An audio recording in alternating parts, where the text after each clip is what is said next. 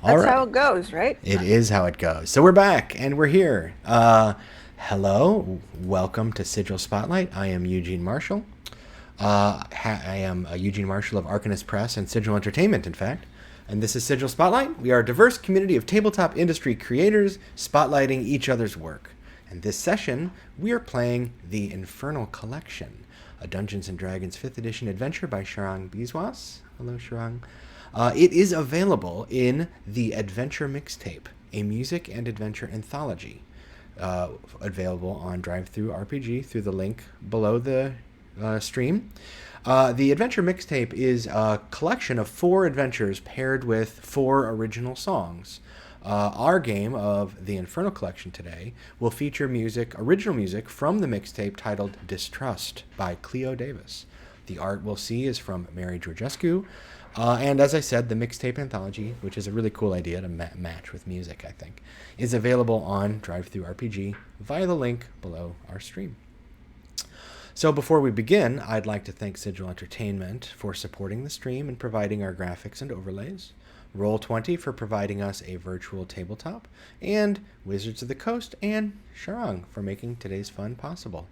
And to make sure it stays fun, we do employ safety tools, so thanks to Bree Bo Sheldon, Lauren Bryant Monk, Kiana Shaw, and Monty Cook Games for providing those tools for us. You can see the show notes below as well for more info on those. So let's get to know our players and their characters. As I said, I'm Eugene Marshall. My pronouns are he, him, or they, them. I am the co-owner of Arcanist Press and a lead game designer for Sigil Entertainment. I'll be the GM today. Let's go around the overlay here and meet our players. We do have one player, Eli, that may be showing up late, we hope. For now, their square is black. We'll see what happens. But let's go ahead and go to Shar. Why don't you tell us about yourself? Hi, I'm Charlotte Eargang. I am half of the Irregardless Design, mini studio. We do role-playing game book design. And I am playing Zalista. She is a fallen Aasimar warlock.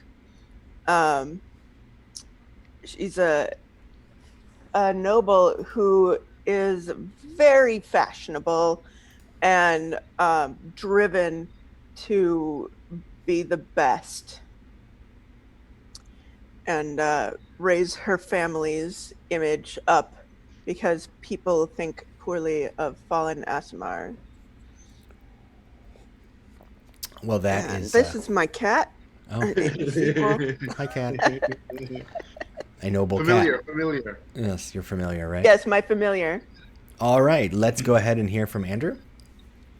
Hello, I'm Andrew Cisco, and I'm an illustrator and cartoonist. And I will be playing Kit Calypso, who is a human noble as well, bard of the College of Glamour, and they are a fashion icon. Their goal is to come up with the newest trend in Waterdeep, and has a trio of assistants that follow them around to assist whenever needed. Fantastic. I'm imagining you like in Devil Wears Prada now. Like So the art I've got the art up on the screen. This is art by Andrew. This is Kit Calypso and their retinue, as you can see them behind, voguing or posing or whatever that is. That's awesome. I love this piece. All right, fantastic. Well, let's go ahead and meet the creator. Sharang, tell us about yourself. Yeah, thanks. So I'm Sharang Biswas. I'm a game designer, writer, and artist based in Manhattan, and I wrote the Infernal Collection. I've never been a player in it. I've only been a DM in it, so I'm really excited. And I am playing Artaxorius, a Shimmick hybrid alchemist, artificer. So I'm, using multiple source books, and that art there was actually made by Andrew as well. So that's really exciting. And I am I'm all about, I'm an alchemist, but I'm all about like transformations. And I think that, we need to like learn about the diversity of life and reshape people. And of course, people want to mutate. It's so fun to mutate. Like it makes you better. and I love talking in very detailed ways about all the theories and experiments I have. And I used to be a leather worker before I joined the Combine, so I have some leatherworking experience as well. Yeah, and I'm excited to try out the Artificer. I haven't tried the Artificer yet, so that'll be cool. All right, so that's fun. So we've got a whole panoply of character options going on here, and some lovely art by Andrew. Thank you for that. All right, if everybody is ready, we can go ahead and begin.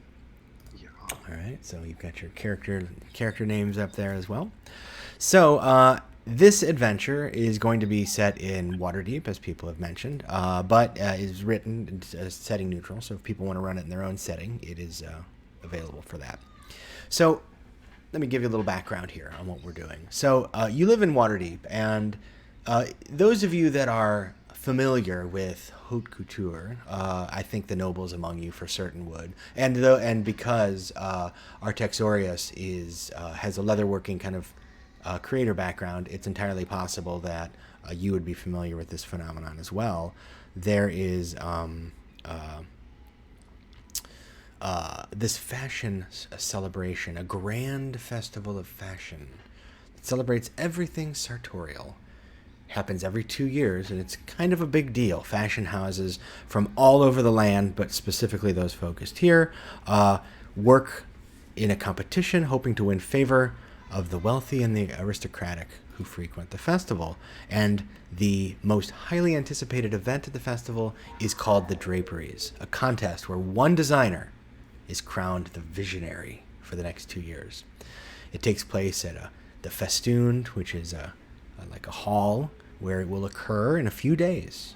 Now, you, the adventurers, have been working together for some time, know each other a little bit, and you've been contacted by a contact at one of the fashion houses. It's a small one, but it's very influential. It's called the House of Hakons, and they're headquartered outside of Waterdeep, but they set up shop here every time that the draperies are going to occur, so that they can compete.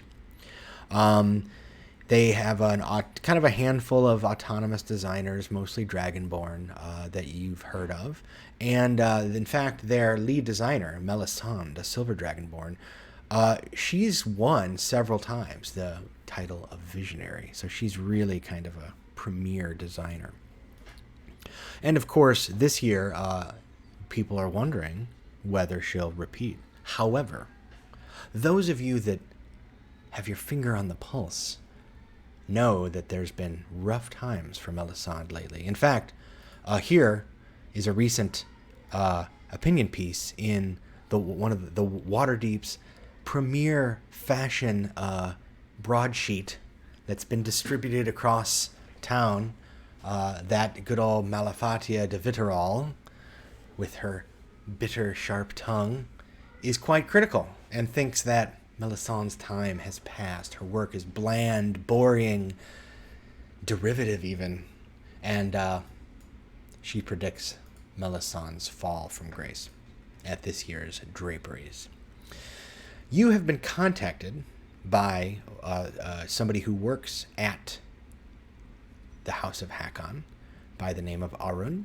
Arun is the executive assistant to Melisande, who is the chief designer, and so Arun is kind of the office manager, and he has contacted you to come visit the House of Hakons to help with a certain problem, and he's indicated that he'd like you to keep it hush-hush.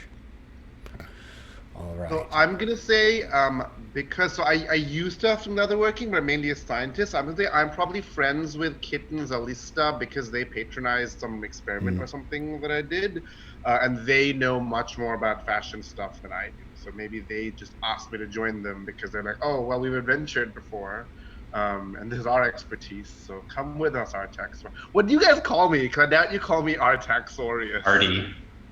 And I was like, oh. Perfect. All right, Artie. We've got Artie and Zalista and Kit. So just curiously, so Kit, you have an entourage. Do they go with you everywhere, do you think? I think so, yeah. Unless I like shoot them off for special situations, but they're there to help me take notes and like whenever I need tasks to be done. I'll like issue to them so I don't have to do it. So they're like clerks and servants and secretaries kind of combined. Yeah. Okay. They definitely do not fight. They definitely don't get their hands dirty and like the big stuff. Of course not. But No, not at all. Yeah, good help is so hard to find. You don't want to get. It is. Yeah. So, you've been invited to the House of Hakons by Arun. You are about to arrive. Since this is an adventure about fashion, I'd like to hear a little bit about what all of you look like.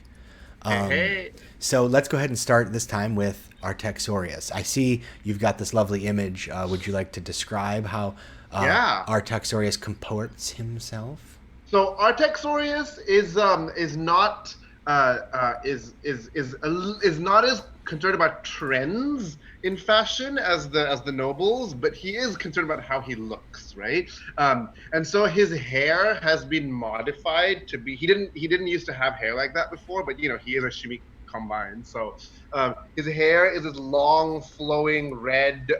He made his outfit himself. The two eyes that you see in the image are actually eyes taken from a displacer beast, sure, that he has like sewn on, and the scales there are actually homegrown. He engineered those scales himself out of a number of different animal lines, including lizard and kobold. And he like basically grew most of his clothing himself and then worked it into this cool purpley scaled ensemble. Fantastic. So that is. Do the eyes move? Are they animated?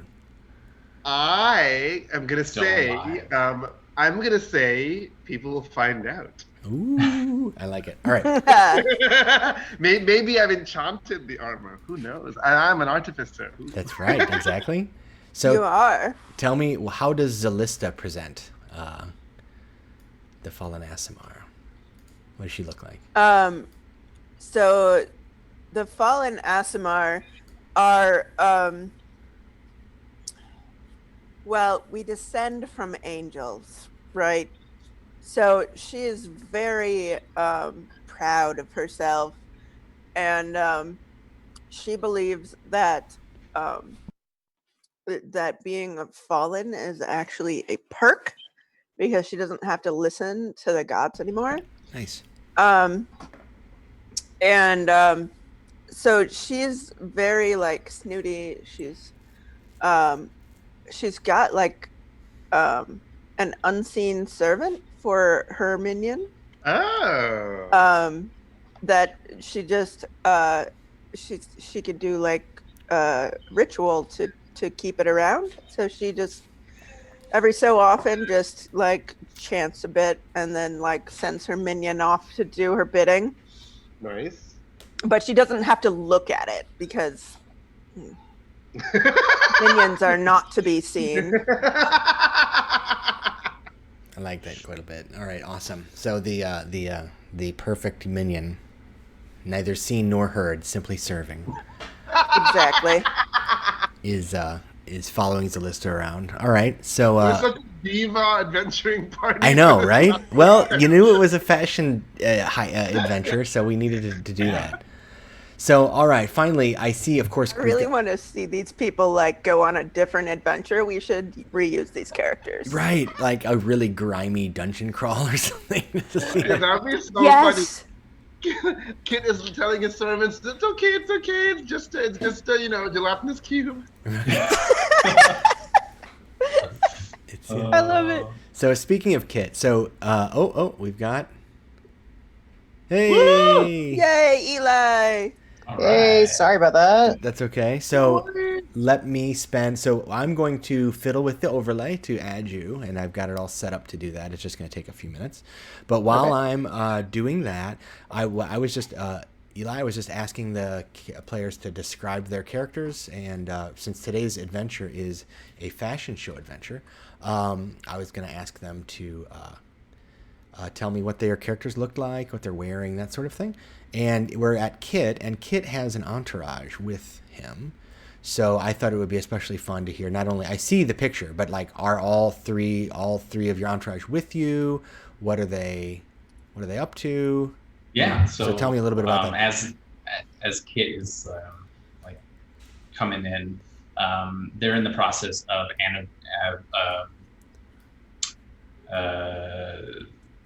going through a new idea that they have, and one of the other assistants is fastidiously taking down notes as they're going through the idea, while the other one's preparing, like checking Kit's outfit, making sure that as they come through the door, the back of their jacket is all nice and unmarked, and the third one runs off to like issue some tasks that Kit has thought up of just at the moment. So they're busy as Kit comes in. Did you? And I'll apologize if you did. Did you name them? Do they have? If you already said this. Oh yes. The three there are Kay, Lay, and Dre. Kay, Lay, and Dre. I can remember that. All right. Love it. All right. Excellent. Equipment: Kay, Lay, and Dre. Exactly. So, and do they? I'm just curious, and also, covering for my busyness here. Are they well behaved? Do they all, follow appropriately? They are very well trained lackeys. Yes. Excellent. They adore Kay, or they adore Kit as like a fashion prodigy, and so they're very eager to please. Can one of them be fond of Artaxorius and ask him about research? Sure. Yeah. Perfect. Let's say the one that wears the fur. We'll say fur. Nice. Yes. Oh, and that'll be. Did you say I made them that fur thing? Yeah. Well, I was thinking that our first time working together, I had an idea of a fashion line that incorporated live grown creatures, and so we worked together on that fashion line for one of my shows. Nice. Yeah, because my research specialty is the Guardian Project, which is building the perfect guardian creature. So I'm all about like growing new weird animals and plants and things. So like maybe you heard about that, and you're like, I need to tap you for a fashion project. And I'm like, okay. Excellent. And then you introduced me to Zalista because she's a noble friend of yours. Yeah, of course. So that leaves us with Constantine, the Tiefling Rogue Inquisitive. So we have two nobles. They're, like materials specialist designer friend. Let me take one step back. Eli, why don't you introduce yourself, your pronouns, what you do in tabletop gaming, and then tell us a little bit about your character and try and figure out how the Tiefling Rogue got mixed up with these noble fashion types. Okay, so I am Elijah. I use he, him pronouns, and I do comics, also some sensitivity reading, and I'm working with a couple different gaming companies to develop some stuff right now that I can't talk about, but I'll show you guys one day. So Constantine is a Tiefling Rogue, more or less basically just a charlatan. I really just chose the Rogue class because that sounded close enough. And basically he is the fantasy variation of like an MLM gay. So he is basically constantly trying to get people involved in his different schemes, whether they be pyramid schemes or something a little more nefarious. And right now he is basically just trying to like feel out who in this group of people is going to be the most likely to have loose pockets that he can take advantage of.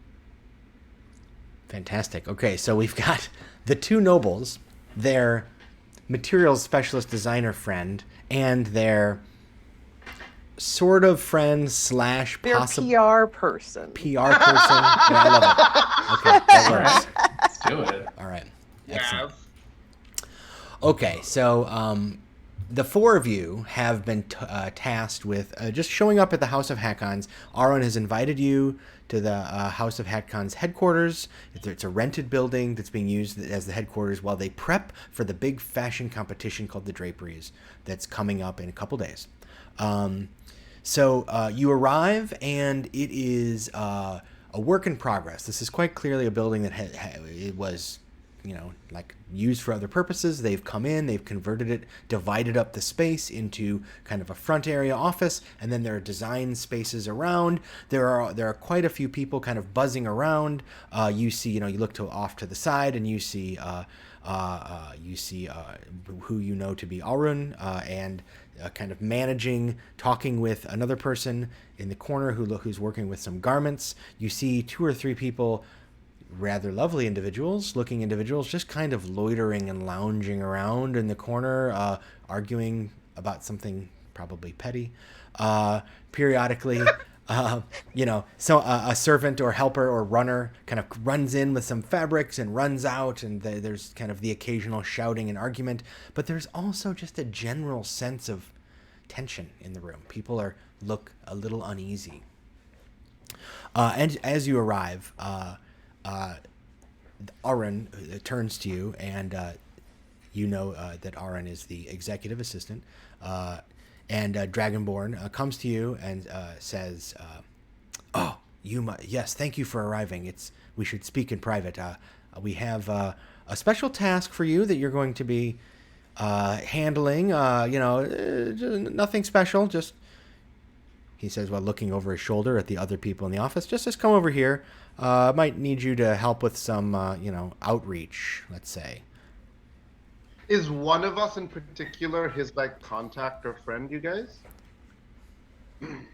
Let me know. You decide. Who would know? Probably one of the nobles or Yes. the PR person. Probably not me. Okay, we can say I know him.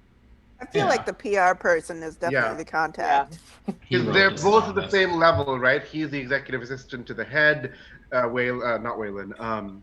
Eli, would you change your Zoom I'm name? working on it. So we're talking about Constantine. Constantine. There we go. Constantine. There you go. Yeah. So and Constantine and them are probably at the same level rank-wise, right? So they probably have contact with each other and stuff. Absolutely. So Arun comes to you and says, Constantine, thank you for coming and bringing your associates. I've heard good things. Come. Thanks. So good to see you again, Kit. Oh, good to see you, Zalista. And you're, points at Artaxorius. Yes, good to see you too. Artaxorius, Yes. resident researcher in the branch office of the Shimmy Combine. It is so lovely to meet you. And I shake his hand. I'm like, what excellent cheekbone structure you have. And I started looking weirdly at his face. Hey, let's give a little space there, Leans back. Artaxorius. Yes, It's okay. Yes, thank you. This way. So he pulls you aside into a makeshift office space, and as you enter, you can see that this is again not just an office but a workplace. So there is a table with a whole bunch of sketches out on it. There's swatches of cloth here and there.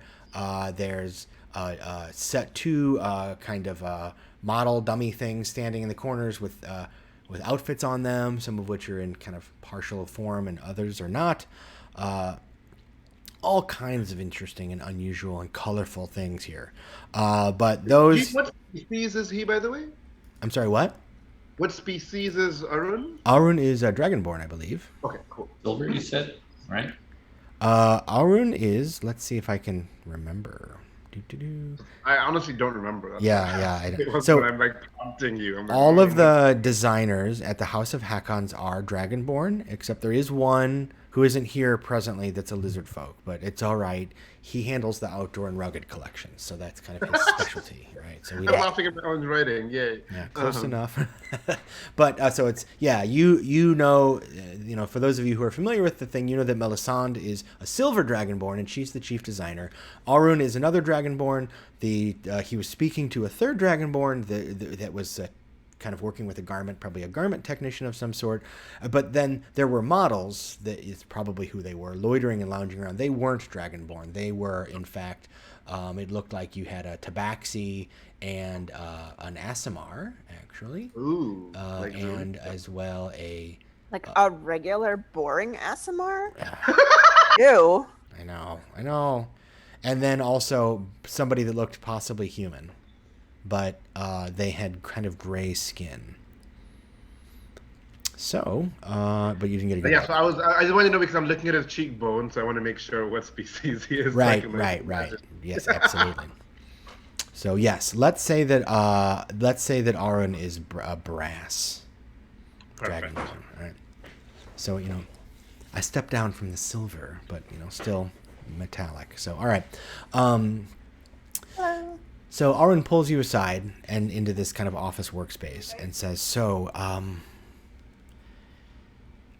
yes. So you may have heard, if you've been following the fashion news, that our chief designer Melisande has taken a last-minute creative retreat. I have terrible news. That's not what has happened. She's been murdered." Dun dun dun. Oh no. Cut to commercial Big break in difference. the soap. That's right. Love it. Yeah, cut everyone's Yeah, face. I'll go. Yeah, basically. So, it's awful. He gets visibly upset, right? We found her this morning. Just horribly. It's terrible. I don't know how we're gonna go. I could show you where she was found. Her body has been poked and burned and scratched. It's just awful. We need to find out what happened to her, and to make matters worse, we're also missing Radha, the manager. Melisande and Radha ran this place. I'm just the assistant. We have the draperies coming up in a couple days. There's a lot of people's lives and livelihoods depending on this. Melisande is dead. Radha is just disappeared. I don't know what to do. So I thought Can we I'd look at the body? Artaxorus is very interested in looking at bodies, right? So like, can we look at the body? I suppose, yes. We were afraid to let it be public, so we didn't reach out to the City Watch. So no one else knows? It would ruin our reputation. The House of Hakons would be destroyed. Melisande has been our I guiding understand. light. So, Aaron is, like I said, distraught. He's conveyed this fact. He's willing to let you see the body. Is there anything, so he says, "Do you have any questions for me? I don't know how I can help. This isn't exactly something I'm familiar with. I think you are specialist consultants." That's what I've told them, my fellow employees, right? That you're supposed to know. And I smile because I'm often a specialist consultant. Yeah, I told them that you have your finger on the pulse of the city's fashion scene. And, then he kind of gestures at Kit and Zalista and says, I thought it seemed reasonable. At least given you two. Hey. But, would you like... Yes, I can show you that. You might want to speak to the other people in the shop, but try not to let them know, Try not to let them know why exactly. Because they could get especially the models will not be in a mental space to perform if they know that something awful like this has happened. Our designers as well may lose that spark of inspiration we need them to have to finish up. We understand. It's a PR disaster, but that's why I'm here. The show must go on. Well, what is this? What's in it for us, though? You said it. This would be the end of your company. Well, we'd be happy to pay you if we have been a successful fashion house for years, and we have funds. We have funds. I think that You're muted. Yeah. Yes, I am. Money is not an issue. Well, I'll take care of the financials. Don't worry about it. What if I would prefer special consideration for my collection.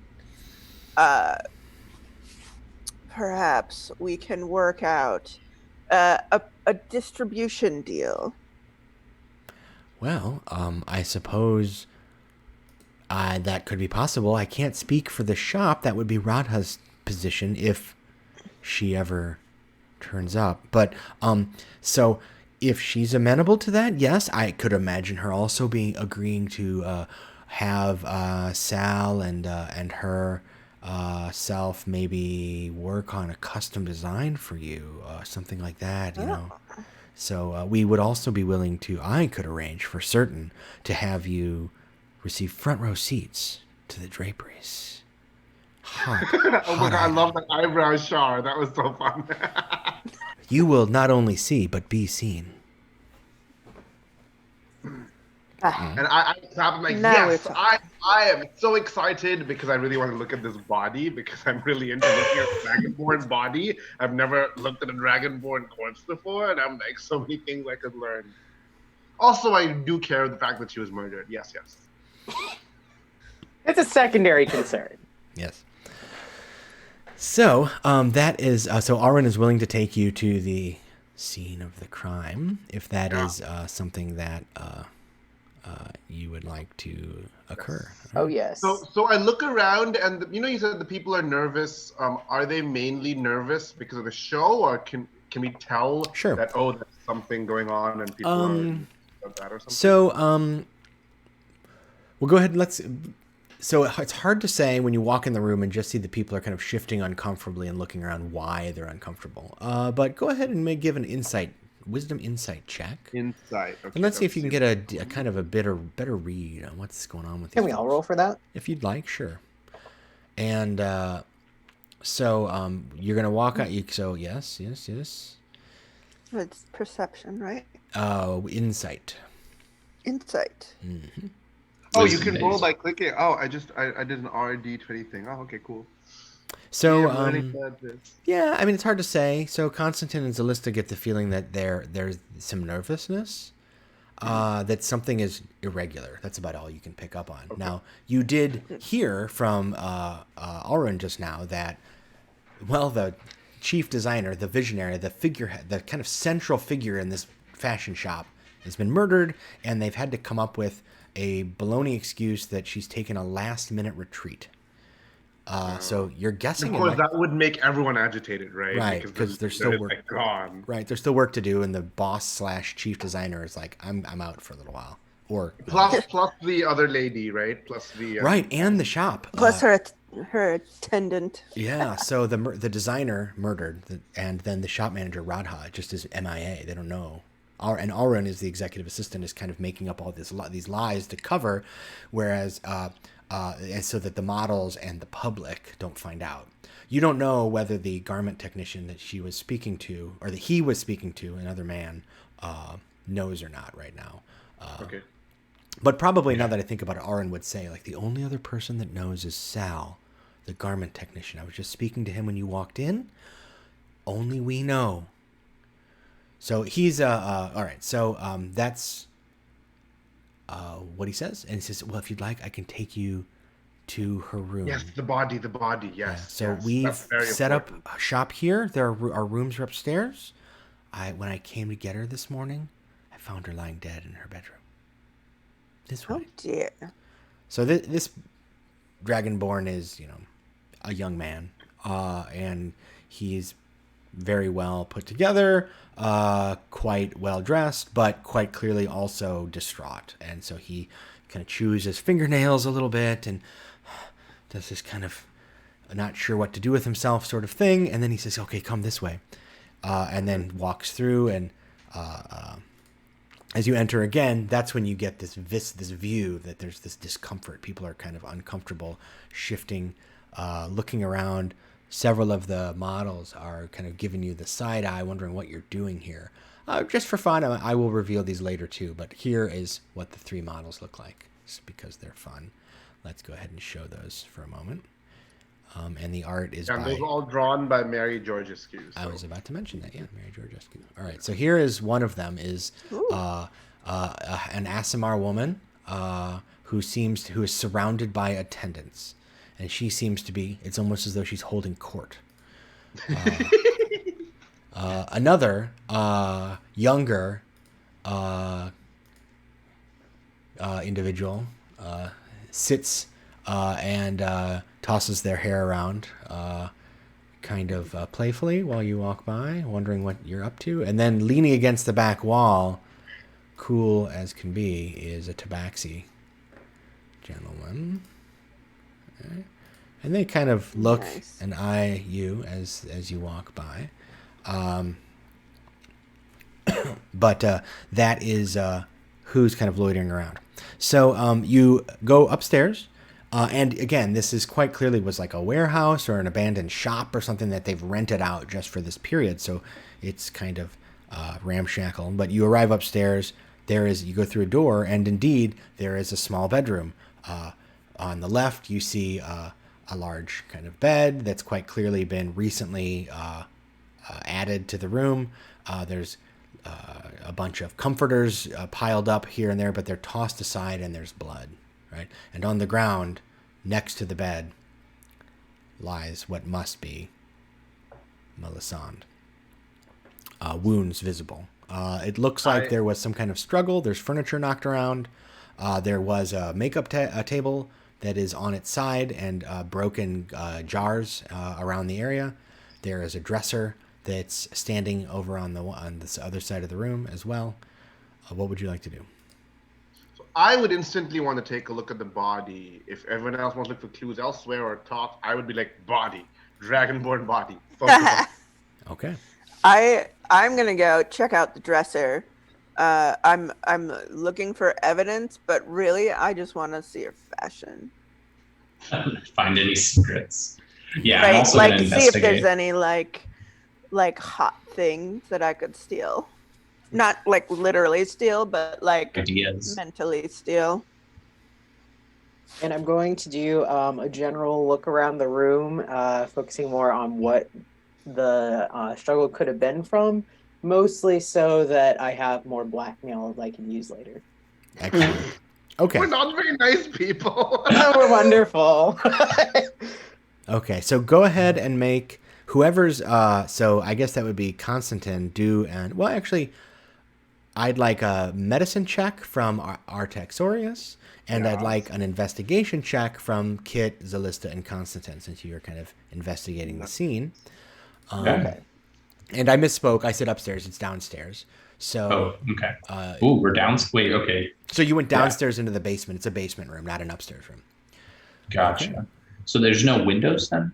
No, no windows. That's exactly right. Okay. Thank you for making that clear. So this is, you would have to go through the design studio, down down some stairs at the back, in a hall to a hallway with 4 doors, one of which is this bedroom, and there's no other exit out of that hallway besides the stairs you took down.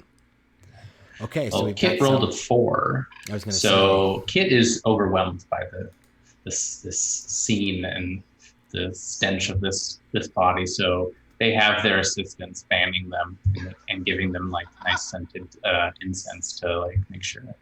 I love. They have like a pomander that they walk in front of your face. Yes. Well, there's It's a like dead hand- body hand- here. Yeah, you don't want to get that smell on you, right? That could soak into your clothes, like- hair. Oh, I'm like, ooh, let me look at this body. Yeah, so start Artaxorius. like doing an autopsy right there. Yeah. Kind of. Yeah, I take out my alchemy kit, which doubles as my autopsy kit, and I'm like, ooh. Exactly. So let's see. So I'll start with Artaxorius. You take a knee and examine the body, and you can tell first there are numerous puncture wounds and burn marks. The puncture wounds are wide enough and deep enough that they probably are inflicted by something like a spear. All right. Like a spear. Yeah. So Okay. wider than a dagger or a blade, and long enough to be something like a spear. Okay. Yeah. So that's what you're It's your medical guess. But the burn marks are unusual. They are not normal fire. Though the precision of the mark suggests magical fire. And I take in a breath, so I don't think it's dragon breath. No, right? it's very targeted. It's like like there'd be like a spot where a magical blast struck and burned it very intensely. Radha, I turn to Varun, and I'm like, Varun, is Radha another dragonborn? Yes, but why do you ask that question? Oh, I want to. If you're saying Radha's missing, she becomes a prime suspect. But I'm like, but these burn marks are not indicative of breath fire. They're very precise. Is Radha a skilled arcanist by any chance? Arcanist? Oh no! In fact, Radha is not that I know of. I mean, I've never known Radha to dabble in magic or anything like that. If she ever has, it's very recent. So I point at the burns to everyone, including Varun, and I'm like, these burn marks are clearly of a magical origin, because most of the time and I start talking about like the combustion technique of like the fluids ejected by dragonborn and the splatter pattern of their burn, and I just go on a bit, and then until someone's eyes glaze over, and I'm like, in any case, these are arcane magic. Okay. Yes. So that is Artaxorius's thorough medical examination. Perfect. Yeah, very thorough. And, Beautiful. Yes. And however, Kit and Constantine I think Kit is probably distracted by not wanting to get soiled. And so the servants, the attendees, the retinue are kind of surrounding him and not allowing a lot of, you don't really see very much. Zalista, I would not say Constantine, I think you're kind of, this is like distracted by, you're in the heart of the operation here. There's just, you're kind of like, maybe correct me if I'm wrong. Do you think Constantine would be a little in awe of being in such a kind of, I think it's probably more too many wheels turning at once and trying to figure out how to make the best of an actual murder, which doesn't have very many best options to it. But since he has eye for detail, I'll just say that he just got way too obsessed with the description Artorius was doing. I love it. That's perfect. Yay, no one ever likes my description of biology. He's so happy. Well, people glaze over after a while, but the fact that Constantine was listening, he's like, I'm so glad I'm in this adventuring group, you guys. Right. So, Zalista, you pay some attention, but you're mostly interested in what fashions Melisande had in her own wardrobe, right? It's one thing to know what a fashion designer presents to others, but it's another entirely to know what they wear themselves. And so you find lots of juicy tidbits, like the fact that she actually has hanging in her own wardrobe fashions from 2 years ago. No. It's true. No. And she came recently, so that means she chose to bring them. This is juicy gossip.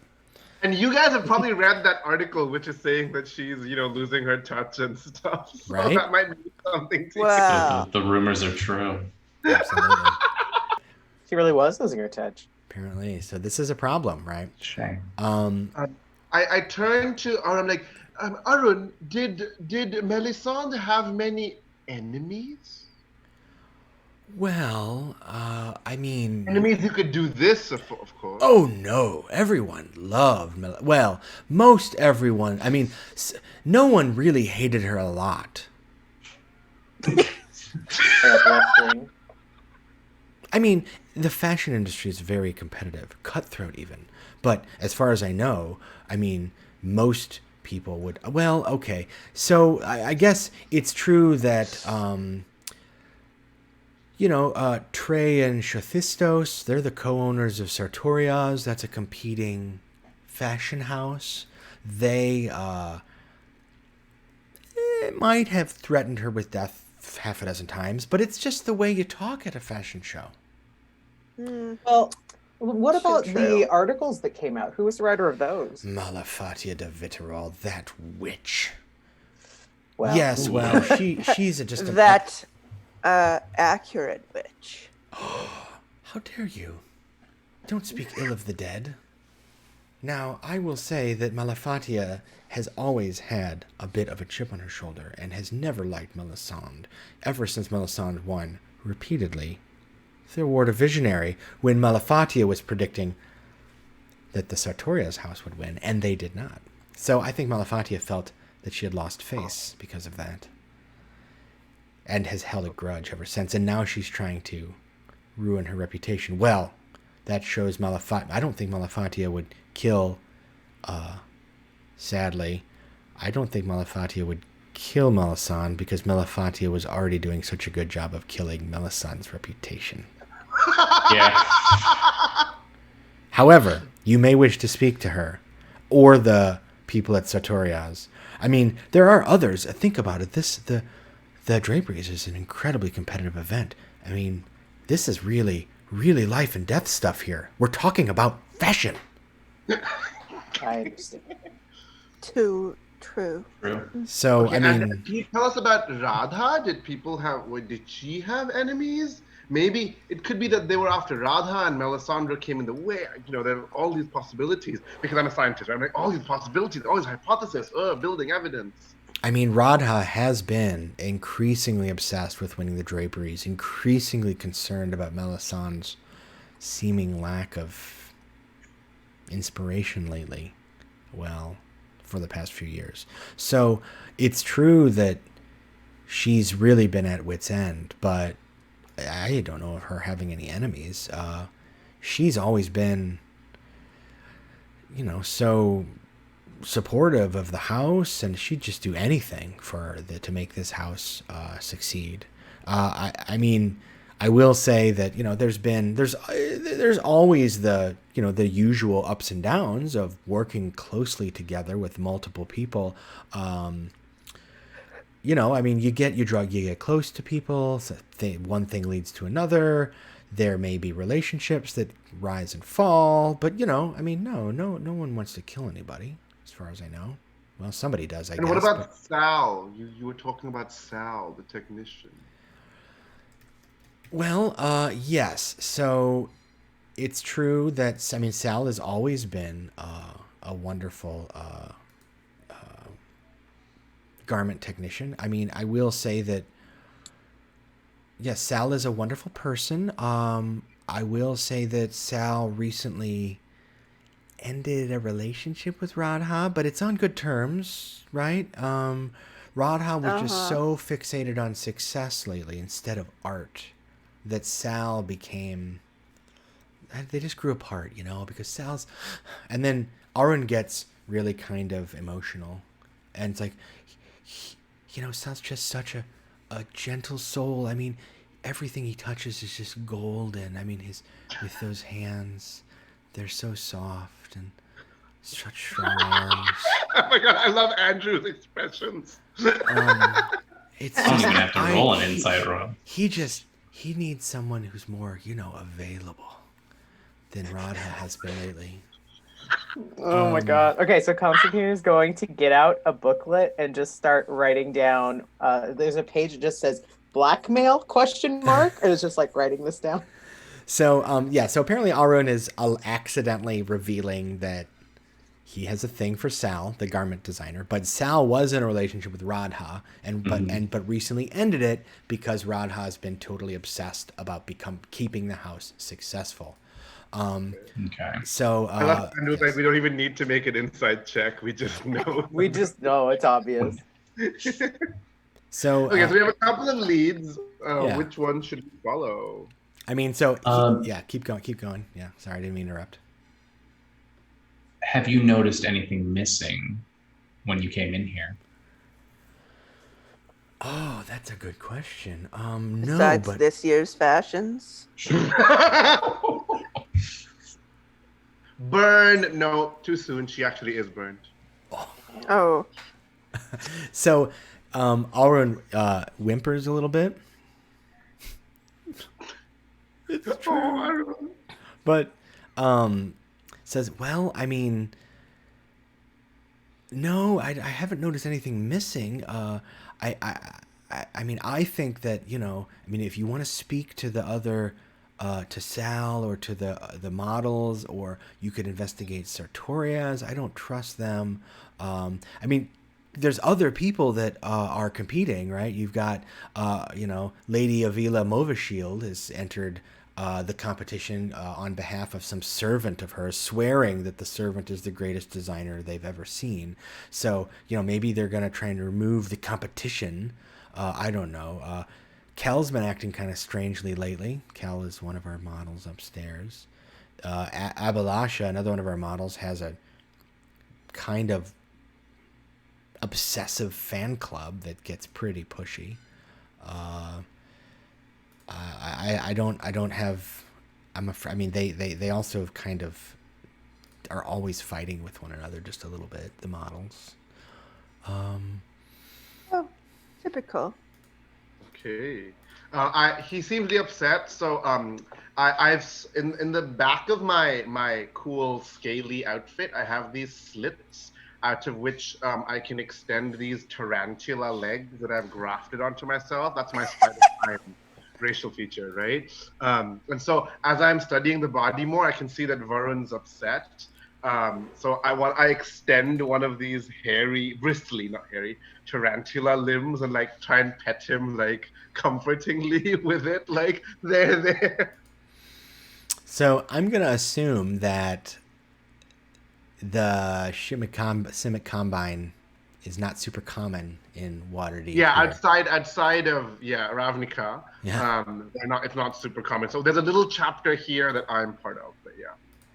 So let's say that, yeah. So, and even more so, Arun does not live normally in Waterdeep. So because they travel here. That's true. So Arun is like, whoa,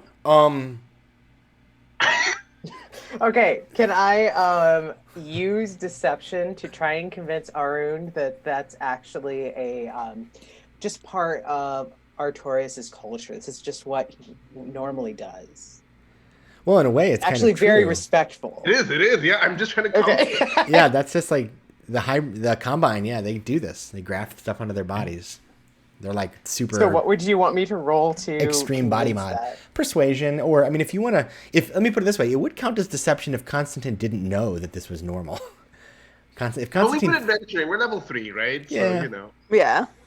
Like, I don't think sometimes that I have these extra limbs, so I use them, right? why wouldn't you? I'll just do persuasion. mean, I for now. would. That's fine. Let's see. Yeah. So I mean, it's really, I mean, it's not. So Arun is still not super comfortable being touched by a giant tarantula limb for some reason. Weird. But just kind of nods and is like, As you okay, do. okay. Since the limb doesn't actually do anything to harm him, Yeah, it's just like petting. he's just like, right. And So- and the bristles make a nice hair comb when Yeah. you don't have one. right. So there you go. That's why. Yeah, that's maybe why. I've made you a For the comb. Dragonborn. I've made you a comb out of like arthropod bristles before as one of the things that- Yeah, totally. Magnificent. Yeah, it's all natural. my dire tarantula brush. Yeah. Yes, I love how adventure is Wait. just gonna do this. Don't knock it until you try it on Tangles after you shower. It's amazing. Yeah. Oh my god, it is. So Divine. Artaxorius blushes, and the way his physiology works, there's something up when he blushes. His instead of his cheeks going pink, his eyes go orange. So yeah, for that's how you know everyone. he's blushing, because the blood rushes to his eyes. He has all extra, he has dark vision, right? He has all these extra capillaries in his eyes, and they like go orange, and he's blushing. So he's like, So, yes. Aw. So Arun says, okay, well, if you can find out what happened to Melisande and find where Radha has gone, that would be really, really does super. Radha have a room here as well? Yes. I can take you to Radha's room if you like. So we have a lot of leads. What do we want to do, guys? If Let's go to Radha- Radha's room. If Radha doesn't return, who stands to benefit from this? Like, who would take in charge of Yes, who's the next house? in line for the Yeah. Fashion Empire? Oh, well, I mean, well, technically, no one here is the owner of the fashion house, right? We are all this employees working under V, the enigmatic silver dragon that heads the House of Hakons and is the founder of the Dragonborn Master Designers Guild. So V would appoint a new lead designer. I don't think anyone here had an intention of becoming lead designer, though frankly Radha and Sal both are excellent designers, but Radha has never had intentions of replacing Melisande, and Sal steadfastly insists he wants to do nothing but remain a garment technician because he doesn't want to have the hassle, he says. So I don't know if any of us would take over. I think temporarily Radha and Sal could work together to run things, but before the next draperies, we'd need a new... You need a new head of design then. Also, let's make sure we mention mergers. All right, yes. Are you we could talk about that after We'll talk about this after, yeah. We'll get some brunch, it's okay. So Arun steps out and says, all right, well, that across the hall is Radha's room. The rest of the staff is upstairs. I'll be waiting up there with you, or for you. Afterwards, if you like, I can direct you to any of the other places you think might be, important to investigate. We as citizens, we probably have, and especially Kit and Zalista would have heard of Sartorias, right? So we can go there ourselves if we need to, right? Yeah. It's also not a big, it's kind of a boutique, but yeah, I think you could track it down for sure, no problem. Yeah, especially we have these two, fashionistas in our party. So absolutely. Okay, so what should we do, folks? I suggest we check out the room first and then talk to Sal. Okay. Yep, that's what it's gonna take you. All right. Sounds good.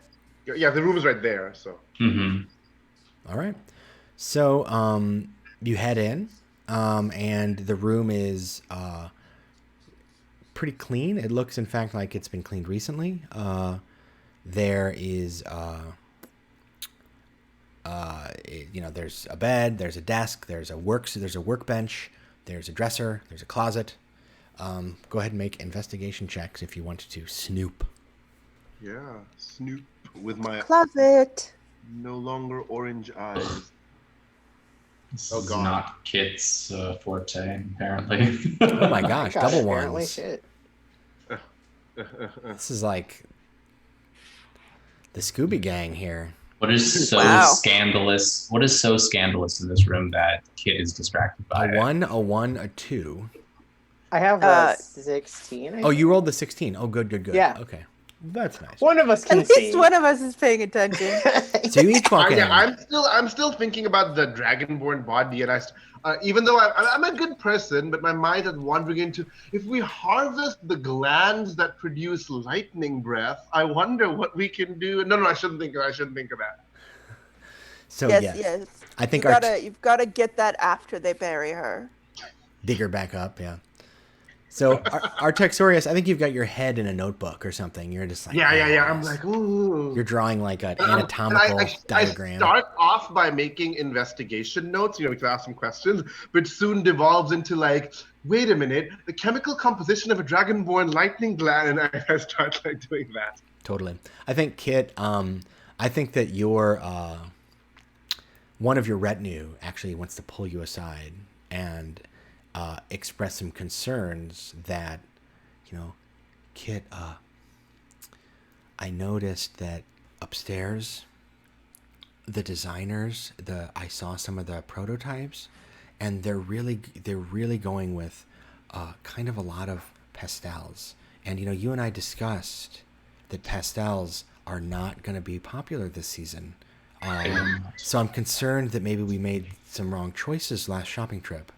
And so they're expressing this concern that maybe you've misconstrued the fashion trends. The forecasting was off. Yeah. And so this is just distracting. You're like, okay, however you want to Yeah, I'm handle like, that. okay, it's like this, go do this, go. Yeah. So you get stuck in managing your retinue for a I can moment. totally Right, Devil imagine Wears the Prada. fashion industry hiring actual diviners as fashion forecasters. That's hilarious. Yeah. Yeah. Of Oh course. man. Of course. Of True course. genius. So yeah. So you enter, and then Zalista, you see. What do you see that is makes you have such a poor investigation roll? Let's say that you enter, and you are actually shocked to see that a fashion designer has or at least somebody that works at such a high-end fashion design house has these crude talismans hanging here and there that you recognize as like kind of like folk sigils to ward off bad luck and evil spirits, and they're really tacky. Oh my god, these are not even well made. Like if you are going to use folk magic, you should make it out of platinum. Yeah, these are, Boho was definitely 3 years ago as well. Yes. Zalisa's a wizard, right? warlock? I'm a warlock. A warlock. Okay, cool. So I sold my soul For fashion. for fashion. Yeah. yeah, haven't we all? All right. So, however, Constantine is not distracted at this point. I think you've got your eyes on the prize. You're thinking about the funds that can be acquired in this process, and But one thing that strikes you as you enter is there's a smell here, a whiff of sulfur, and you see a couple smudges, strange stains and marks, and ash kind of here and there in the corners. Suggesting you don't know what, something otherworldly has occurred here. Perhaps a cult. Oh. But it looks like it's been cleaned up recently.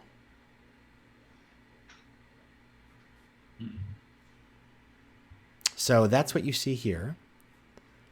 So what would you like to do now? The rest of the crew is upstairs. Wait a minute. And I'm assuming we searched the stuff, right? The dresser. Yes. Okay. So you start opening things up. Okay. Well, that's important.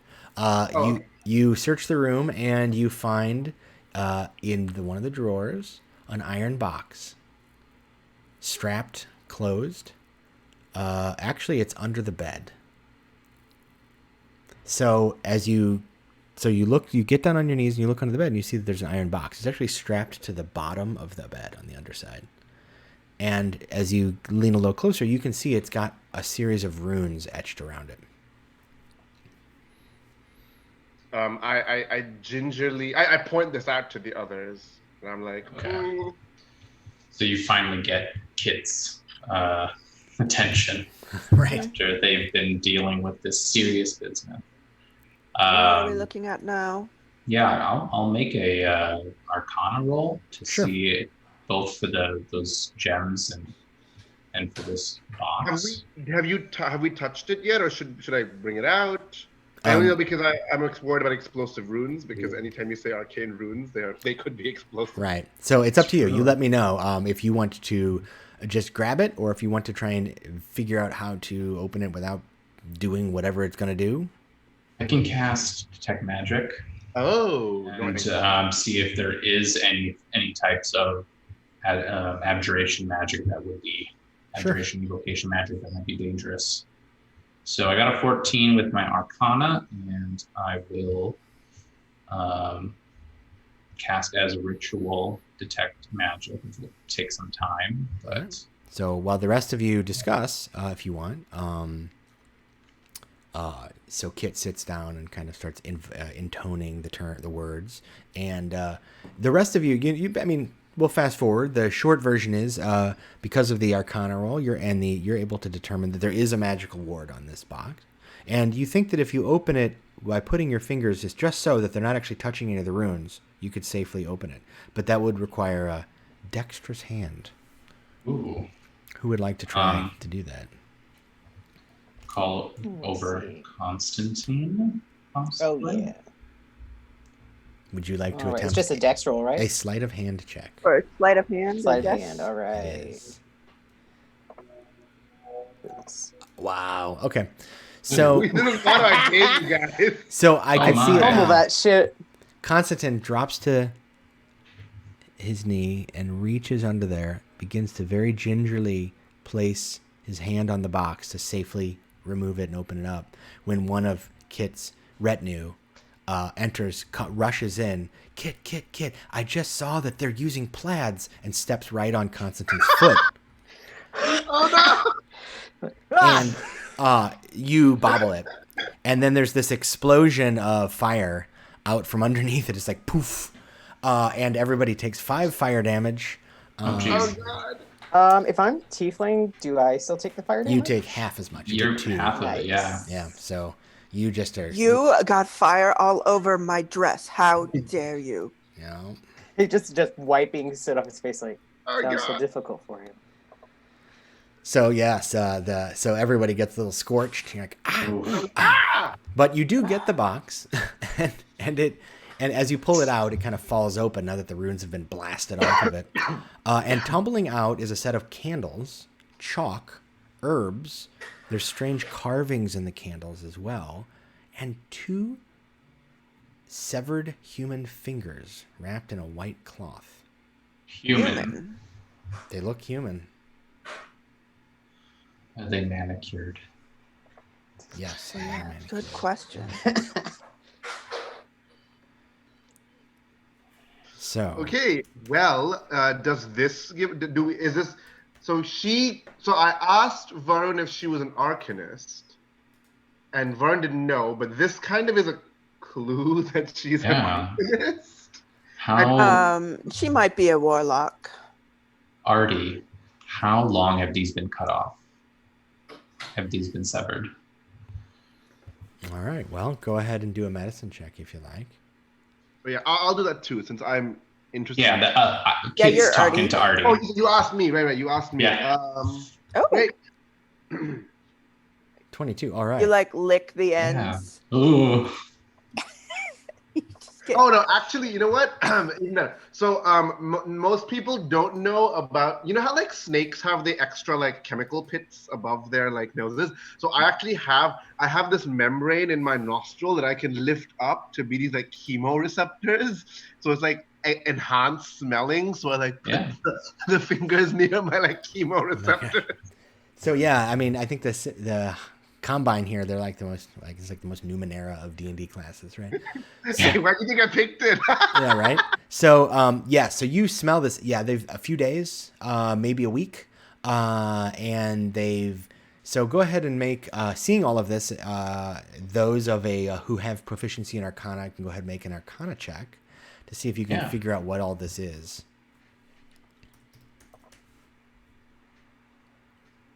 Oh, what happened? I can roll Arcana even though I don't have anything. Sure, go Yeah, ahead. you can. Yeah, why not? You're a PR agent. You see things. Yeah. I see certain things, but maybe not. Right, some. Oh my So- God, we're so stupid. I know the dice rolls have been really amazing. So, all right. So, looking at this, you are wondering, and let's see what. Okay, so yeah, Oh. We're so bad. only Kit. need You know, to, like- you I guys got are, a 16. You guys It's not are like, bad. Oh, really? Yeah. So the rest of you look at this Ah, and you're there. like, huh? Those look like fingers. That's gross. I'm just weird. going to say that I hate the accessories for this season. Yeah, right? Personally, I just want to put that out there for all the designers in the room. No fingers, please, right? So, yeah, it's finger earrings. It's the new thing. So, however, Kit is a little more finely attuned to the arcane materials here. Yeah, this is for performing a ritual, maybe a summoning ritual. The chalk draws the circle. The candles sit at the points of the symbol inside the circle. So this is for summoning something. Okay, so And Our while head you're designer. filming, I start talking about the age of the fingers, and I'm like, oh yes, 3 days. Look at how the joints have become stiffened right here. The alga and rigor mortis clearly indicate. And I just start going off. this is all for a summoning spell. So Perhaps she you're wasn't- summoning a consultant. And Could be did you say possibility. There were marks on the walls. What was that, Eugene? Yeah, that's just there were some smudges on the floor and walls, right? So it Oh, looks that's like. probably the chalk. Is it chalk? Can I tell as a chemist? Actually, no. It looks more like sulfur or Oh. ash. Oh. Which, yes, you also found a bit of in Melisandre's room. So these things haven't been used yet, have they? No, it looks like the candles have been lit and extinguished. So they're more like foci rather than burnable material components. Well, yeah, I mean the candles have been used. They're halfway burned Yeah. down, right? There's Yeah. chalk and herbs and like But collections like of the fingers. fingers So can be used again perhaps- for summoning. Apparently. Okay. Well, fingers are very useful like that. Not that I So know. yeah, right? And I'm like, oh yeah, fingers are so useful. And I show my like extra little finger on each hand. I'm like, oh, they're super useful. See, already knows what I'm talking about. Okay, so He can give you 4 middle fingers at once. this probably influences our theory of what happened. What is our theory of what happened? Well, the straightforward theory is that our assistant here could have summoned something otherworldly to attack the head designer. Okay. That is And she The must have made a first one. poor deal with it because she's gone too. You've got to make the proper deals, says the warlock. So Yeah. who knows Alista? What is Alista's pact? Great old one. Oh. Jesus. Okay. Okay. It's all about the product lines you're choosing. I understand. Exactly. You've got Okay, to find cool. the right patron before Should you we- summon them. So should we tell Varun this, or do we need to have more evidence? Ooh. What do we think? We Or will- evidence for sure. Well, yes, because this summoning would have been done here. And if it did go wrong, there doesn't seem to be any indication of there being a struggle in this room. So if they messed up something, they would have ran instead, probably. Oh, so she summoned something and it went wrong, and so she like bolted because. Yes, because if it went wrong and it attacked her, Right. it would kill her, or I guess it could have taken her away and teleported her away, Banished her. banished her. Okay. So, Okay. all right. So it looks like you've finished with this room. Mm-hmm. We went to talk to Saul, you said? Yeah, that's all. And Saul was dating her, so Saul might know about any summoning magic that she knew or whatever, right? Yeah, he would at least knew what she's into. Which, Saul's Why she dating. needed Which extra one was? fingers. Wasn't Saul dating her? Sal was dating Which one Radha, was who Sal? disappeared. Sal is the garment technician. Yes. Okay. He was dating the person whose room we were just in, yeah. Yes. Okay. Yes. Yeah. Or was Let's talk. dating, no longer. They Was. broke up. Yeah. It broke up. I need like a relationship map. Yeah. This adventure has I made a cast of characters on the first page because there are lots of NPCs. Nice. That's Because I smart. just is useful. Right. Yeah. So, Yeah. Let's go talk to Hall or Saul. I talked to Sal. All right. Yep. Yeah. All right. So Sal is. Whoops. Let me see here. All right. So Sal is upstairs, as well as the. There's a whole bunch of people actually. You saw the models and they're on a retinue, but there's also clerks. There's kind of there's tailors, and there's other sorts of people running around working furiously on pieces of clothing. But it looks like nothing's kind of fully coming together just yet. In fact, as you come up, there's people are kind of Everyone's in a bit of a tizzy about all the work. Arun is kind of ordering people around, and Sal is trying to kind of redirect that nervous energy. So you come back up, and people turn and look, and Arun comes over and says, "All right, is there anything else you need me to? Can I help in any other way? Did you find anything?" I look at the nobles. They're the ones who are good at talking. Nice, Eugene. With these big dragonborn claws, right? I'm going to try to be all comforting towards everyone. We've got it under control. Don't worry. Your good friends are here to help. That's why I'm here. We're going to take care of everything. Don't worry. So maybe don't let anyone enter either of those two rooms, to preserve evidence.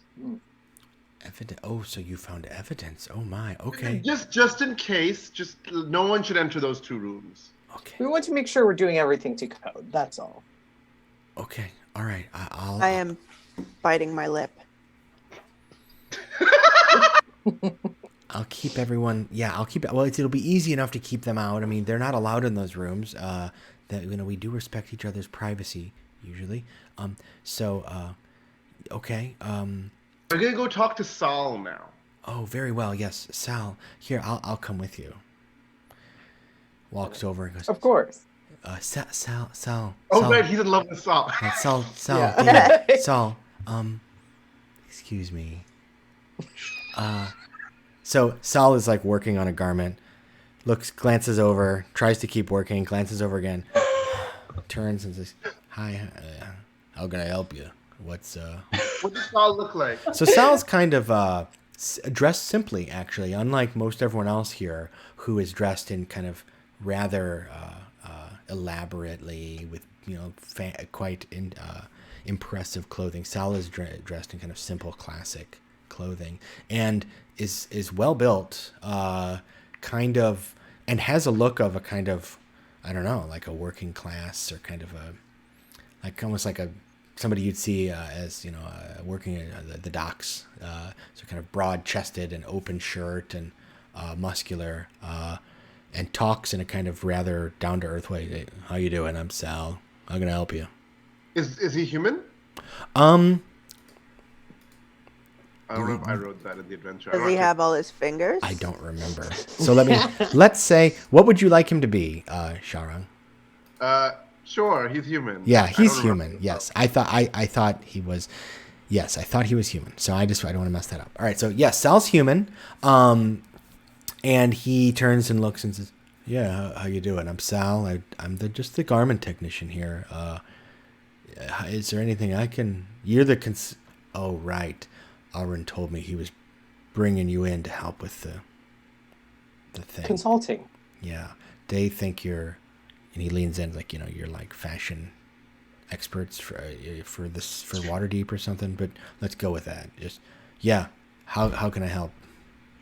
Can we take him somewhere private, you guys? Yeah, I mean, we're kind of like in earshot of other people. Yeah, right? You're out in the middle of a workspace, so he's like, "Oh, right.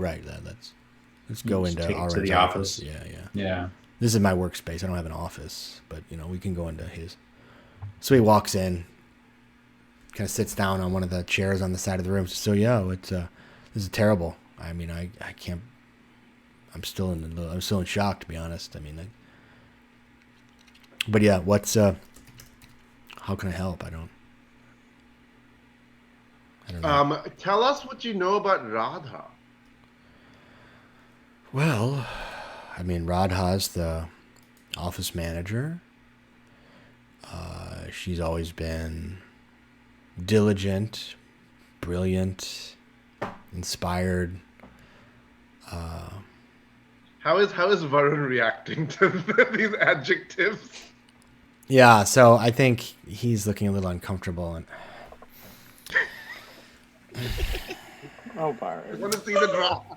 Right. And so Sal's like, but Radha's been increasingly fixated on success, and I don't know if I know her anymore.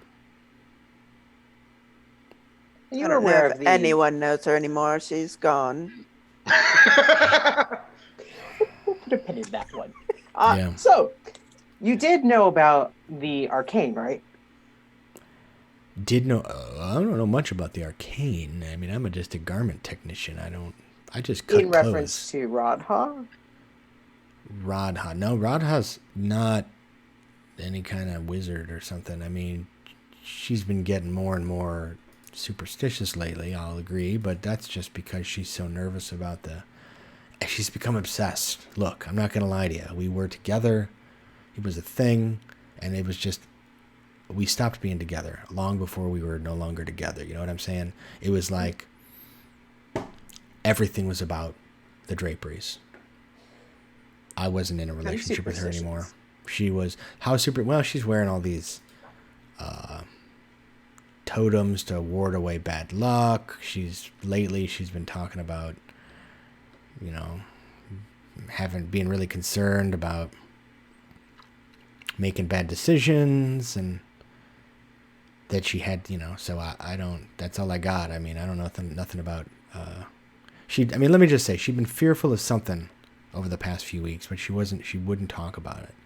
She just kept wearing those holy symbols around her neck to ward off bad luck, but something's been eating at her for sure. I just figured it was, you know, she was so worried that, you know, it's like people have been saying. They've been saying that Melisande lost her touch, and that our rivals were going to dance on our graves as we went down in flames or whatever. Oh, we would never dance on your graves. At least not when they're still fresh. I guess that's good to know. Who has she talked about this with? Well, And who is she getting all of this information about from? We found crystals in her room. you talking about them totems she's wearing? Yeah. Yeah. Like I said, she said the past few weeks she's been saying she's really worried about something, thinking she's making a bad decision, but saying she's got to do everything she can to make this work. This was, you know, but we haven't been talking as much. You know, it's been about that long since I broke it off. And then at this point, Arwen steps in and goes, it must be so hard for you, Sal. I'm so sorry. I mean, you're basically you know, like our anchor now, our center, having them both missing, you know, and he's like, yeah, I don't want to talk about it, right? He's like, but you're doing such a good job, Sal. And so Sal just kind of shrugs, like, so you're supposed to find out what happened to Melisande, and yeah, if you could figure out who took Radha, that'd be great too. I mean, she wouldn't storm off like this. I don't care what happened, because everything in her life has been about those draperies, that drapery competition. She would not abandon this house at this time. So something took her. I'll tell you that much. When was the last time you saw her? Yesterday, before all of this happened. Oh, okay. So she was here yesterday. Okay. What was she doing yesterday? Running around like a crazy person as usual, freaking out because Melisande still hasn't put together the outfits. We got 2 days. Hasn't even chosen the outfits yet. Oh, the draperies are in 2 days. Yeah, well, we've got 2 more days, but we have to do outfit selection. So Melisande needs to. We've got all these pieces that she's designed that we've been making, but Melisande needs to put them together and pick a model. That is the key thing that the lead designer does, and she's gone. Well, she's gone now, but she didn't do it before she died. Now, I think, you want my opinion? I think that Melisande would have wanted the show to go on. And I don't say that out of any interest in my own, because I think she would want this. This meant a lot to her too, and she'd want the show, the house, to succeed even in her absence. So who's going to choose the garments then? Yeah, that's a good question. We're gonna have to do it as a group, I guess. Now, if you two really are, and she points at Kit and Zalista, you know, I know it was in part a cover, so we didn't have to tell the rest of the staff. And if we tell the staff, come on, we're talking about the staff of a fashion house. If we tell the staff, it'll be about 30 seconds before the whole city knows that Melisande is dead. Flighty. So, We couldn't tell him. But so the cover was that you were supposed to be like fashion experts. But I mean, look, there's some truth to that. So maybe we'll ask you to. Some truth. Please. No, maybe we'll ask you to advise. But we'll do it as a team effort. That's scheduled for tomorrow, the day before. So democratic. Love it. So we can Maybe actually we- do consulting. Yes. Yes. So he says that's all I got though. Okay. Can I? I'm not really the best at this, but I would try and pay attention. Is he lying? Does he Sure. have an ulterior motive? Go ahead and do a insight check. Perfect. Oh my god. Wow, natural 20. Yeah, you get the impression that he. So here's everything about Sal that you can determine. He is not lying. You get the impression about anything he said. He's being honest. You get the impression that he is actually more so than most people you meet, sincere and straightforward and open. Oh. He still has feelings for Radha, but he does feel he's very sad that Radha's been so obsessed and distant and selfish. He does not seem to realize that Arun has a thing for him somehow. But that's what you get. I love how suddenly, just for this one encounter, I pick up on all these social cues, because normally I'm not, right? But I'm like, Yeah. while the two nobles are speaking, I'm like, Yeah,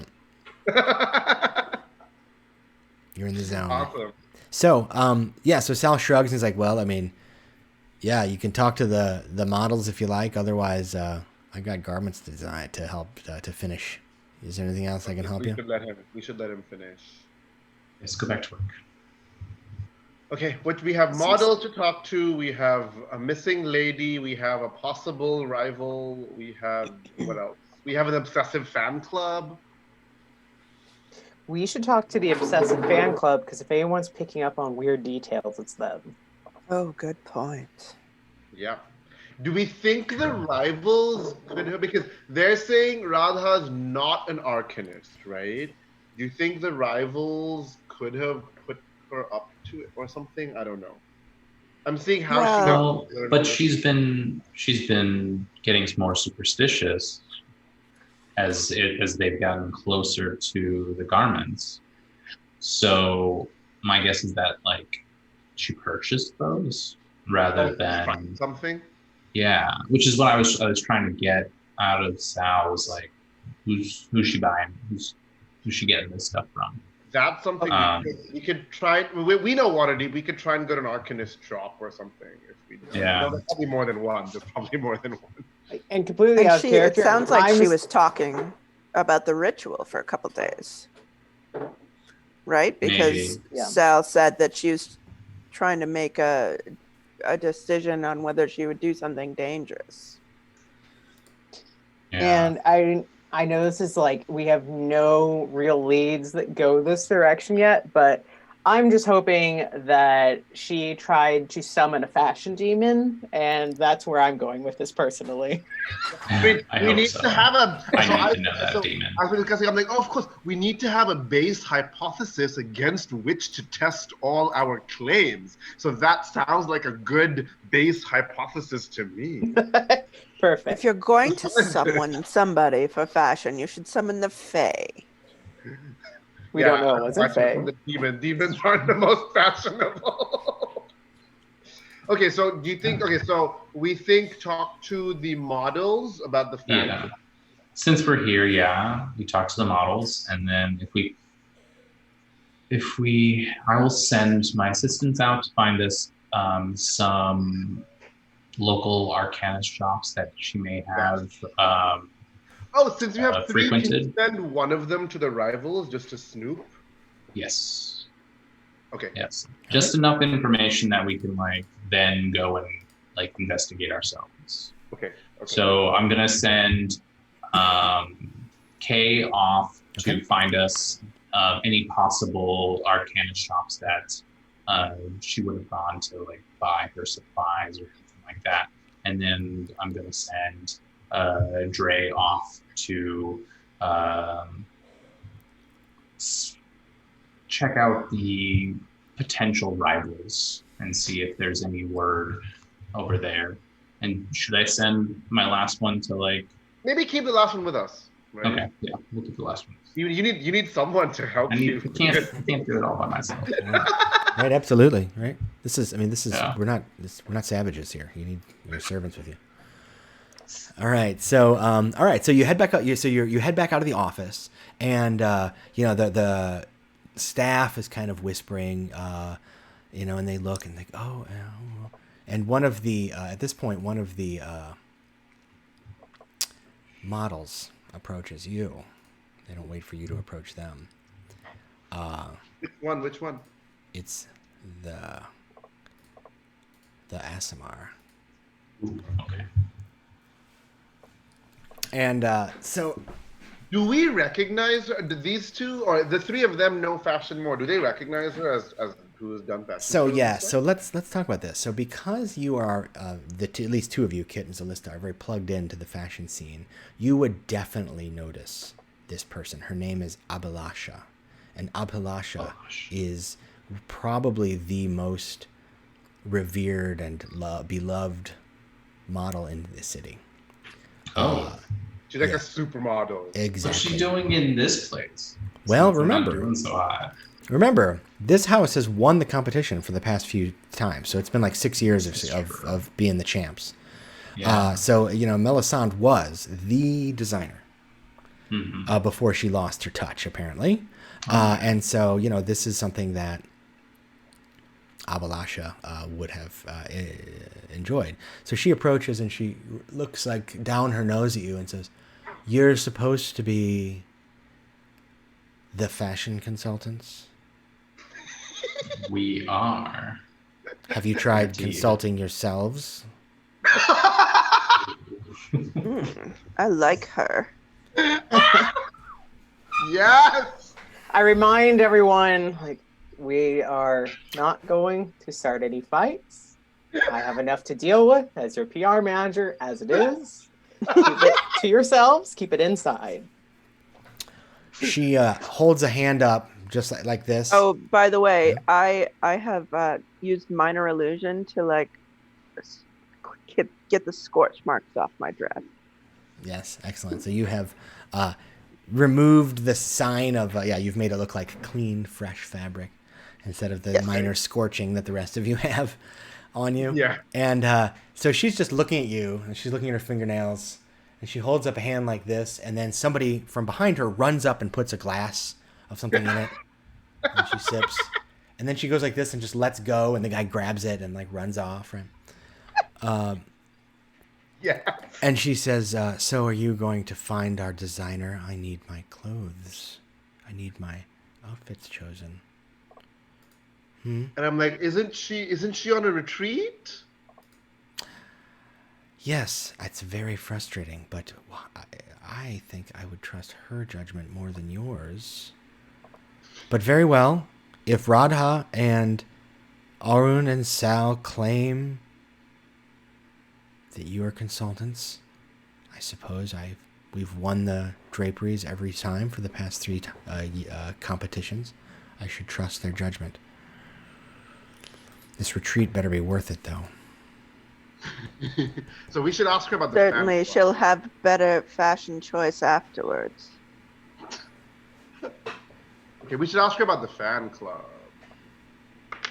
Constantine, it was your idea. Do you want to ask it?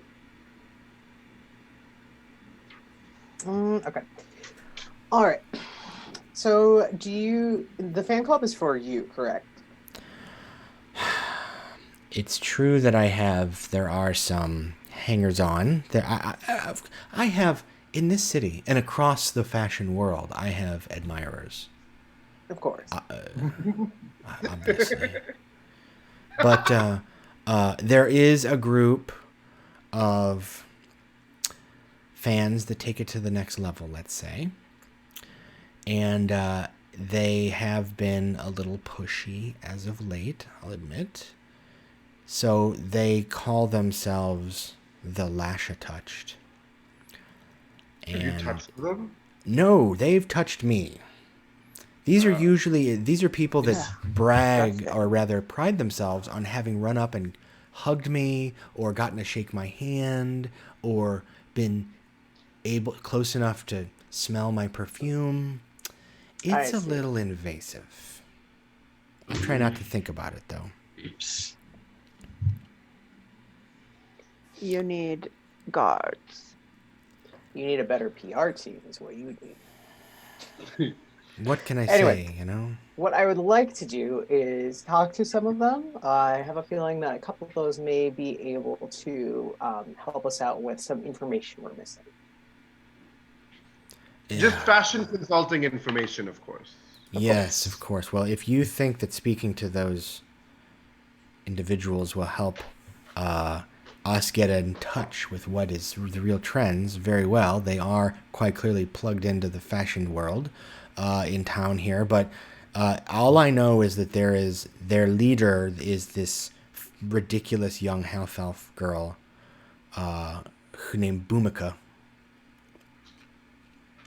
I don't like to talk about these people. They upset me, so I will appreciate you not mentioning this again. Now. Of course. It's done. I like her. Gets the glass again, hand up, glass immediately appears, sips, lets it go. Person catches it. Now. Last question about them. Are these people annoying the other models as well? Why would they? I'm the focus. It's obvious, already. Foolish man. I mean, Already. they might be horribly obnoxious, but they do have some sense. But no, they are, yeah, they are invasive, I will say. So, but just anyway, I think yes. We'll have to We'll have to ask around, but we don't ask her about them more. She'll get upset. Maybe. Invasive but tasteful. Right. Well, they do. They are choosing me, not Thunder over there or Kel. Which one's Thunder? Thunder, and she gestures at the Tabaxi, who's loitering against the wall, kind of smirking at you. And then Kel is the young one, and Kel is kind of sitting around talking to one of the clerks, kind of playfully and flirty, being a little flirty, and but also kind of keeping an eye on you. Keeps looking over at Arun and Sal as well. Interesting. Okay. Do we have any more questions for Abhilasha? I think we're good.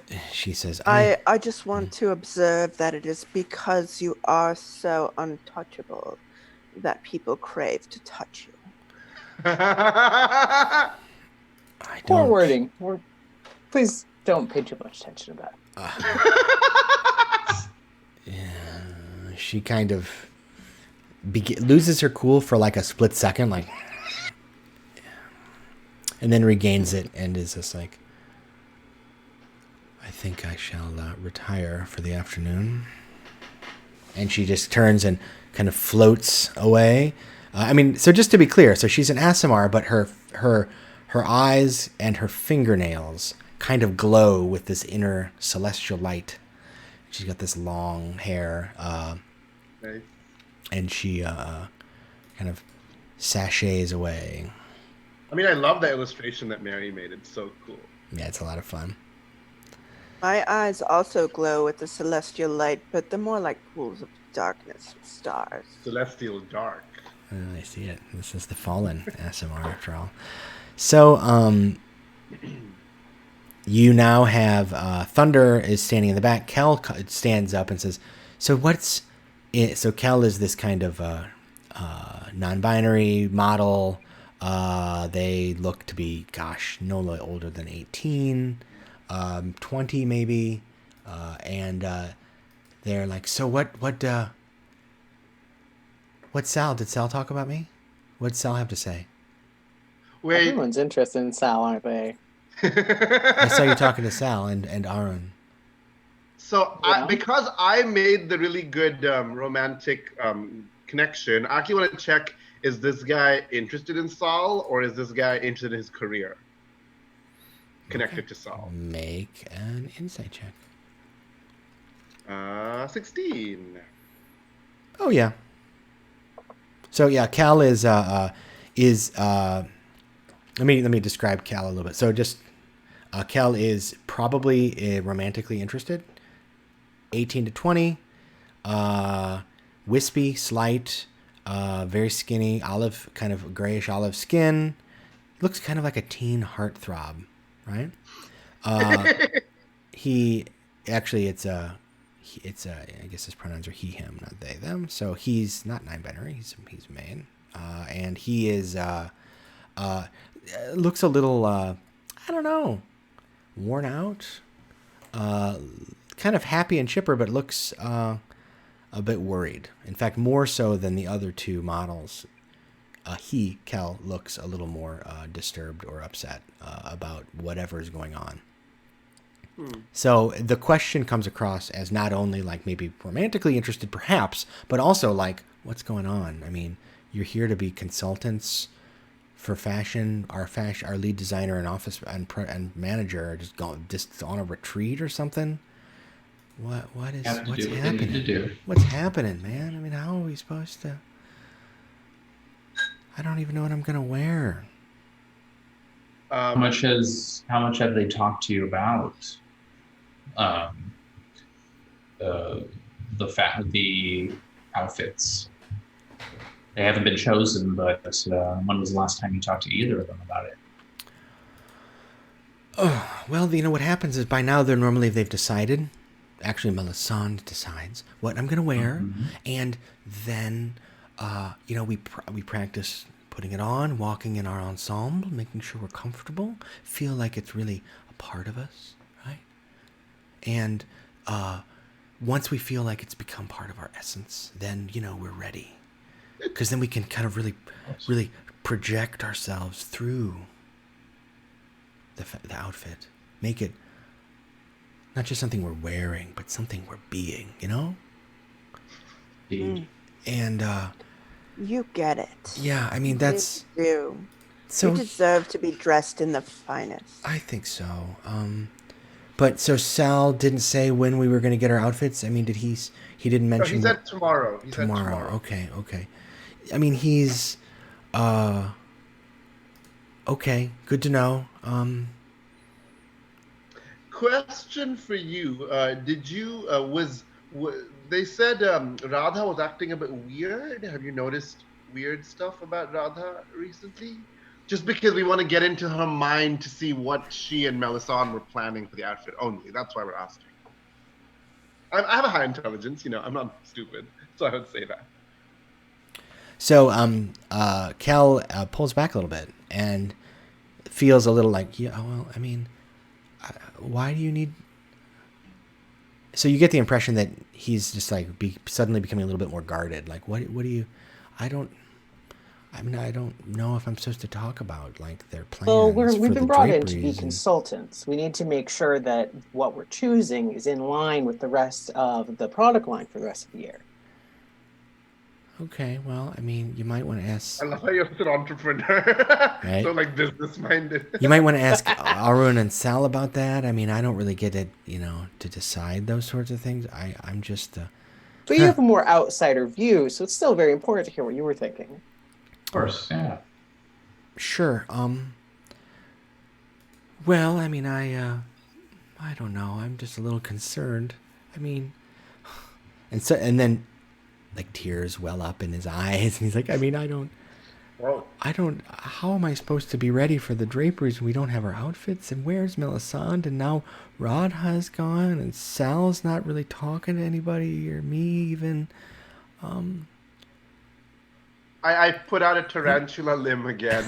He's very upset. What do I need to do to intercept the tarantula limb? So the tarantula limb comes out, and Cal is doesn't notice because Cal is totally wrapped up in his worry, his feelings. You get the impression that Cal's like really fragile right now. It's like, and everything's been so weird and hard, and everything. I don't know if this has just been all too much. Oh, well, what's been happening? Just this stuff, I don't. pushing the tarantula arm. Is this your further. first time? Is this your first time with the participating in the garments? Oh no, I mean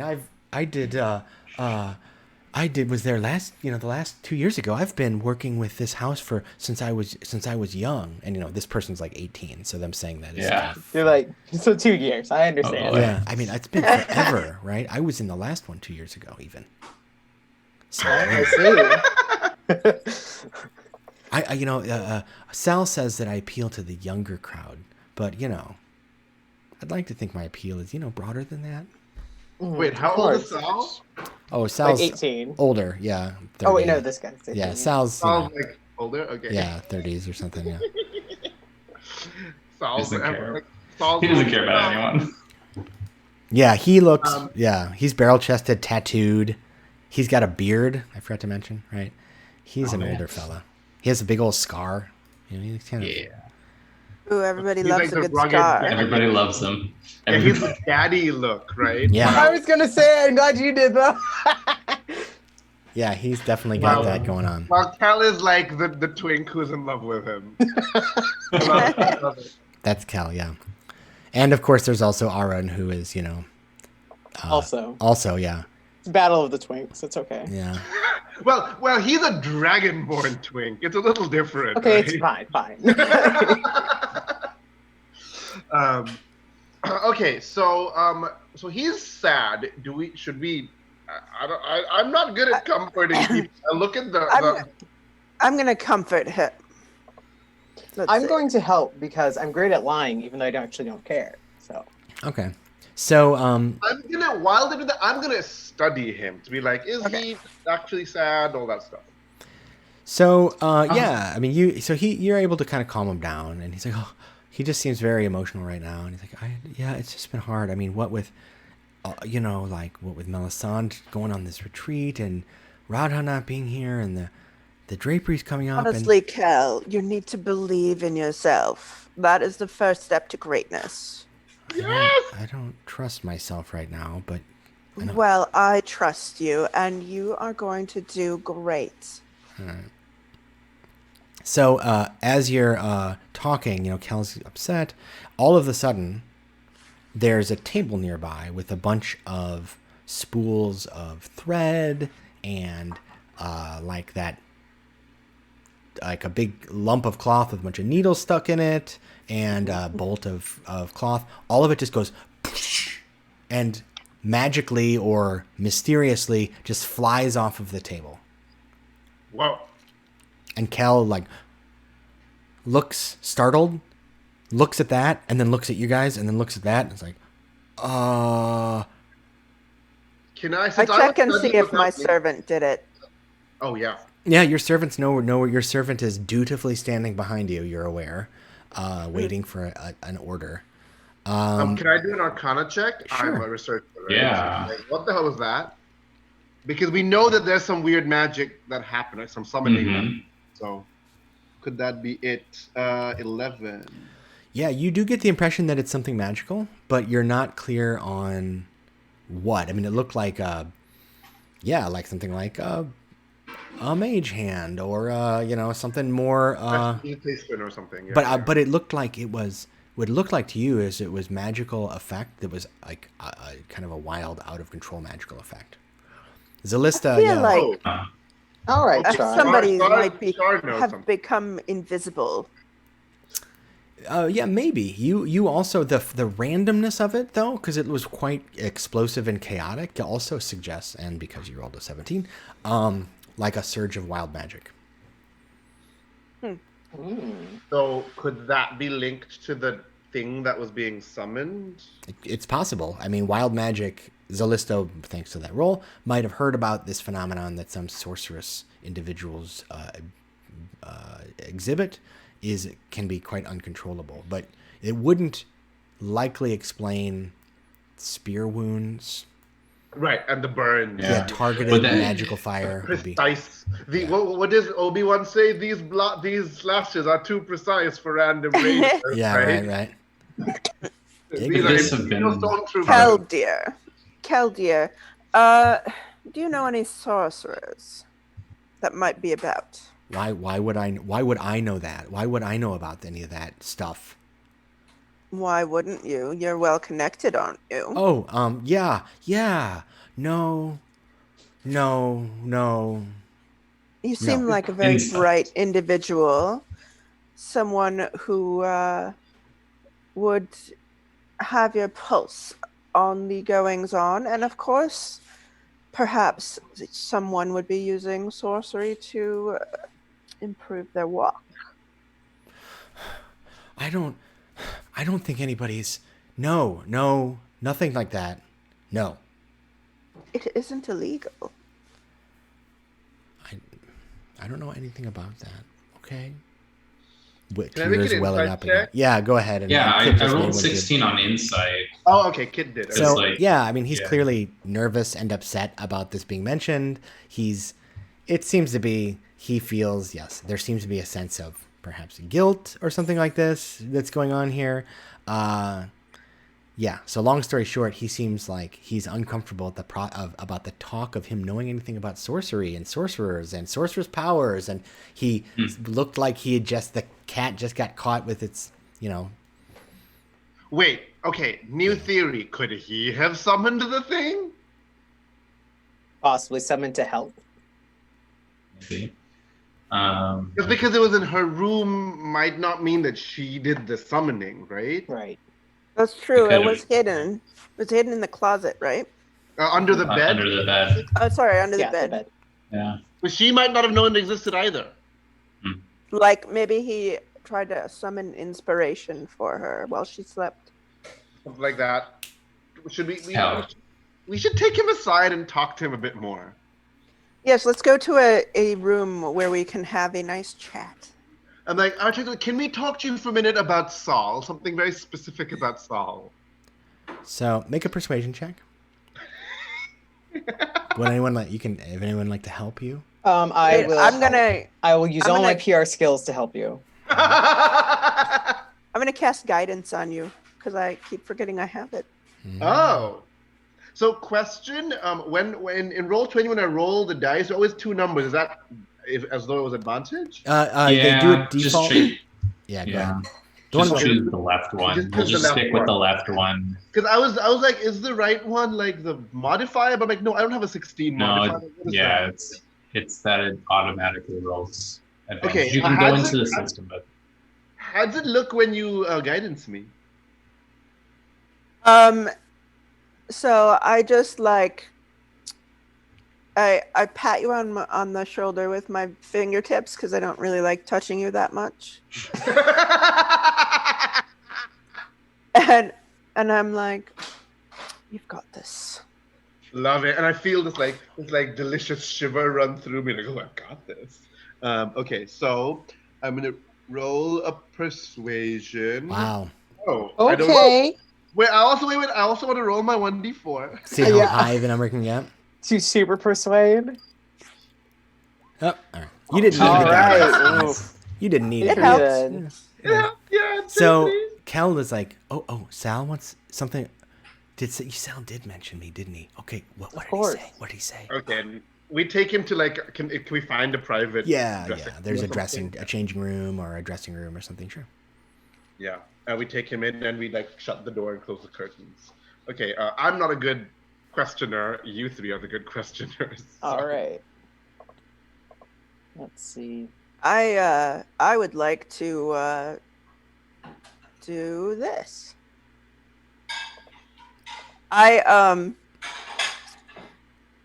I sit him down in a chair. I stand over it, loom over Kit or Kel, and Yes. my eyes turn into dark pools of energy and skeletal wings sprout from Oh my back. god! I'm not trying to kill him here. Fallen wings of an angel. And I say, why were you lying to us about sorcery? Oh my god! Oh, Kit, can you send Flay, or who's the last one left? Dre? it's a lay. Can we send him to guard the door so no one comes and watches the consultants turning into winged monsters? Yeah, lays outside the door. All right. So the necrotic shroud comes out. Oh my god! Big guns. Kel, quails and I mean, probably this is not necessary, but you never know. Oh, quails like, oh, then stands up and says, "I don't want to talk about it, okay?" Let me see. Not okay. But I thought we were going to talk about Sal, and you want to talk about my sorcery. I mean, this sorcery business. We can. We talk are about going to Sal. talk about Sal. We are. Nothing of you. Does he know about it? Does he know? Hold on, I'm going to roll That's this to see if why. that can help. Oh, it can help. Okay.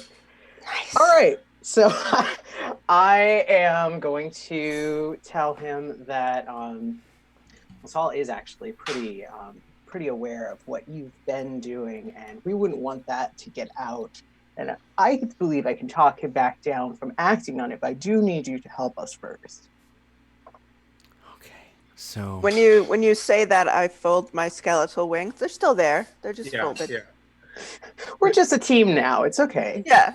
Yeah, we know each other. I grow tarantula limbs, you grow skeletal wings, That's how we bond. Because then you look a bit more badass and you're like necrotic shroud. So yeah, you guys are working together. So basically, Cal, with all of this, with the necrotic shroud, the natural 20 persuasion, the 24 on the deception roll, Cal and this poor 18-year-old airheaded teen heartthrob model is kind of putty in your hands. So he just kind of starts crying. And he's like, I don't know what happened.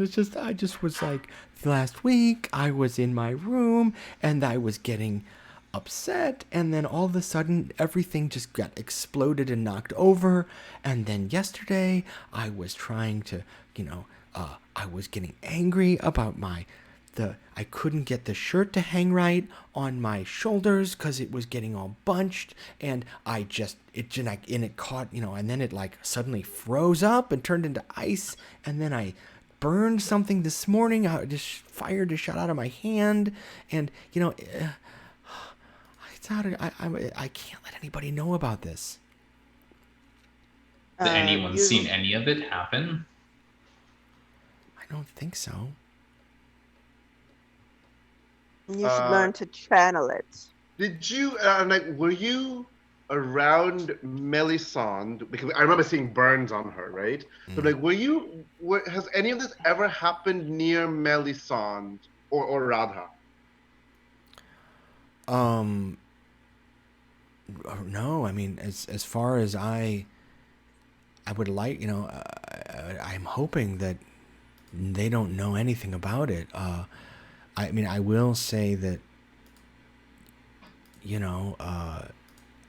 some strange things have been happening. People have been, in fact, everyone else, I think, thinks the place is haunted because I think I keep knocking stuff over.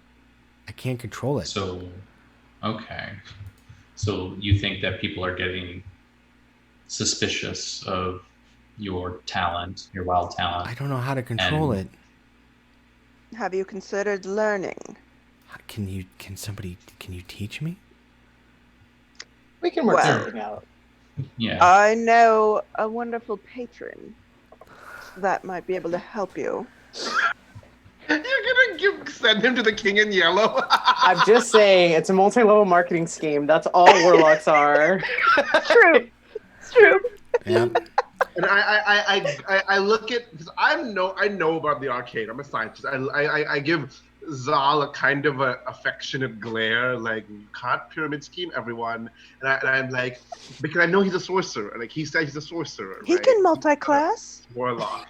So I put a bristly limb on his shoulder, and I'm like, Kel. I'm going, because he's putting our hands on. I'm like, did you do a weird magic ritual here in the last few days? Ritual? No, nothing like that. Whenever my thing happens, it just is like a boom, and then that's it. And I don't have any control over it. I don't know how to stop it from happening. It seems to happen when I start to get upset, and then poof. It's okay. Right. You're all like pushed back a few feet by this big puff of air, right? This gust. Oh, he got gust. Oh my God. Right. Baby's first gust. So, Zalista or Kit, you have a kind of an arcane background. Bardic and Warlock magic is arcane. So, if you want to, one of you. I have a schmick scientist background, if that's relevant. So, all of that together, one of you can roll Arcana with advantage if to give a useful tip to Cal, to help Cal control the magic. 21. I think You said with advantage? Yep. I think it fits 21. Kit because Kit is most. Oh, and I would cast guidance on you.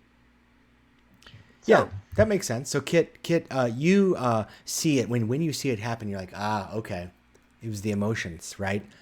He got carried away, and then when his emotions reach a certain threshold, boom. And so you kind of explain like, look, you need to. It's about this. So the long and the short of it is, Cal just needs to recognize that when his emotions start to run away from himself, he needs to calm down and breathe. Otherwise, this magic can just pop out of him. He'll eventually learn how to control it more precisely, but this way he'll be able to stop it from happening randomly. Yeah. Look at us, coming of age tale mentors. Oh no. Aw. We're the worst people for it possible. It's wonderful. Hey, I'm a scientist, okay? Always be. You're a scientist who likes to touch dead bodies. You're still not that great. So, all right. So Cal seems to hear this, and it's like, okay, Mhm. oh, you're right. Every time it happened, I was upset about something. And like the light goes on in his eyes, so to speak. And so he feels like stands up a little bit more confidently and like, oh, thanks. You guys are fashion consultants? For consultants. I have a wonderful PR like- team. Here, let me give you my card. Wow. You guys are like, do everything people. Thanks. Hey, if You can be more than just one thing. I'm just saying. You can be a sorcerer and a model. And a warlock. Or not a warlock. thanks. Yeah, thanks. Dream big. Dream big. Let me know if Sal or and Arun needs anything from me in particular. All right. Go check with Sal. One more thing. Do you know much about the Lasha touch? Oh, those freaks! They think she's so great. They don't see her like we do. I've seen her without her makeup on. We need to speak to them. Do you know where we might be able to find them? Or if anyone Anywhere else she knows? is, they're probably one of them's probably creeping around in the alley right now. Okay. Like we tried to go out and get some food yesterday, and one of these people just ran up and tore a piece of her clothing. Yes, they wanted to. They said they needed it to as a reminder that they've been that they were touched by Lasha. Ugh. Anyway, Okay. Hire some dogs. that's right. Anyway, so Dark no, dogs. yeah, you can talk to them if you want. And Although, I clap head. I'm like, when you come into your arcane power, you can stop that kind of thing. I want to he's well, a bad boy. I suppose so. What I'd prefer is, if I wouldn't mind having a fan club of my own. Oh right. You're Well, when you excellent. come into your arcane Pretty power, I'm sure you'll have a fan club as the first sorceress clothing model. Right? Keep at it. Keep at it. And I pass, like I have, it's Kay that is with me still, right? Or like, I can't remember. Yeah, I don't. can't keep I'm gonna track leave of that to you to keep track of. I can't remember which is which. But I had a list made up of like potential tutors, and I passed it to. Oh yeah. You're a noble and you went to school for magic, right? You're a Yeah. bard. Okay, Yeah. so that's So- he is delighted and is sincerely thankful, but isn't particularly keen on the idea of having to read to do this, right? So it's like, oh, Jeez. school. It is sorcery school, not the same as wizard school. Yeah. Okay, thanks. And he takes his leave. So at this point, when you emerge, so the scene continues. Thunder, the third model, has left, isn't around in it right now. Okay. If you ask, people say, well, he goes on like little walkabouts all the time when he's waiting for the fashion, so he's probably out. I even see him up on the roofs sometimes. He goes on the roofs. It's crazy, says one of the like tailors. So otherwise, there's no one else here that was mentioned by Arun as important to speak to. I mean, there's a bunch of tailors running around. You can speak to them, or you can speak to Sal and Arun again. But otherwise, you've spoken to everyone who's here. There is another model, a fashion house you could go and investigate if you wanted. You could try to track down these Lasha touched. Yeah, in the alley. So we could talk to Lasha in the alley. You said maybe your servant has come back with information we could see about the rivals or the arcane shop, or we can try and find the third model if we want to track them down or whatever. Let's do Lasha first, and we can always ask them where they went. Mm-hmm. Okay. So I mean, I don't know if they really care about any of the other models. That's the thing. They might have seen him if he came outside. I feel like they're enough of creeps that they know who's around. Yeah. Possible. I agree. Let's talk so, down. I'm getting the feeling that... I have an idea. So I am going to try making my experimental elixir, hoping it's the transformation elixir. Because if we could disguise ourselves as Lasha, that could be interesting. So I'm gonna be like, wait, everyone. And I like pull out my alchemy kit because we're in this private dressing room, right? So I pull out my alchemy kit and I start, I'm gonna say maybe I picked up a hair from Abhilasha when she flounced away or something. And I try and like concoct this potion. So I have to roll a D6. You probably caught it in one of your bristles. Yeah, exactly. It was caught one of my tarantula bristles. I love it. Okay, so I can do it once per long rest. So it's called it's the class feature for the artificer called experimental elixir. Right, alchemist.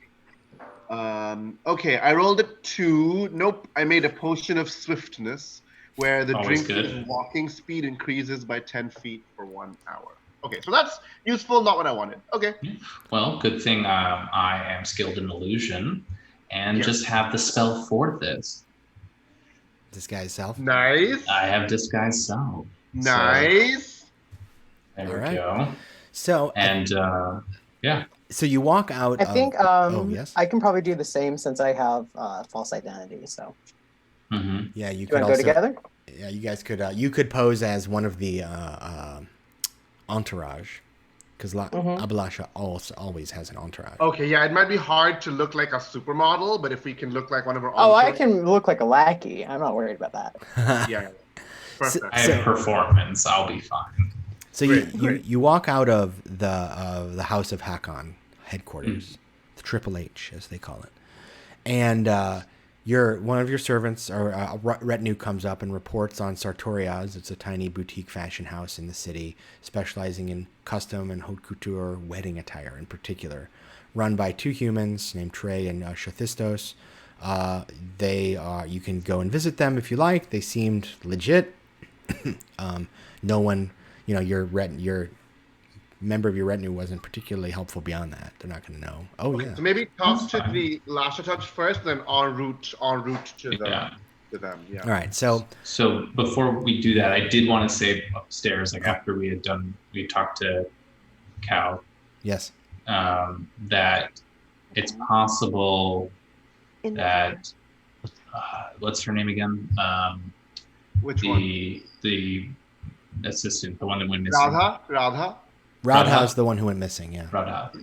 That she read Cal's random wild magic as potential attempts to sabotage them, and so invested in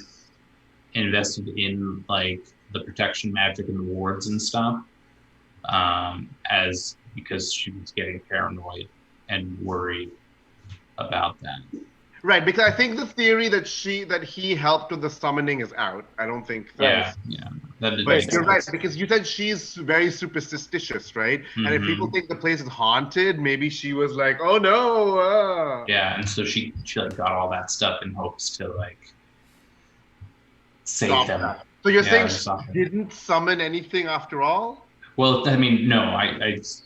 We know that that stuff has been used. There was sulfur that, so like maybe she did summon something to protect them, Okay.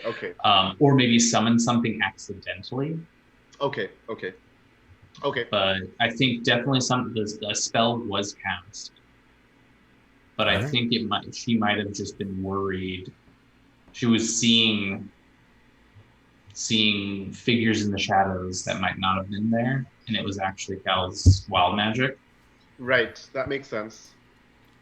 The Alright. plot thickens. Right? Yeah. So, all right. So the scene is this. You're in the fashion house. You've spoken to everyone present here and determined, A, that the lead designer, Melisande, has been murdered, probably by a spear and magic fire. B, the office manager, Radha, has been becoming obsessed lately with Melisande's failings, creative failings, and has been stated she's willing to do anything to make the house succeed. And seems to have recently become superstitious, been concerned about making a bad decision, and seemed to have performed some sort of summoning ritual. But then Melisande ends up dead, and Radha disappears. Yeah. Cal has been manifesting sorceress wild magic, but this seems to be unrelated to the murder, but it might have been something that heightened Radha's paranoia. Sal, and then of course there's a bit of a love triangle going on as well among Sal, Kel, and Arun. And Radha's in there as well because It's more of a love line. Yeah, and Radha. Everyone likes Sal. And Who Radha wouldn't like the daddy? Yeah, and Radha, and actually Sal broke up with Radha because she had become so obsessed. So that's all going on. You can't imagine I would write a fashion house adventure with lots of love triangles in them. Of course, it's obligatory. So yes, and this is on display. And then of course you've got the diva, Abhilasha, who has these obsessive fans. So you step out of the House of Hakon headquarters, Kit displaying magical illusion as though he were Abhilasha herself. Constantine following behind, disguised as one of the kind of distinctive members of her retinue. And you walk down the street, and when you reach the end of the building, there's an alley there, and someone jumps out and grabs you, Kit. Oh God, they really are very touchy. Jeez. And Man, we're gonna take a quick break right here. Mm-hmm. So we'll be back in just 10 minutes or less, and see what happens with the Lasha-touched, obsessive fan going after whom they think is the diva model herself. And then, of course, there's this murder to solve. All right, so we'll be back. We'll be back in 10 minutes. Thanks, everybody.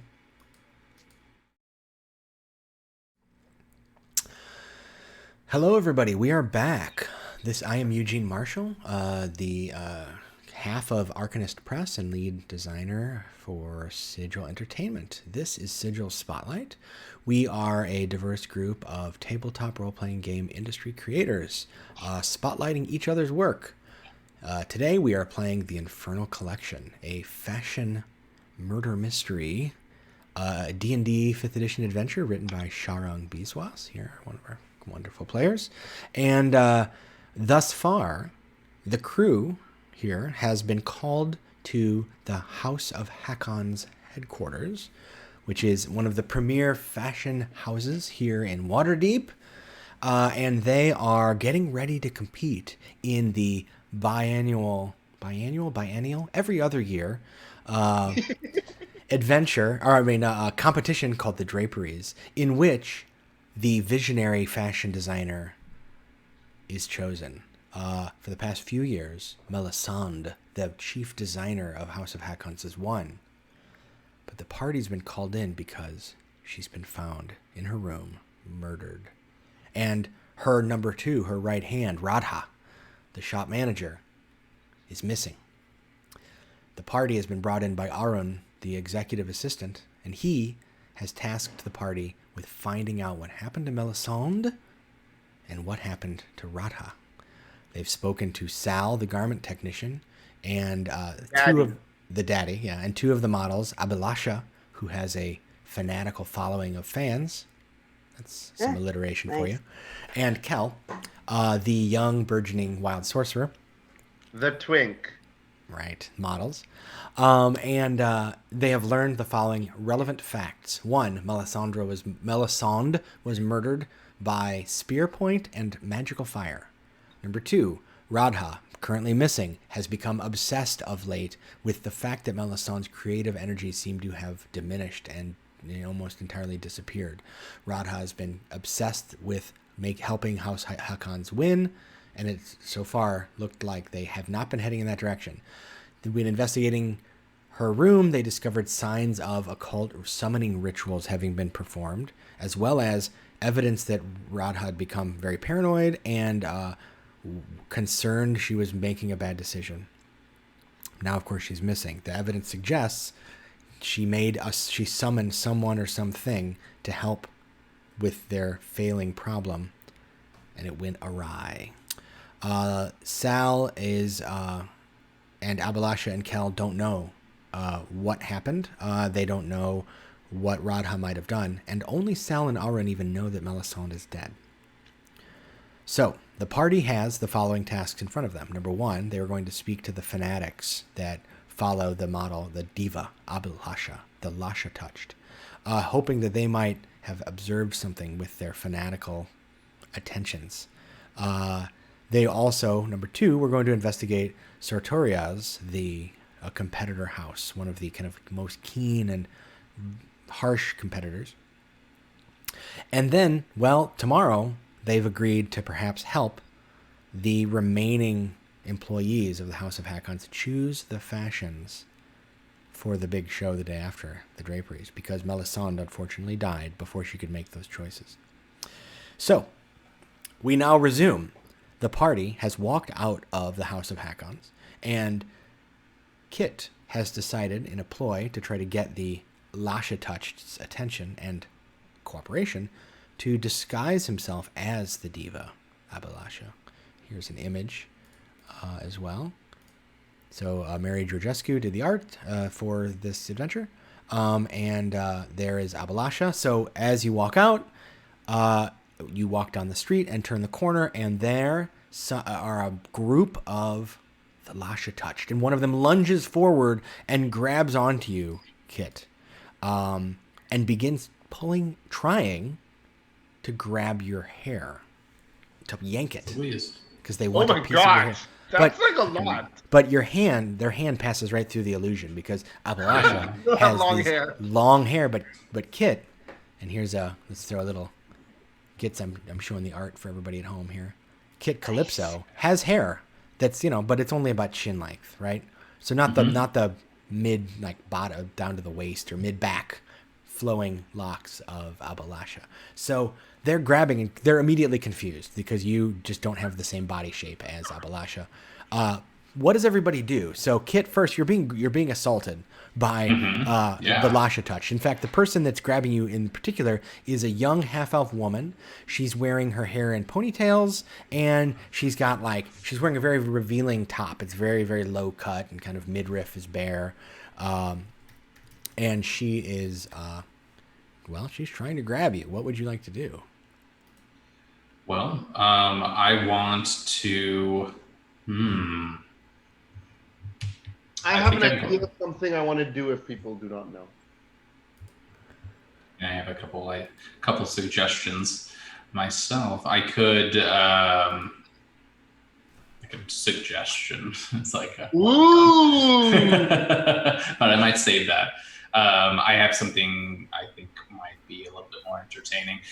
So as she tries to grab me, I'm going to spin out and strike a pose, and then I'm going to use my enthralling performance. Oh my god, yes! To get, let's see, I'm going to post it. Let's see, does that work? So our friend Kit Calypso here is a glamour bard. Oops, that's wrong. Which means that here we go. He can perform. If he performs for a minute, he can kind of weave seductive fey magics into his performance, and everyone becomes charmed, basically, who fails the saving throw. And choose a number of humanoids equal to my charisma, and that is going to be 3. Okay, so there is the one, she was named as Bhumika, is the leader of the Lasha Touch, and she's this blonde half-elf woman. And then behind her are 4 other of the Lasha Touch. So there's actually 5 here. So you'll have to I assume you'll choose Bhumika and 2 of the others. All right, so they're gonna I'm gonna go ahead and make quick saving throws for them. This is for Bhumika, and this is for the other 2. So those fail, all 3. So describe. You have to describe what it looks like, because this is going to take you like a minute of dancing or singing or reciting or posing or voguing. Yeah, sashaying. I mean, what's happening? So I'm gonna mix this with my mantle of inspiration. Nice. as I spin out, I give everyone, you guys, my bardic inspiration. That's a D4, right? It is D8 D6. Your 3rd level. 6, nice. Yeah, 6. But as I do so, like I spin out, and my outfit. One, I drop the disguise of the model and revealing myself, and I shift my outfit into one that's like more ostentatious than the one that I'm already wearing, like a raven feathered shoulder mantle that goes down to like a black corset and down to like leather pants, and my makeup changes as well. And so in this new outfit, I keep striking poses that keep the attention of these 3 on me, as you guys have the opportunity to do whatever you wish. Right. So using the Mantle of Inspiration as a bonus action, you expend a bardic inspiration and grant yourself a wondrous appearance. And every creature you choose within 60 feet up to your charisma modifier, which is 3, so it could be your 3 allies, gains 5 temporary hit points, and you can move around and do all kinds of stuff. And you're doing this to distract long enough to do your enthralling performance. We've got all of the bard abilities all at once. Yes! Bard. Bard explosion. There's a lot of glamour happening on this street right now. Yeah. I'm like, whoa, because I haven't actually seen maybe Kit do all of this at once ever. And so I'm like, because I'm a scientist, I don't pay attention. I'm like, So Kit spins. It even specifically says that you get to use your reaction to move away and not draw opportunity attacks. So you can just like step away from all of these people for a moment. Yeah. And they're all in awe of you as you strut and pose. And 3 of them in particular are just like, what? At first they're shocked and surprised, but as you continue to move around, they lean in and are like, oh. Right. So they are enthralled. Change their alliance. Right? Yeah, they might form a new fan club. Yeah, I get that. You're almost as angelic and divine as Abhilasha herself. Almost. Oh man, I gotta make a performance roll. Yes, you Bump that do. up to Better. Yeah, I'll do that. I mean, I don't need to for this specifically, but I just want to.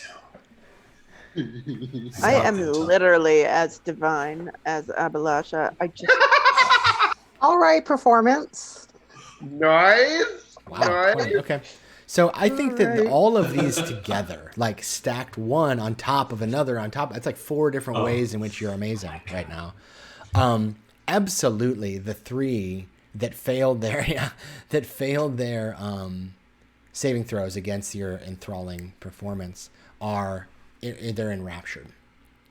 2 of them, the other 2 are impressed and amazed, but also confused. They're like, but I thought we were gonna grab her and take her back to our place so we can broil in her beauty. really. She's the ways. So creepy. You guys are creepy. It's like, but that's not Abhilasha. I mean, yeah, but I wanted Abhilasha. Maybe you should suggestion them later to pay be less Creepy. Maybe. So Jeez. okay, so real quick, what are Zalista and Constantine and Artaxorius doing while Kit puts on this amazing display? I'm busy. So I am going to use insightful fighting to that the people that were initially trying to like attack won't be able to, hopefully get them. But I know that's already been taken care of, but that's like, everything kept Okay. going before I could say anything. No, you have them. They're still like deciding what to do. Like they're Okay. not magically charmed, right? They didn't get affected. I mean, they're impressed by the performance and the wondrous appearance, but they're not like they could. The two are So, but they could. What did we want to ask them? Well, we wanted to know more about what did we want to know? We wanted to know if anyone that's been creeping around has noticed anything weird with the people that disappeared. Yeah, so we asked, like, so since you're so adept at showing your devotion and so observant about the goings on at Triple H, has anything strange been happening there that could be, affecting Abhilasha's performance? Like, we wouldn't want that to happen, Have you noticed anything weird? So Artaxorius is now questioning them while Kit continues to perform and enthrall them. Constantine, you've kind of positioned yourself in between the two that are remaining and the rest of the group so that will have like the jump on them if they decide to act up. Yeah. What about Zalista? Is Zalista doing anything? The one that was saying almost as divine, I want to viciously mock them. Do it. Jeez. Do it. Okay, yeah. Do you have a particular vicious mockery involved or in mind? Say. I say you wouldn't know divinity if it spat in your face, and I spit in her face. Yeah, right. All right. So they'll make the saving throw. They're behind the scenes. Oh, that's a 1d4. What am I doing? I don't roll damage. I roll the saving throw. They are, so all right, that doesn't matter. They are thugs if behind the scenes meta level there. So they don't have a high wisdom, and that one is like visibly hurt. Oh, the spit hits their eye, and and they're like they're shocked and stunned and upset. Like, I would too. Oh my god. So they're but the other one is getting angry now. So the other one is like, no, we came to get Abhilasha. They're not these phonies, and draws a weapon. So Constantine, What are you going to do? So you use your insightful fighting, which I believe gives you advantage against them. But go ahead, and since you were kind of prepared here, what would you like to do? Mm-hmm. We're obviously not doing this in initiative, but this is more narrative. But go ahead. Yeah, this is going in a circle. Let me see. So in hopes that it won't actually turn into fighting, I am going to use deception, and I'm going to try to convince them that we are investigating their group for assault. Ooh, intimidating them. Nice. All right. So I think that's a pretty good roll. That's just curious. Let's see what. So that was their insight check. They're not sure. This guy's not the one. The one is not sure he believes you, but he thinks. But he is a bit intimidated by the fact that there's now 4 of you, and his fellows seem to have been just useless. So he's still holding he pulls out a short sword and he's like trying to size you up. So Artaxorius, you had asked a question. Yes. About whether let's say that Bhumika, the half elf, like dazed, looks over at you and then looks back at Kit like for almost looking like for permission to speak. Is it okay if I answer his question? Answer the question. It's glow. Yeah, yeah. It's like, oh, it's so I mean, if you actually read the description of that ability, it's like, while charmed in this way, the target idolizes you, Kit, speaks glowingly of you to anyone who talks, and hinders anyone who opposes you, although it avoids violence. So yeah, I guess when the one guy pulls the sword out, one of the others is like, hey man, don't disrupt the performance. Ruin the moment. Yeah. Yeah, don't ruin this. Watch this. So, but Bhumika sci-fi. responds, looks at you, Artaxorius, and says, yeah, things have been kind of weird in the House of Hakon's headquarters lately. Abalasha has been not coming out as much, and that really concerns me because, last week when we saw her on the street, one of the Lasha Touch tried to give her a hug, and I managed to get a little bit of her dress, and I'm really sad that she hasn't come back. I mean, I did.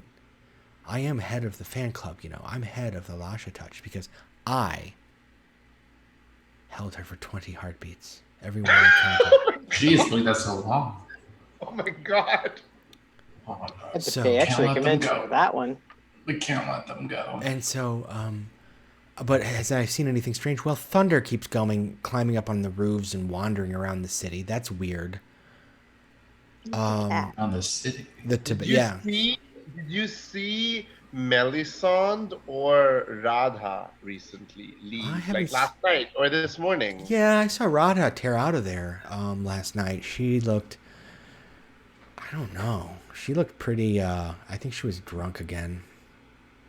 Again? Well, I don't actually know if she's ever been drunk before, but she must be because she's not putting Abalasha front and center as much as she should.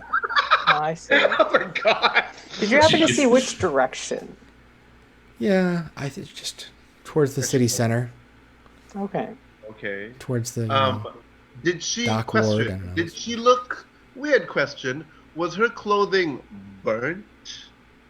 Oh, why would I? Her clothing is never as good as what Abalasha's wearing. So she probably did burn it Or me. Okay. afterward. Do we have any more questions? Do you think these guys will be any more use, or should we just No. give them a stern talking to? Yep. And so I'm like, turn them into the cops. Creeps. I say, well, I think Abhilasha needs privacy if she is to perform her best this week. So I think if you admire her more from afar, that may be the best way to make her as radiant as you can, as radiant as Kit over here. They nod like they're still they're just in awe of Kit, so they're like, yeah, radiant. Kit, you should think be I'm right, gonna- Kit, right? I think this is the appropriate time for me to use suggestion. I'm going to focus it on their leader, Yeah, and I'm Bhumika. going to be like, you've seen what I can do. You know what true art is. Make sure you keep away from the model. You can adore her, but do not touch. All right. And then that will be against definitely higher than that DC. Yeah. So you get the impression that Bhumika is like, adore from a distance. I'll hold on to her 20 heartbeats forever from a distance. And you know that'll happen. That'll You'll cover see it. her more if you stop leaping upon her and tearing her garments. So that'll last for 8 hours. Yeah. Or until you stop paying attention to it, concentrating on it. But yeah. So at the least for the next half day or so, Abalasha is going to get a breather, at least from Bhumika. Mm-hmm. And since Bhumika is kind of in charge of the group, maybe from the group. Yeah. So Maybe it'll Really hurt create telling real the group change. that will long-term affect them, right? Hopefully she'll adore from a distance, and that will actually grow. it might have help. Yeah. Teach them all. Okay. Yep. So that is you want to send them on their way basically at this point, or Yeah. your performance is over. Yeah. So they are going to be enthralled by you for an hour plus suggested. So you just tell them. They're very mind controlled. Yeah, right? there's only one of them that's like the one that's angry, that has his sword out, but his companions are like, dude, don't harsh my mind. This is a thing. Peer pressure. I'm having a moment. I'm connecting here, right? like, what the? Okay. So they leave, So- just frustrated, but So they said Radha ran into the city, and we were gonna go into the city to find the rivals. yes, Yes, so we should definitely go there next. fair. All right, Okay. So we go to Sartoras. all right. So yeah, so you go to the rival house, and it's a tiny boutique fashion house in the city. It's got wedding really kind of high end, impractical wedding dresses out front in the windows. Inside, you see a kind of blonde, blue-eyed human. He's muscular. He's got model cheekbones and doing the thing. He has a leather vest on, no shirt. He's got a studded leather collar with a silver ring, right? And in the back, Where's the ring? in the What was that? You know where it is. Where's the ring? Oh, it's on the collar. on the collar. Yeah. Okay. We're talking that kind. Yeah. Okay. So in the back, and then in the back, there is a tall, slender elf wearing form-fitting silks, and he has a studded leather leash wrapped around his wrist. There is a shy, middle-aged half-elf seamstress and shop assistant with red dyed hair and thick eyebrow piercings that's sitting up front. And as you walk in, she looks up and says, "How may I help you? Welcome to Sartorias." I like a man who knows how to take orders. You say that out loud to the shopkeeper. And she says, "We're not that kind of design house. You could go." Are you saying you don't take orders? Oh, well, we take fashion orders, yes. That's what I'm saying. Okay. What else could you have thought? What did you think? Obviously. Where did your mind go? She glances over at Trey, the blonde human, and says, "Oh, nowhere. How can I help you?" And I'm like, we'd like to speak to the owners, please. Very We have a well. special a request. Okay. So she stands up, and then she does something kind of odd. She stands up, and she steps away, and she then stops for a minute, and she turns around, and she has a strange look on her face, and she's like, "You want to talk to the owners, huh? Okay, this ought to be interesting." Turns back and walks away, and whispers over to Trey, and Trey walks over. "Hey, how's it going, friends? Welcome to Sartorias. I'm Trey. I'm the business lead here. Back there's Sothistos, our design lead. He's in charge here. Is that a wiggle? So, how can I help you? Are you in the shopping for a wedding dress? I mean, we do couples, we do polycules. What do you need?" Yeah, we can I follow love that D&D to Polly Seattle. getting married. So, But yeah, we're all getting married together. No, Love it. absolutely not. Yes. We are actually looking for wedding garments for a young woman who, let's just say, her fashion choices have not been the best lately. So we would like to see if you could help better than Hakan. Oh. well, of course. You know, we are going to win the draperies in 2 days, so your friend should get in now, because once we've won the waiting list, it's going to be months, baby. So, yeah, all right. So tell me a little bit about your friend. I mean, if they went to Hackons, they must have, they must be out of touch. I mean, years out of date here, right? So maybe we need to push them Absolutely. into You the should future. see what's in their right? drawers. Fashion from not just months ago, but years. It's I just had lunch, dear. Please. All right. So, tell me more about your friend. I'm I ready to start hear. describing. This is Trey talking to us, right? This is Trey, What's yeah. that? So at this point, I think that Shothistos, the elf, kind of wanders over and is just in the lingering in the back, just observing and listening. I'm the one who investigates while they do the talk. Can I see his reaction when Zalista says House of Hakons? Like, I want to see if it's like, is he suspicious? You know, something like that, right? Sure, go ahead and make an insight check. Perfect. Insight. Nope. Right. I got a 2. So just stands and listens. So tell me. So he wants to hear more about your friend. He says, "So tell me first, what did that hack con? See what I did there? What did the hack over there offer your friend?" And then Shothistos steps up and says, "I know. Let me guess. Ostentatious, like a peacock in heat. Am I right?" Twin peacocks, one in the front, one in the back. Oh, we are more tasteful here, says Shothistos. I can see that by your couture.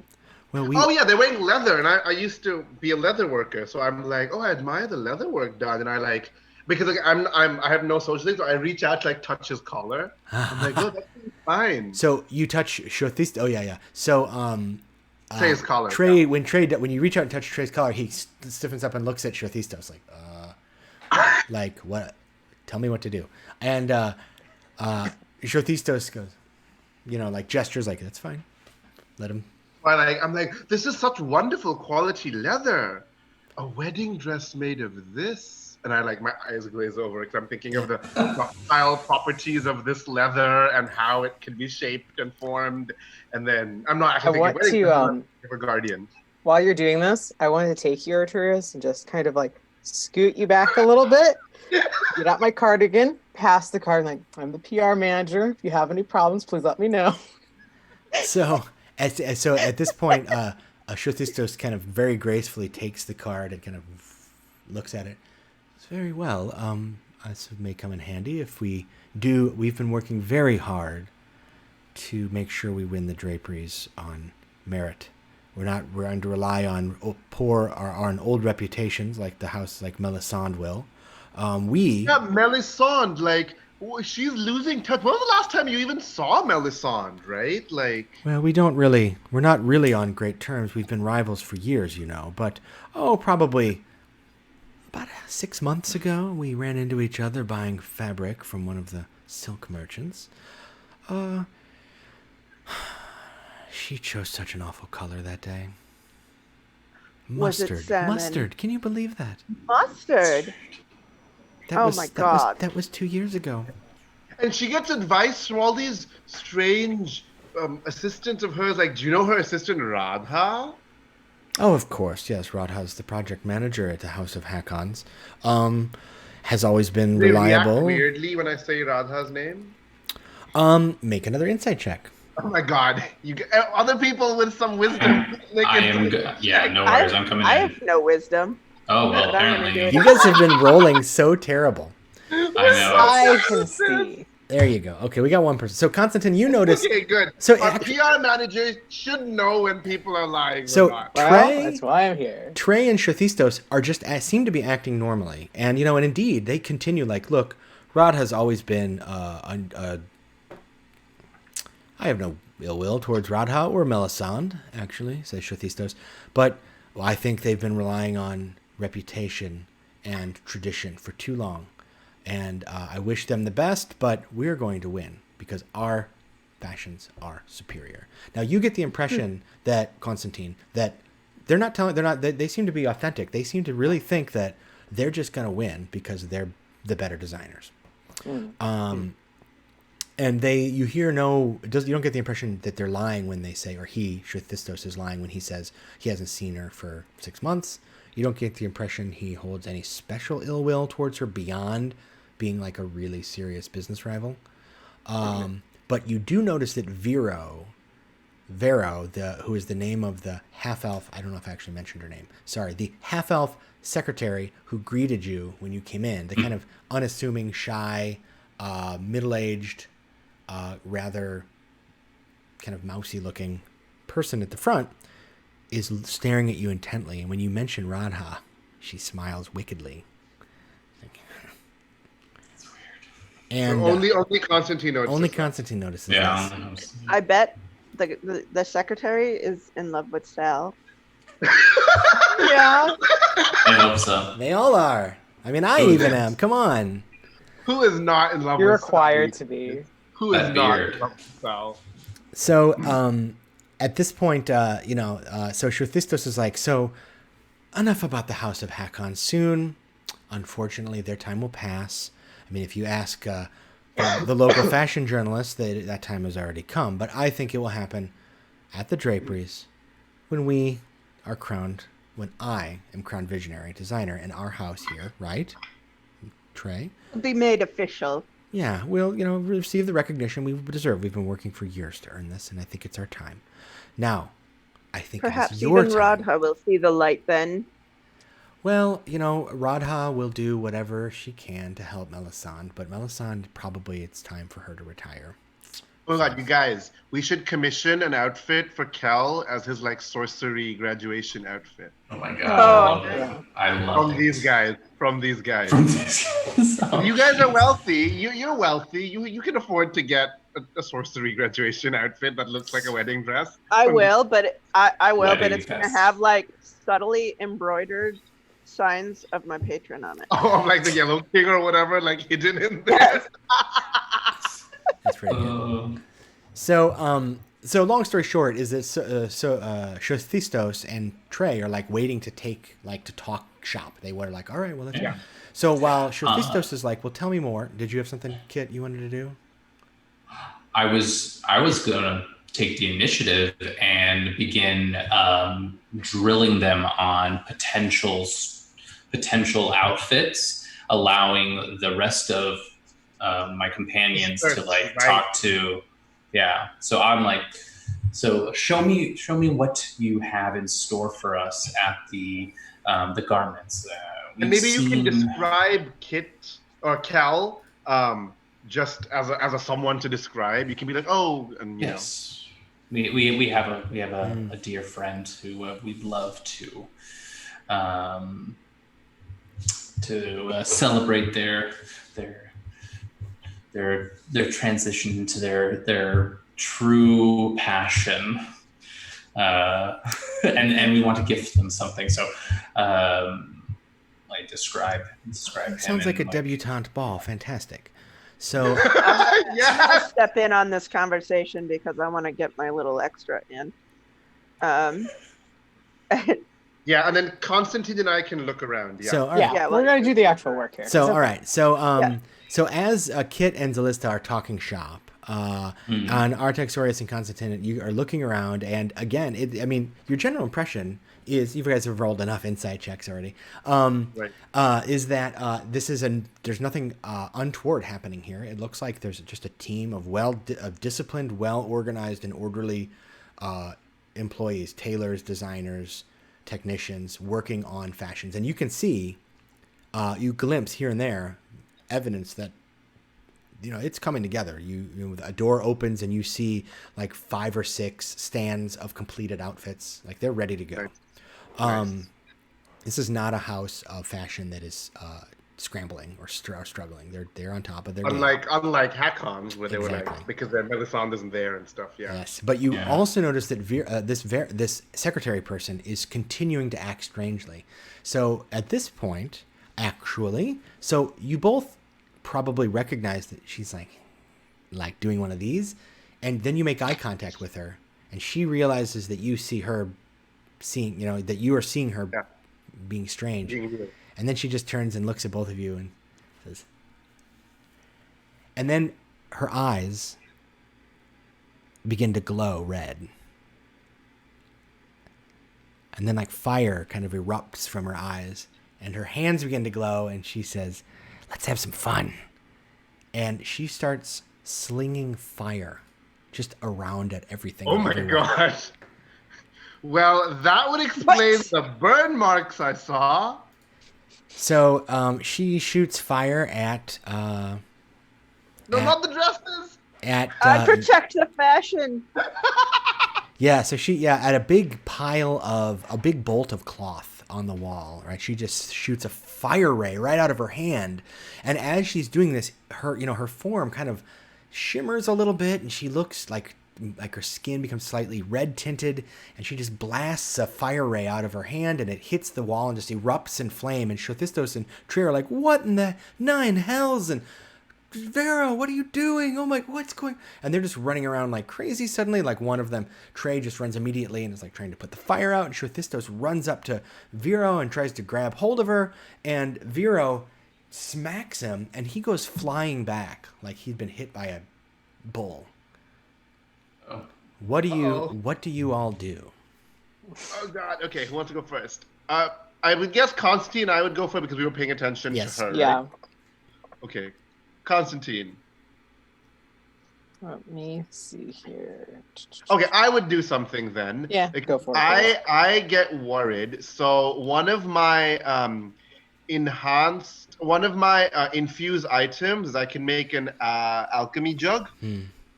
So I immediately, and I get 2 of these per day, 2 infused items per day, right? So I immediately pull out a vial and I whisper some alchemical command words over it, and then tap it, and it is now an alchemy jug. So I go and I open it and I try and spray water because it has like, I don't know, 5 gallons of water in it or something, right? An alchemy jug has like a lot of water in it. Yep. I start like flinging water, try and sake. I don't want this place to like catch fire. Like that would be not good.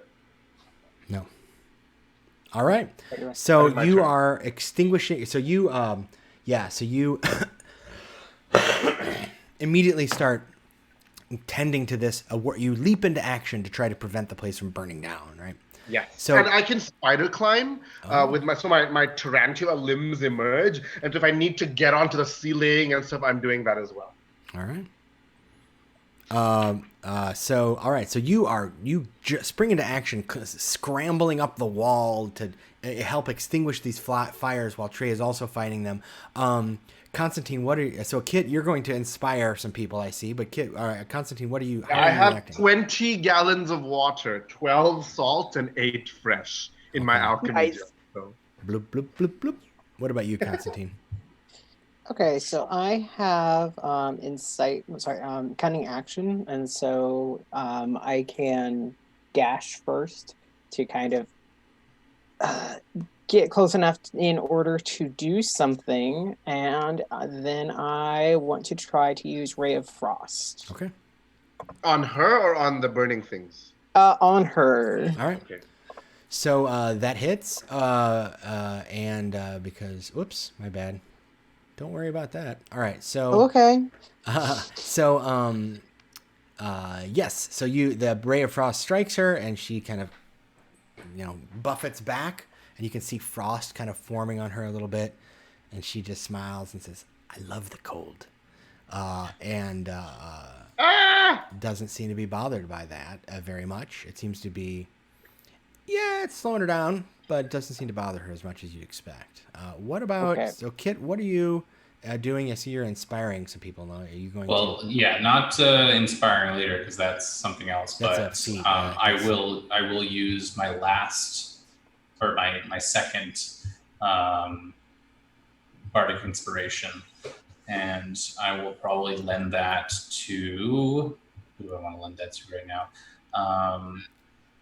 Probably Artie, because Artie seems the most like ready to jump in there. Artie or I'm scuttling on the ceiling, showering things with water right now. maybe Constantine. I might. Okay, I'm giving Constantine my bardic inspiration, All right. and I am with a flourish going to draw my rapier, and I'm going to rush in and try to stop her from All right. Go ahead and causing any more damage. make an attack. All right, let's hope. 13. All right. So you stick your blade at her, and you hit her, and it hits her flesh, but it's something strange. It's like hitting armor. All right. It just doesn't pierce. It's like it just scrapes across and leaves no mark, as though she's more resilient than a normal half-elf woman should be. That's unusual. When she is shooting fire from her eyes. Yeah, Yeah. so something's going on with this person, certainly. What about you, Zalista? How do you react? I am going to.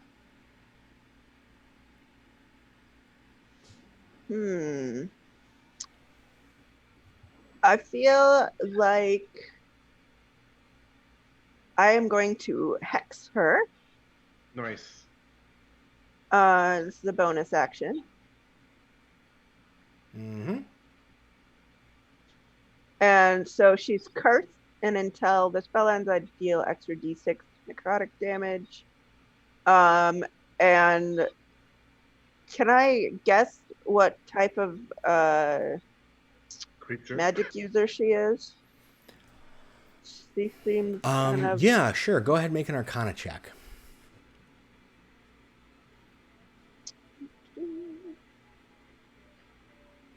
The question is this an unrelated thing or is this related to the murder? That's the question. Well, Well, I mean, she's ray got a ray lance of flame. fire. Yeah, And that's that the thing. We does. saw the fire blasts on the body. So one Yeah. thing that you know, Zalista, is she did no somatic or verbal or material elements. She just shot fire. She didn't say words. She didn't gesture. She didn't have a focus. She didn't draw any components out. It was just like a natural phenomenon. Now, you know that maybe some sorcerers can do that, but it's rare, super rare.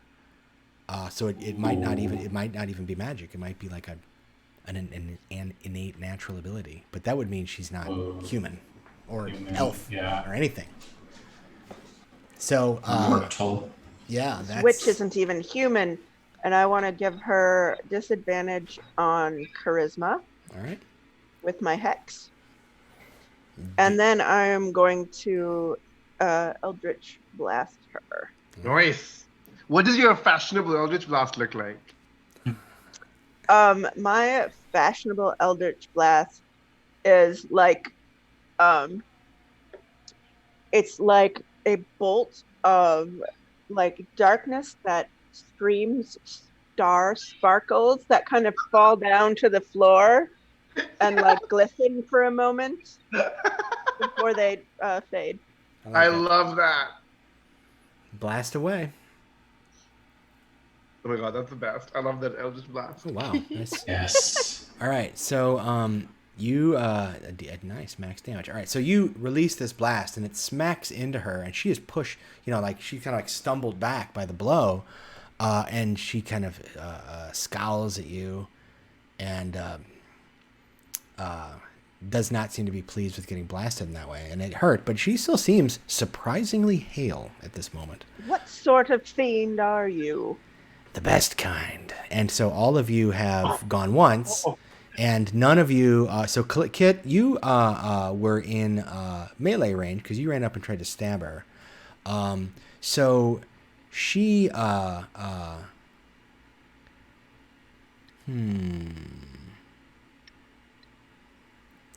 does this work? Poorly, definitely poorly. Yeah. Just deciding what I wanted to do. All right, so I'm gonna say she is just going to look at you, Kit, and say, "You're nobody," and just walk away from you. So go ahead and take your attack of opportunity. Rude.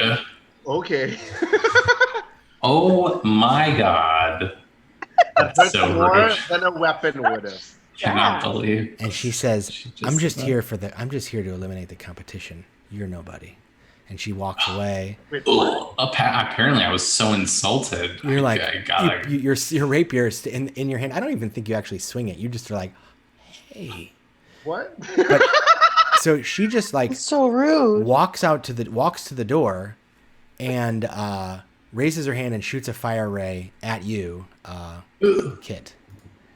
Oh no. Insult to injury, and does 13 fire Wow, damage. that is injury, huh? Yeah, that hits me. So, and boy. then she continues to move out of the door.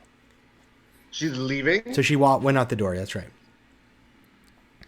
Oh. Okay, so everybody at this point is Artaxorius and Trey have handled the fire. Shathistos is shocked and had been like running forward with Kit.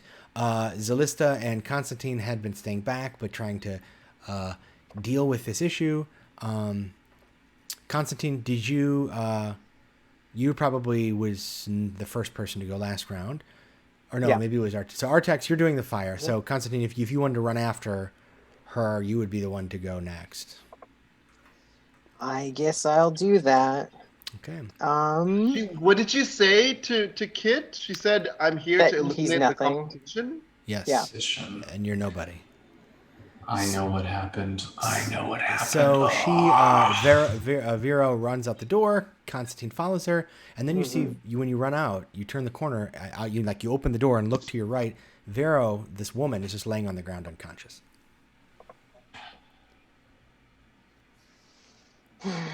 Okay.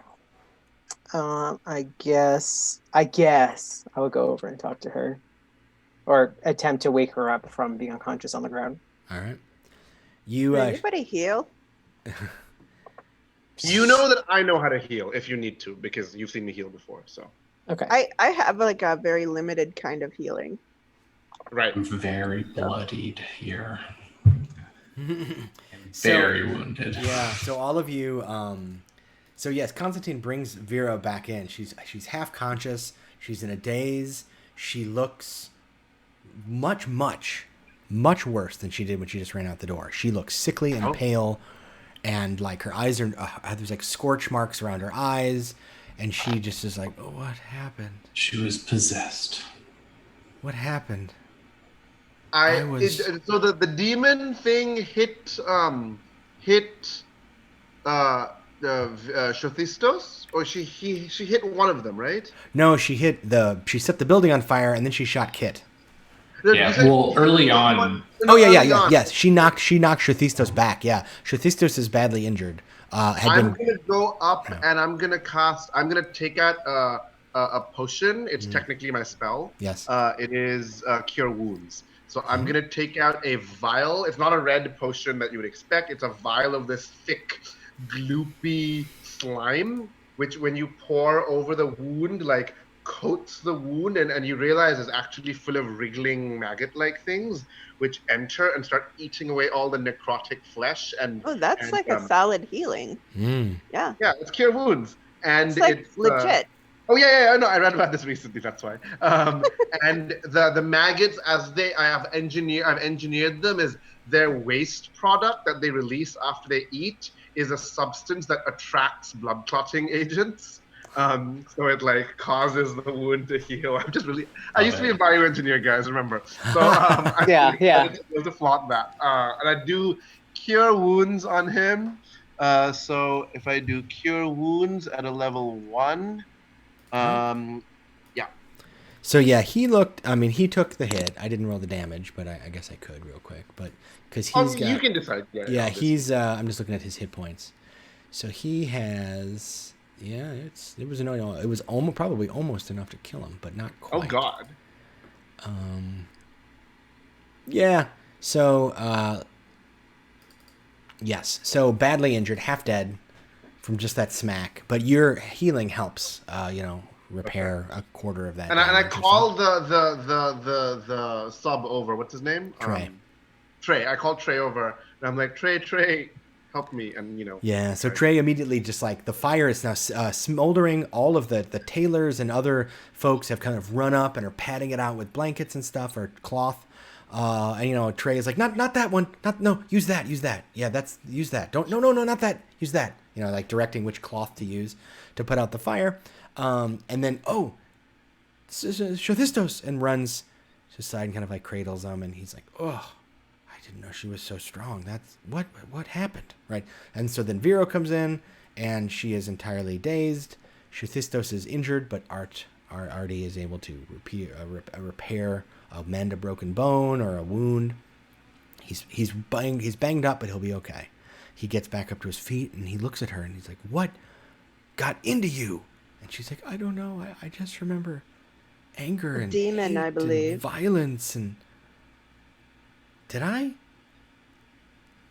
did I? Possessed. There was a sense of heat, and did I hit you?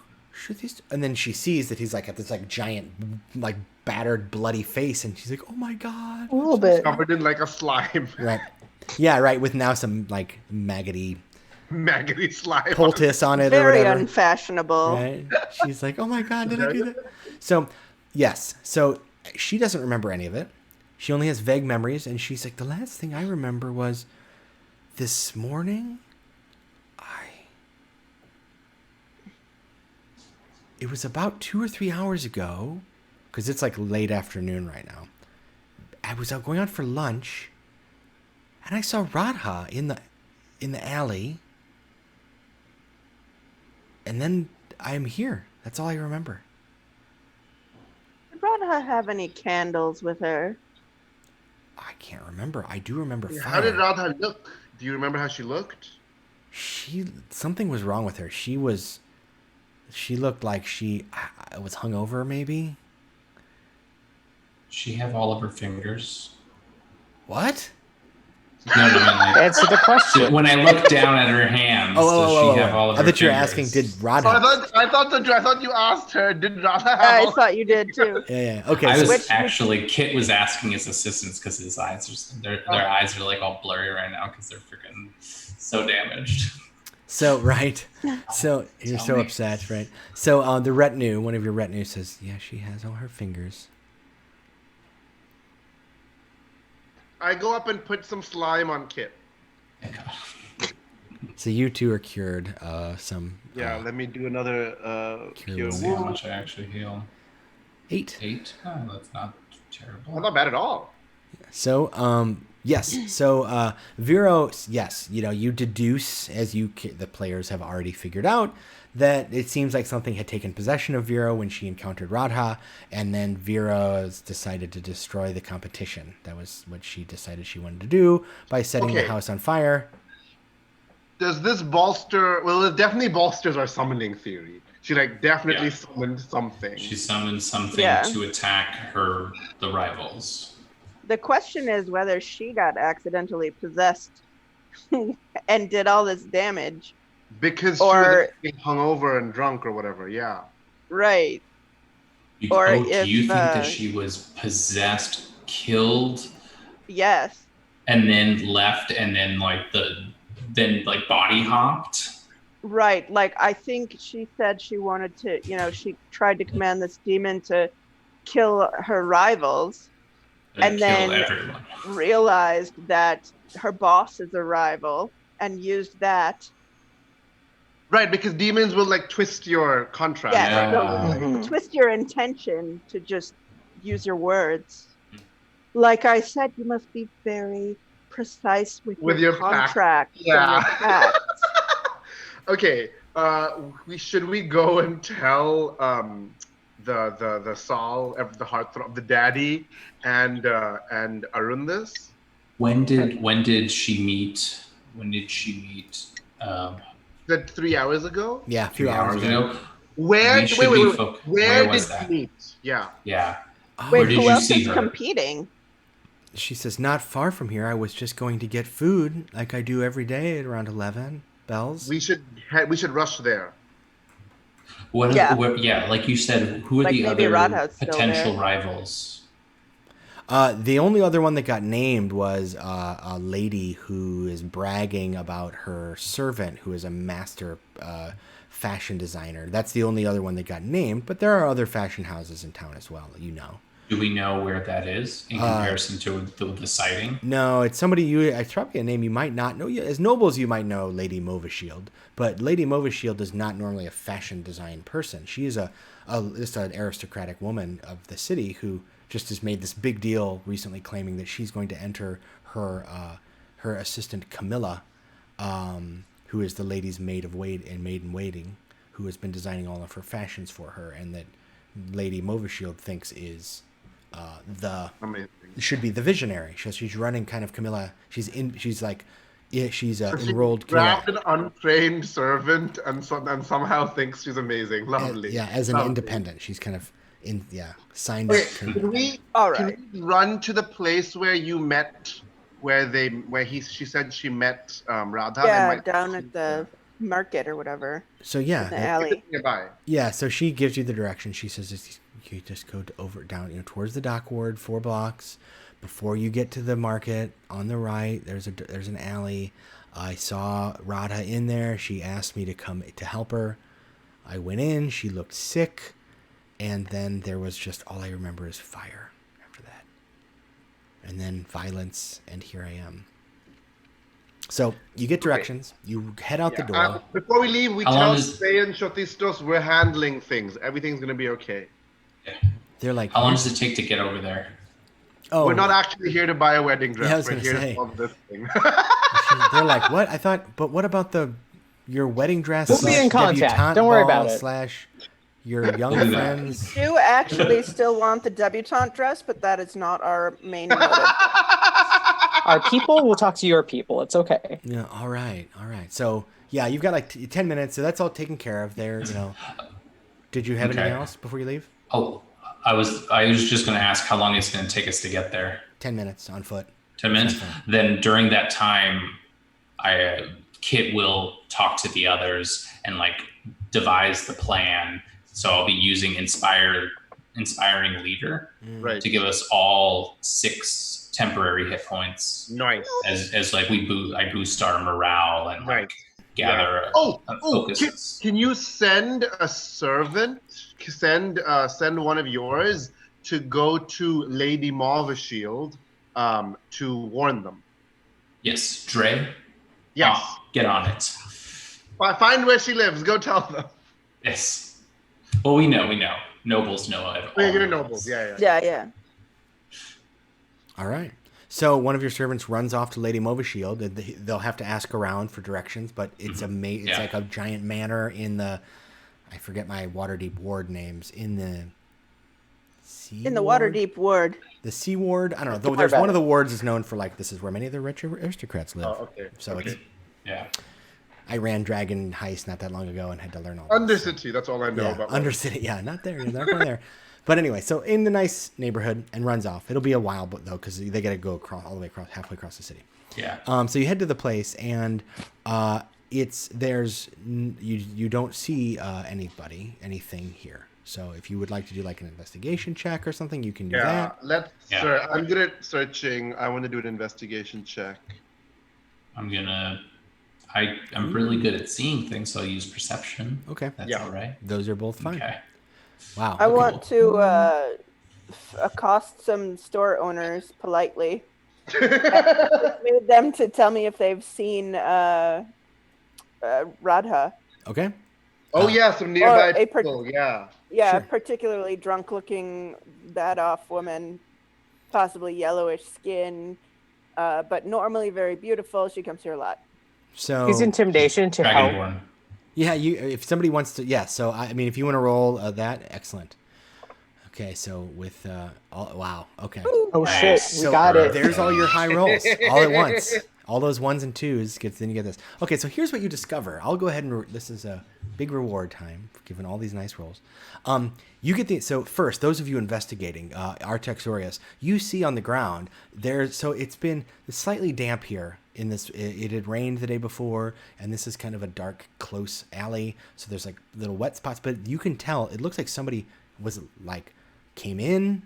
There was mud on their feet, then they collapsed to the ground and were laying on the ground for some time because there's a dry spot where they must have soaked up the water. An indentation or something. Right.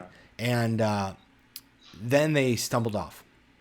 It looks like, because it's like I said, it's muddy here, and so it's pretty clear that somebody walked in, laid down on the ground, and then crawled away almost. Okay, so the body hopping idea might track, right? Where she came in, the thing hopped to the shopkeeper's body, and she collapsed here or something. Yeah, that's what I'm thinking. So that's what you get from your investigation. Kit, you notice that the footprints seem to lead, if you trace them back to where they came from, they lead to a side door of a warehouse. As though the person who was walking, that Artax is following investigating the tracks, came from that warehouse. So that would be where they came from before they came into this alley. Zalista and Constantine, you saw or find out that shopkeepers saw Radha, or the person that was described as that, coming and going into this warehouse once or twice in the past day, just last night and this morning, and then just about an hour ago, stumble out of the alley looking rough. And that's what they report. So you've got a warehouse that you could look into. Radha seems to have left the area. So when the lady got depossessed, you saw her, Kit. She suddenly looked really bad, right? Yeah, like scorched eyes. Or the one you Yeah. picked up. So that strengthens maybe Radha got depossessed, and that's why it looked rough suddenly. Yeah. That tracks too. Yeah. So what would you like to do? Follow the footprints of Radha leaving? Go back to where they came, their origin spot in the warehouse? Or return to the house of Hakons? Or what? With I information. suggest, I want I to go to the suggest warehouse. the warehouse. If it's right here, yeah. Yeah, then we can follow her footprints back after. Okay. So you go back into the warehouse, and it's empty. It's abandoned. This is not being used right now.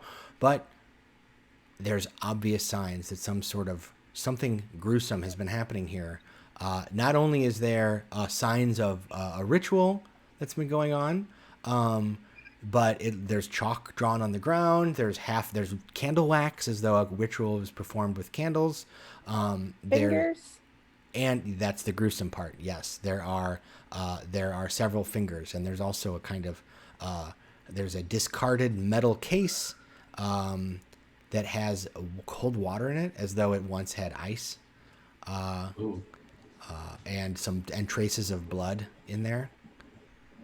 You know, it's small. So that's how you carry the fingers, about this so they're big, fresh. Right. Oh. That's I mean, Did I write that in? I don't even remember. So I think then the ritual was not being carried out in her room. The ritual was being carried out here, but maybe it manifested in her room because we did smell the sulfur or whatever, right? Yeah, there was sulfur in there. There was sulfur in both rooms, right? Yeah. Yeah. Yep. Yeah. So to sum up, it looks like, go ahead and make an investigation or Arcana checks, whichever you prefer, and I'll see how much of this you. I'll do the Arcana because not many people have Arcana, right? Yep. I don't have either. Oh my! I'm too interested in the fingers. Fingers. I'm They're doing human. Arcana, but I'm plus. All right. All right, so You start like trying to put the fingers on the ends of your like spider arms. your spider. Yeah, arms. like falling to them. So, Yeah. Zalista, you recognize what's going on here. It looks like this is where a summoning took place, and the lingering smells of sulfur in the rooms doesn't mean the summoning happened there. It means maybe she went there after she was possessed. Ooh. And then she went into the room where Melisande was. Interesting. The investigation check that Constantine, you at least figure out that it looks like there was an explosion of fire here around the area of the summoning, and then but there's only sign of one person ever coming or going. Okay. We should rush back to Hakon's. Yeah. Yeah, let's do it. Do you think anyone's actually in danger there? I don't know, but we need to tell them what we learned. This is huge. Mhm. Yes, we need to get- If Radha's depossessed, that's where she lives, right? Yeah. Yeah. Well, but who is in danger? Well, Because That was her. that's where the demon's going. The Right. place that you sent a servant to. So why Did you don't we go there? first? I can send another servant back to the house, to the fashion house, to alert them, True. and we can go and catch up with Dre. Okay, what do we think? that sounds good. That's Yeah. good? Let's go to our fashion Okay. house. Okay. All right, sending Kay back to our fashion house. Just to check on Tell things. them, just to check on things, and also to like tell them what we might have learned, and to like watch I'm out. imagining if- since the Clarks, they take notes as we talk, right? Yeah. Oh yeah. Yeah, their job. basically that like Raha might be coming back, and All right. and they need to be careful. So you're going to head to Lady Movashield's place. So you head over there. I'm going to, just for sake of time, because Eli has to go in about 45 minutes, I'm going to cut one. I'm going to do a little condensing, but I think we'll still get everything in there. Yeah, do it. You head to Lady Movashield's to find the building on fire. But Too late. and More gallons of water. but the fire's being contained, and Lady Movashield is fine, as is her servant Camilla. Lady Movashield reports that that some woman that she didn't know came in, insulted Camilla's fashion sense, and then just set the building on fire and left. Said we're not worth her time. What the heck is that supposed to mean? That we're nobody? That we don't matter? I think not. I love how she cares about that more than anything else. I know. I'm insulted. I don't care about my house. So, you I infer. Respect. But do you matter? All right, let's remember when we talked about keeping it inside. Where did this lady go?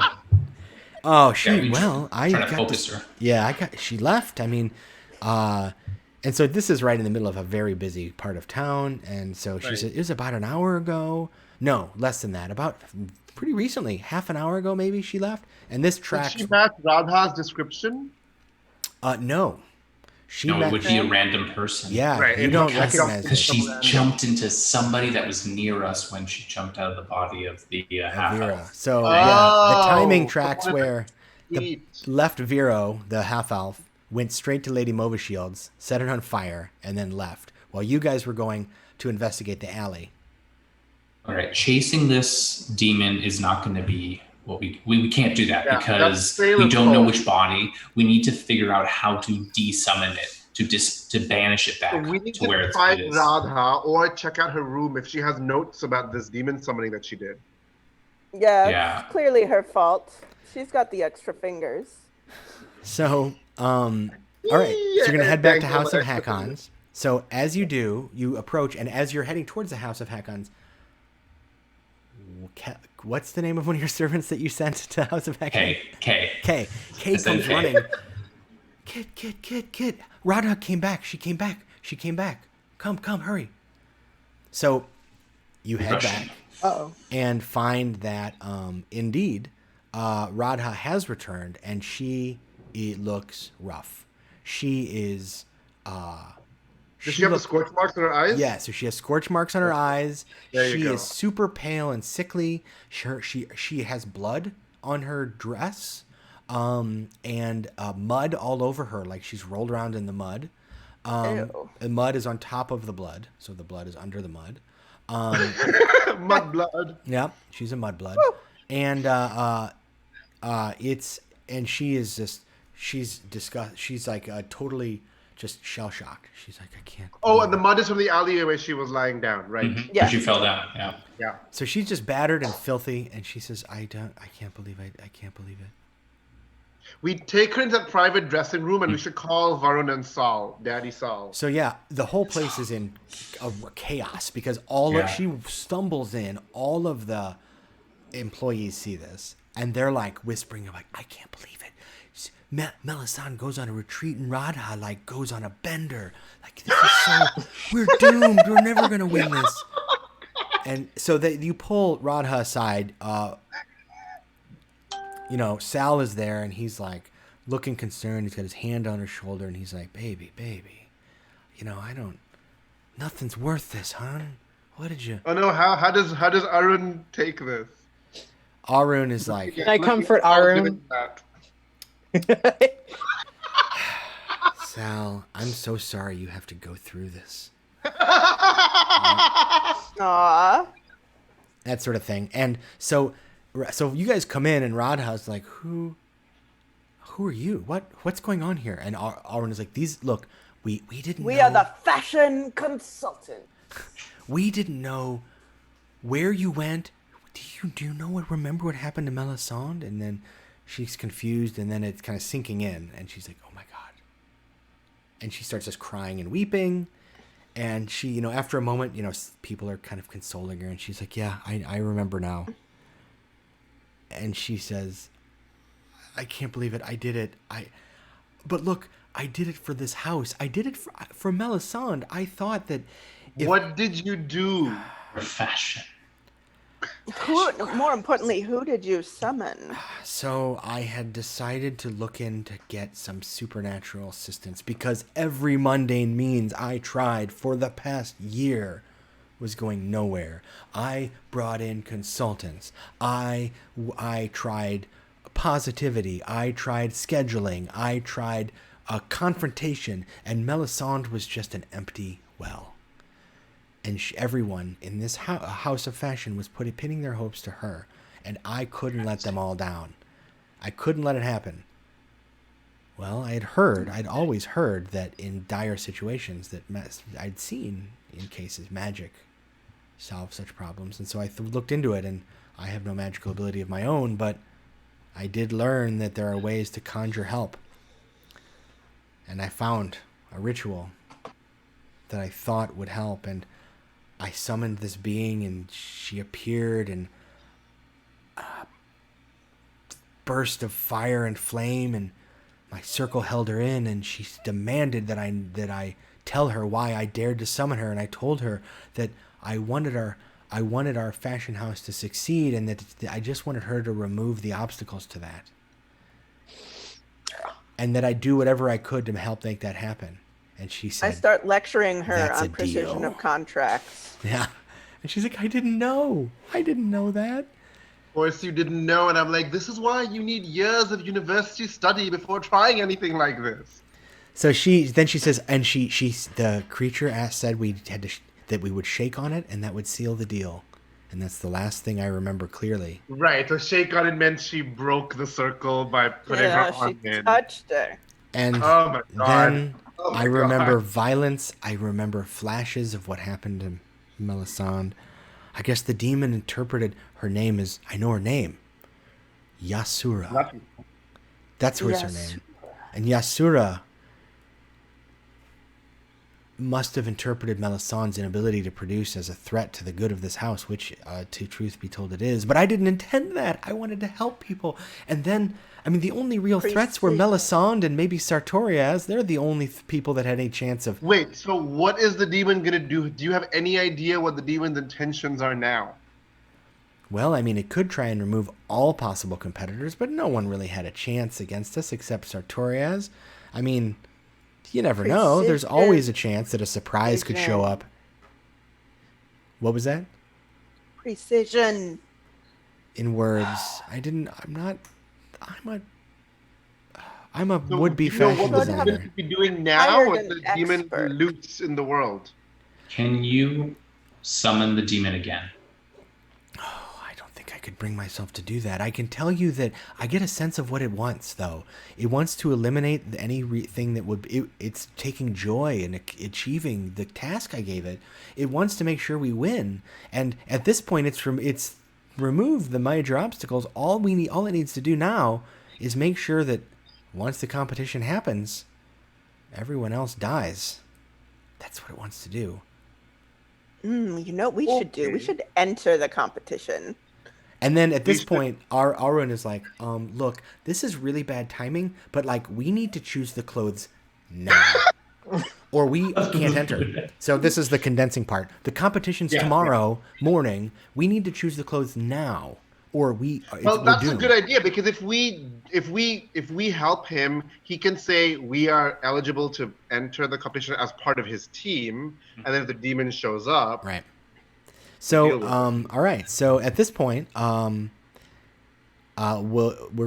might be a bit sudden, but so imagine you console poor Radha further. She is absolutely despondent and disgusted with herself and indirectly guilty of like the murder of at least one person. You're not sure where the fingers came from or what the deal is with that.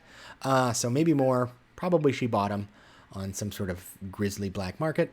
But which if you ask her... Xanathar, right? The Xanathar runs like a black market, right? Yeah, it does. In Waterdeep, yeah. So yeah, you know, let's say you saw the symbol of the Xanathar on that metal case that had the fingers. Oh yeah, there you go, yeah. So Nice. Melisande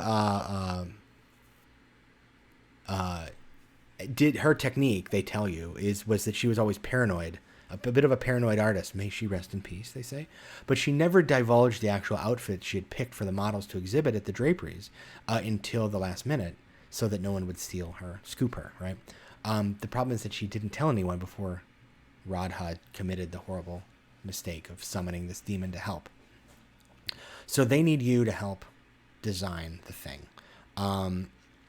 It sounds strange, but right. So they say, look, there's a kind of rule that when one designer is putting their designs together, one of the other designers in the house can't touch those designs. It's maybe we're superstitious, but Radha's like, I'm in no place to do this, and Sal's like, don't look at me. I'm not about to take responsibility for the good of this house. I'm just a garment technician, and Aaron rolls his eyes and it's like, you're so much more than that. But hot here and partial. He's like, I'm just the office manager here. Are the personal assistant to Melisande. I'm not a designer, and so we're going to need your help to do this. So what you do is you need to put together outfits for Thunder, Abhilasha, and Kel.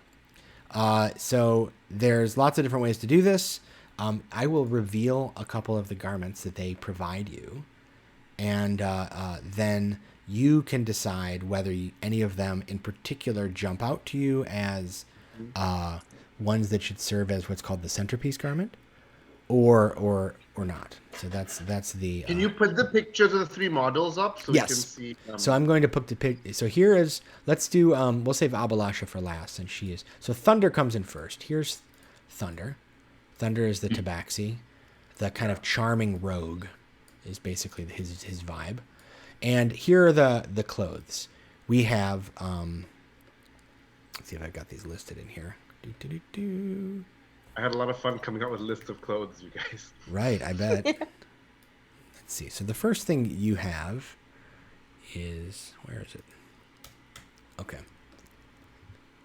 Let's do, there is a dye that you can put on fur or hair, Ooh. right?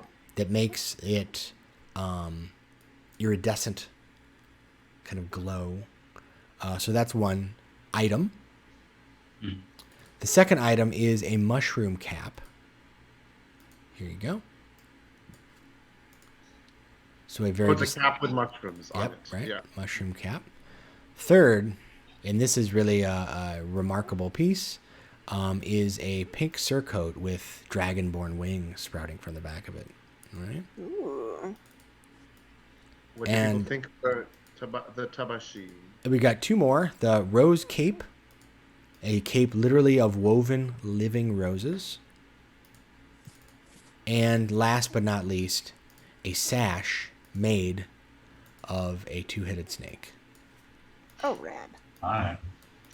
Remember so what the sister said about ostentation, like a peacock in heat? Oh yeah. We totally see that. Yeah. So, All right. So yes, do any of these jump out at you? There's many more that I can bring up. Like, those are all the images. There's many more things I can describe. But let's go ahead and stick to those. I think the rose cape and the 2-headed snake. For Thunder? Yeah.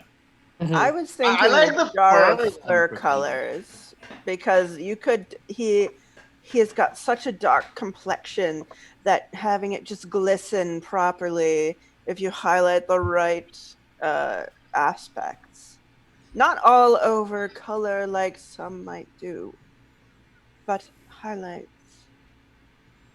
All right. So we've got 1 vote for the jar of fur colors, but we also have perhaps the 2-headed snake and the pink surcoat for. Oh no, I the kind rose of cape. like the 2-headed snake on if Melisande wears mainly jewelry and wraps the snake around herself, like only wearing that. I kind of like that. Abhilasha. Yeah, Abhilasha. Abhilasha, not Melisande. Okay. Sorry. Yeah. All right. So we're gonna go with jar of fur colors and what? Rose cape. Yeah, I Yeah. think so. Okay. Yeah. Let's do rose cape. Yeah, that's very roguish. You know, he can throw roses to people then. Yeah. All right. Yeah. And I like them because he has so much fur. The like glistening thing will look good on him because he has the fur to glisten, right? Exactly. Yeah. So the let's see if I can find the fuller description. A cape made of roses sewn together. Exactly. All right. So it is lovely. And you pick those out and they're like, I see that. Yes. Okay. I think that would work.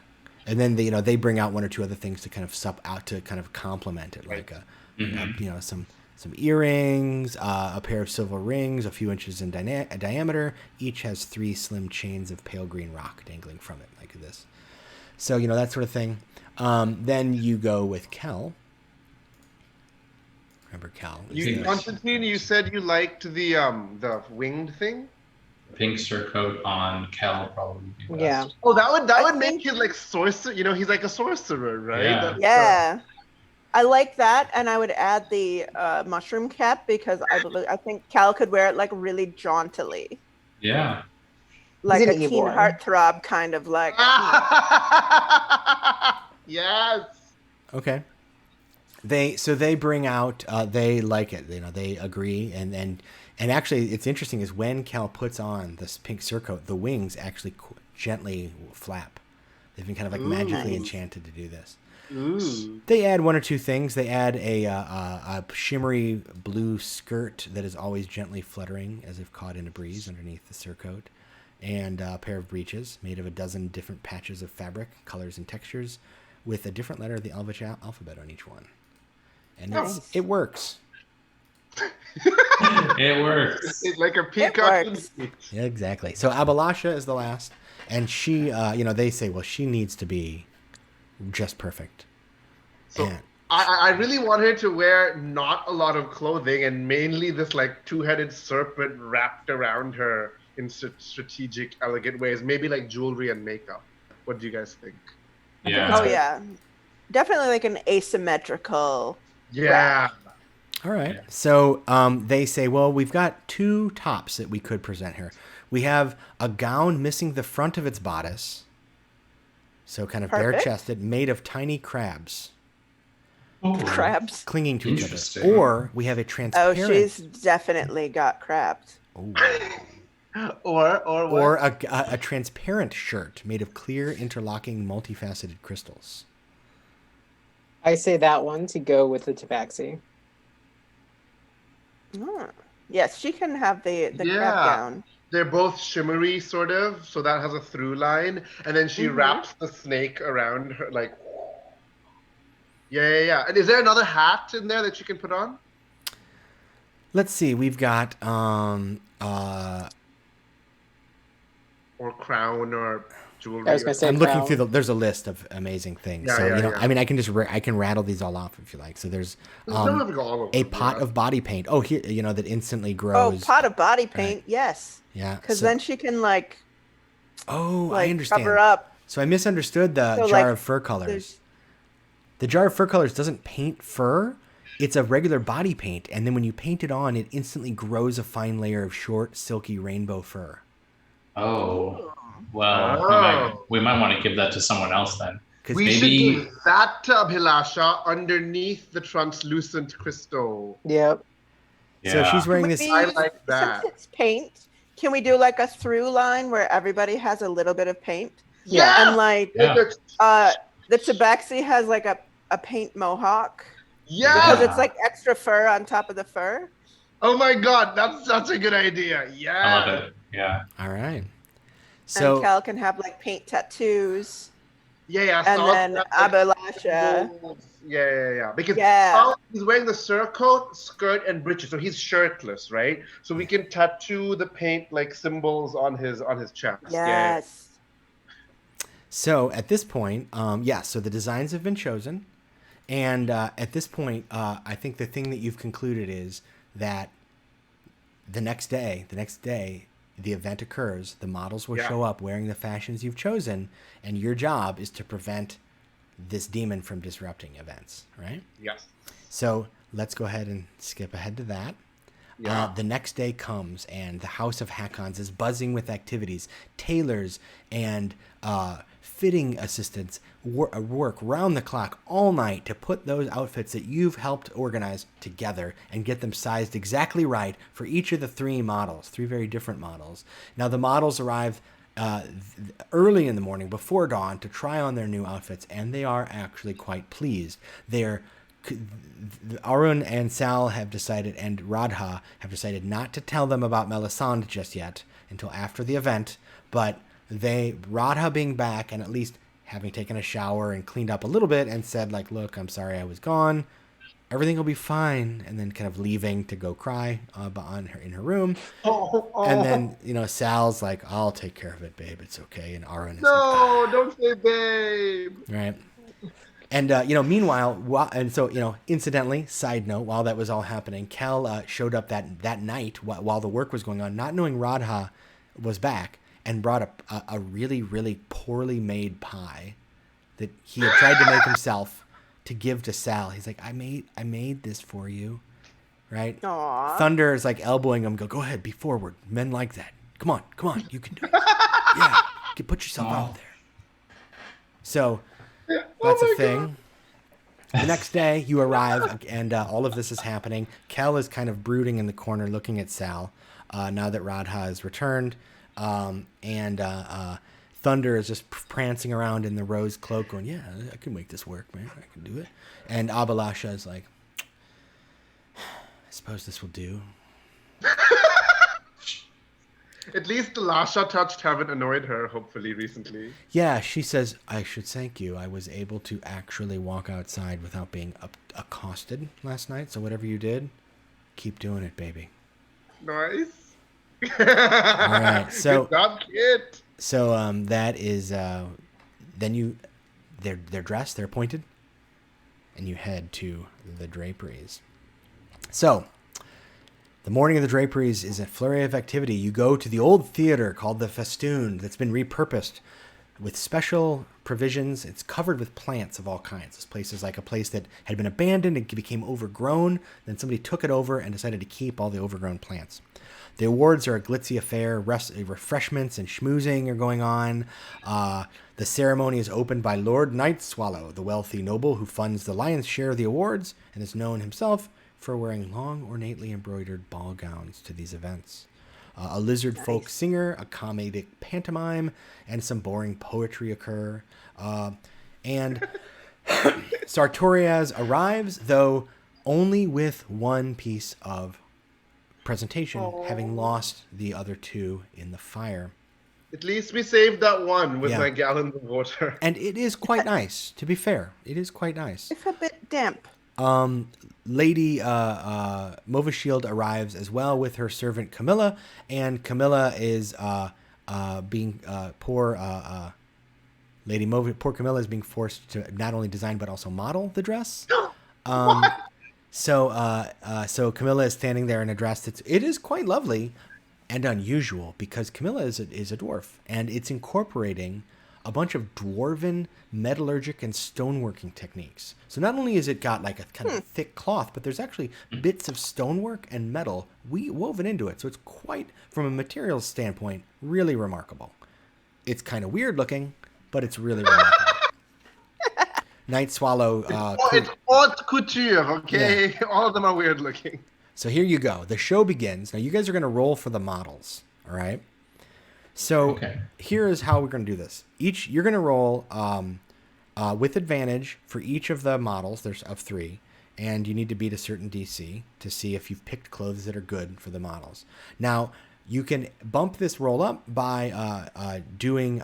You've already done some time, kind of sculpting the outfits, and you've talked about ways to make it look like a fashion line, right? How you can tie these together.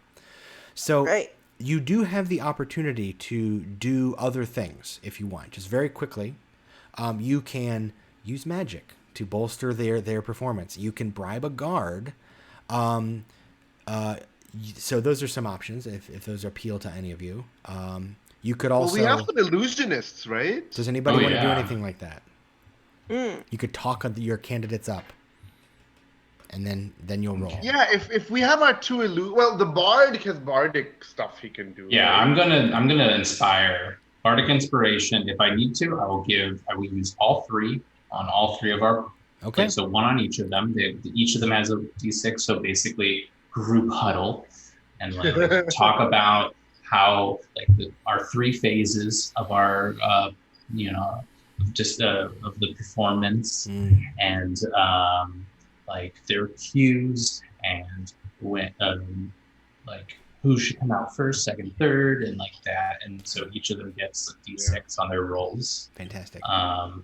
So I guess let's go I'm ahead and gonna also use guidance on them as they go. So I think this is a good idea. Let's go ahead and have. I know there's only 3 models, but what we'll do is we'll have each of you roll once. Okay. So for the easiest way to do this is just type in /R 2d20, and then it'll look like that is what you'll type, and I'll adjudicate the results. So let's start with Artaxorius, and then tell me if there's any way you're going to boost your roll. We'll just go one at a time. So you've already described, Kit, what you're going to do. I'm gonna, as they're walking on the runway, I'm gonna take that. So I have a vial with my fairy fire spell. It's a vial of strange bioluminescent fungal spores that linger in the air. I'm gonna like cast fairy fire as they're walking, like light up the stage. To try and boost them. Yeah. Okay. Nice. So the fairy fire erupts.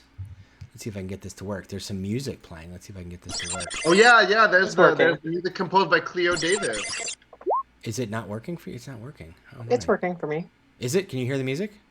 Yeah. Can everyone else hear the music?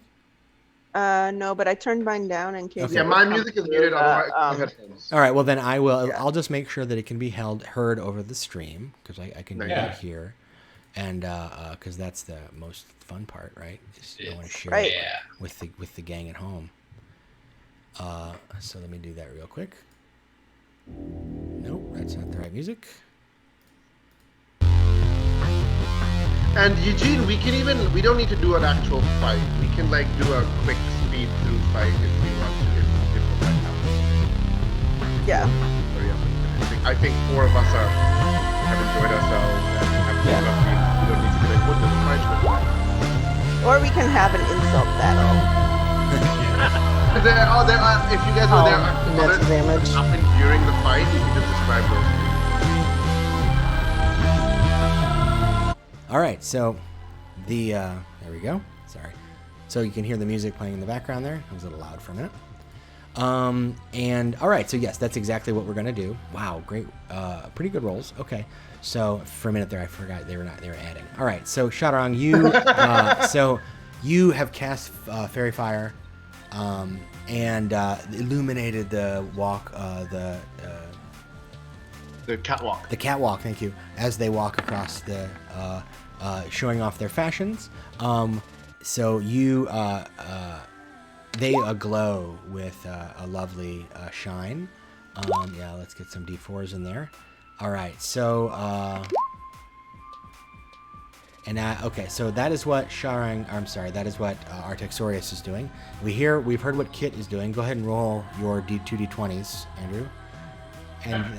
And then, or did it, 19 and Nice. 13, Okay. and then the bardic inspiration for each of them. Oh yeah, right. Okay. So, wow, you guys really boosted everything. So this is enough. So, because the first roll with advantage is 14 plus 1 guidance plus 6 is a 21. The second is a 13 plus 1 guidance plus 4 is an 18, and they're all above the DC.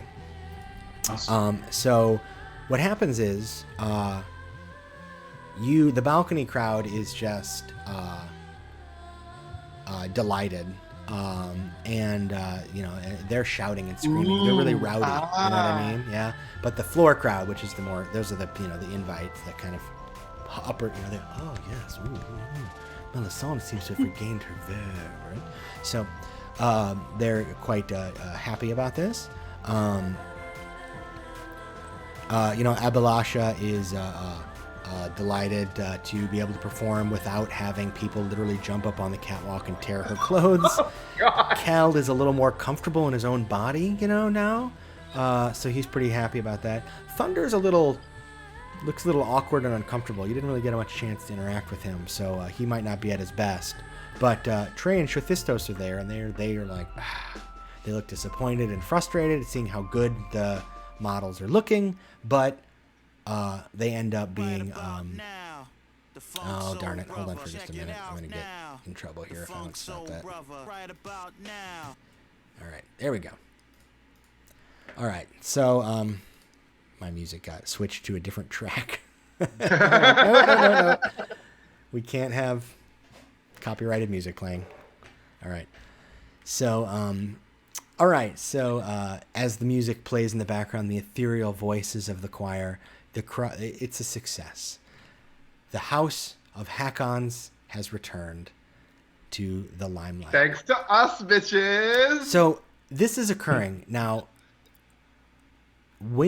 Just as it ends, but before the judges can announce who wins, a woman that you'd never seen before jumps up on the catwalk, laughs maniacally, and then there's this explosion of flame around her, and she takes on a very different appearance. Let's see if I can show you a picture. Do I have a picture?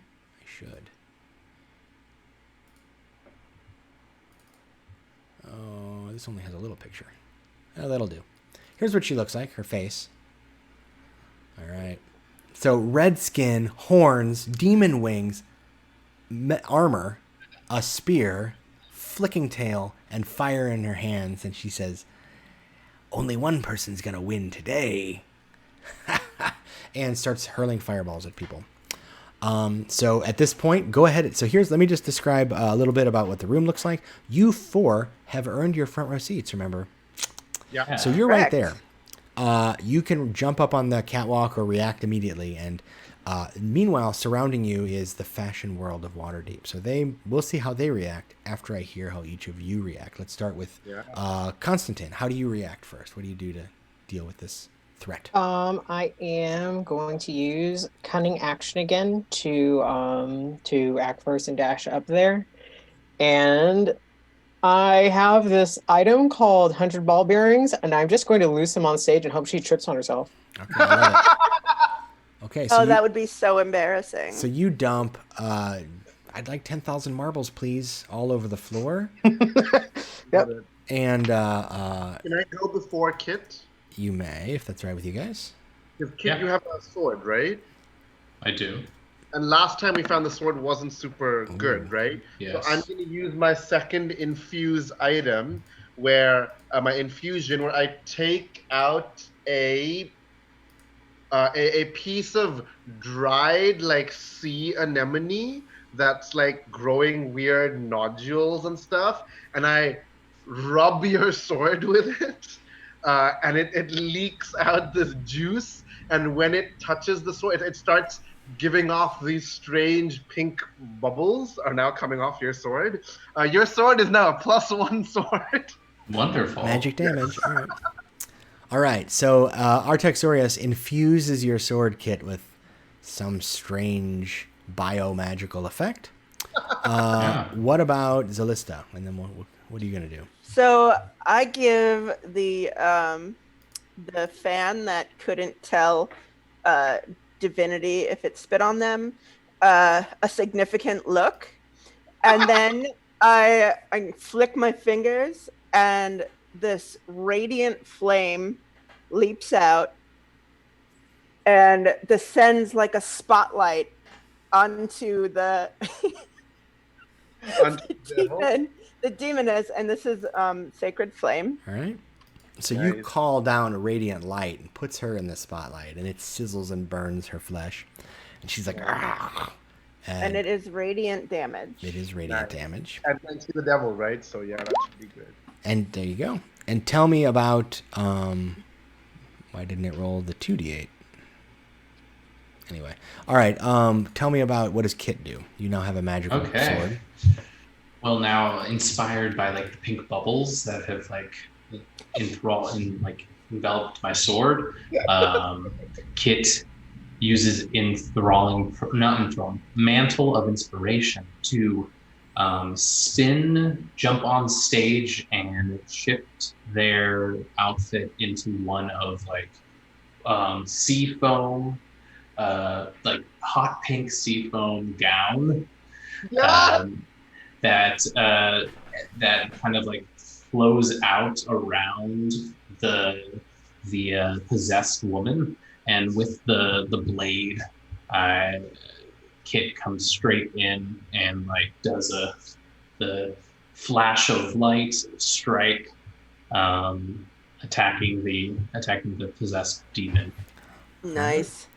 All right. Feel free to roll if you like. We're narrating this, but if you like dice, which I know I do, I'm fine with adding that. It's fun. All right. And then that's +1, So 10. This all happens. Now let me tell you how the crowd reacts, because the things you've done up to this point, there's a really cool chart that is included in the end of this adventure that's like tallies up all the different things you've done, and then it determines how other people react in this moment. So because you did so well in the actual fashion show, the balcony crowd that was like hooting and hollering in your favor starts pelting the demon with random shoes and other objects, right? So there's like 20 people throwing objects, like hard objects at Yasura. And she's like, what the God, you know, because you rolled, fighting her, Kit. so you had to roll 3. So it was, you had to beat DC 15 3 times, and you beat it all 3 times. So that's for 1. For a second success, Nice. a posse of nobles, teary-eyed by the beauty they beheld, begin to cheer, which gives a bardic inspiration die to everybody. Basically, it's the equivalent of that. Nice.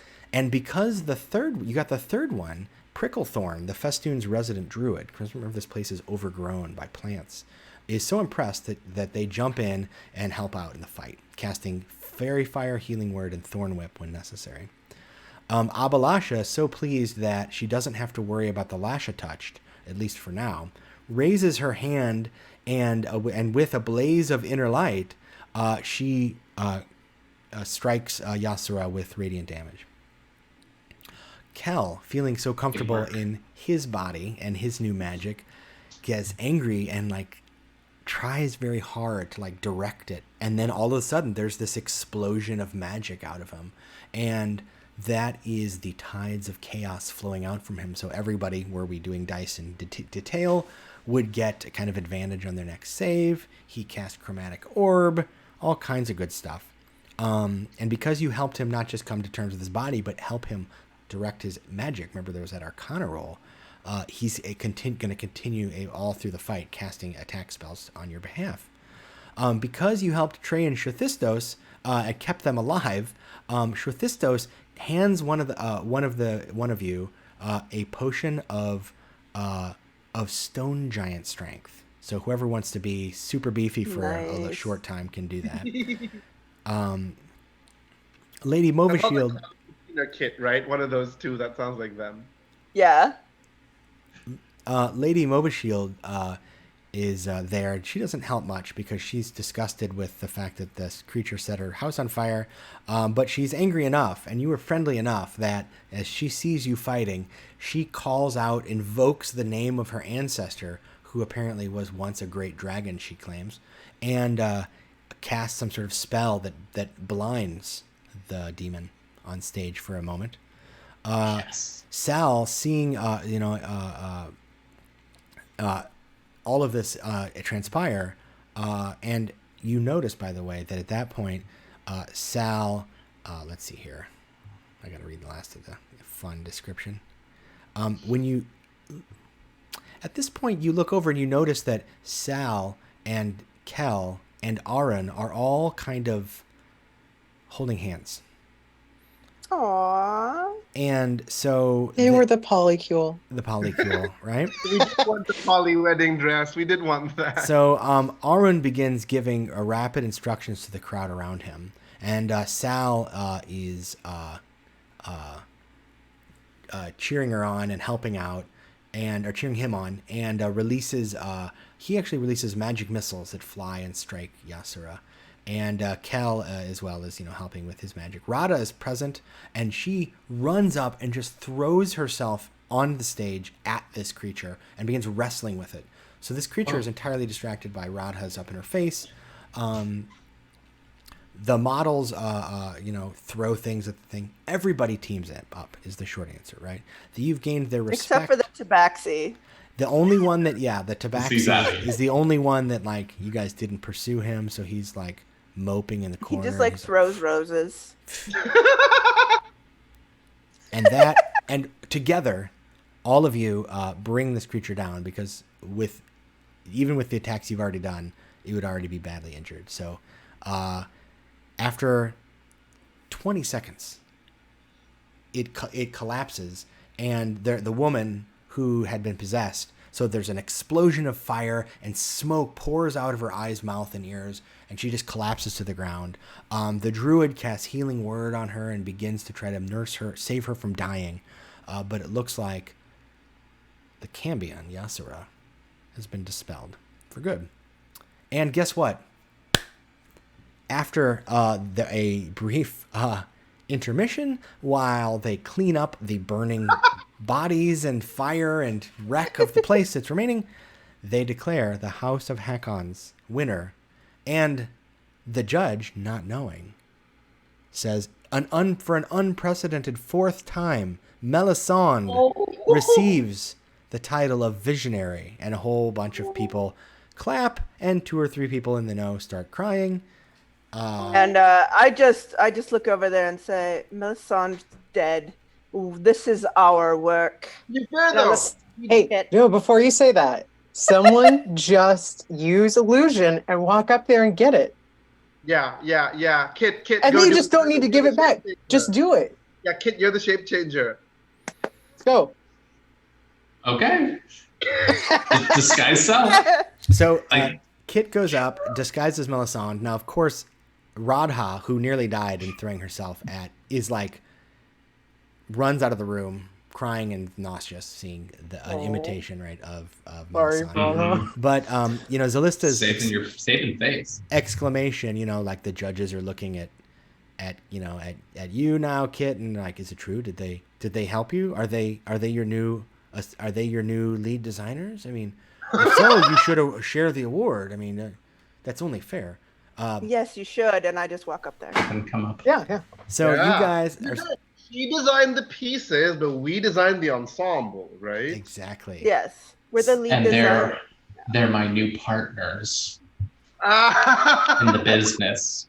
And Aaron's like, what the hell did I do? Yeah, Sal and Aaron are like, about that. I mean, I am only garment technician, but yeah. So so we end with the team on the stage receiving the award for the visionary fashion designers that they are at the draperies. The demon having been dispelled, Radha grieving and feeling quite guilty, but surviving, and Sal and Kel and Aaron now forming a nice little triad.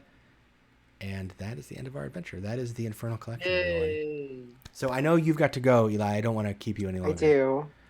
So Thank you for playing, Eli. if you could just leave your thank you. camera, if you could just leave your camera on while we just do the I will. last few minutes wrap up, that'd be great. Yep. So thank you, I will Eli. see you guys next time. Yeah. No. So at this point, what we normally do and what we will do today is we'll do a quick stars and wishes, where we go around and we highlight the things that were successful, that we really liked, and wishes for what we'd like to see more of in the future. Let's go ahead and start with Andrew. Go ahead. You go first. Oh, well, this was a lot of fun. I really enjoyed this. I love mystery adventures, so doing all of the detective work is a lot of fun. I think the only thing I would say is I would love more like NPC cards, kind of, where we get like, I'm very visual and and so, this is virtual, so there's nothing tangible, but like getting like this character, this is the information, this is the clue we got. I like that type of stuff. Because it helps me like remember everything that I've collected. However, I think this adventure wasn't like convoluted, so that wasn't a problem. I could remember everything, so that was good. And so it's just, I love it's D&D, but then we got to do something that like we normally don't, which is like a fashion show, that was so much fun. Right? Yeah, So, totally. Awesome. So what about you, Shar? So I love how everybody that we helped out helped us in the end. Yeah. That was like fantastic. Because it really kind of gives you like more of a payoff for having going through and discovering, oh, this is a red herring. right? It's not just a dead end. It's you actually helped that person, and then they are willing to help you in return. Yeah. So like the sorcery thing, oh, we thought this was the reason that there was fire, right? But it wasn't. It was just a struggling kid, right? So I love that stuff. I just really like, and similar to Andrew, like a sort of a player handout with a basic rundown of who's who is helpful.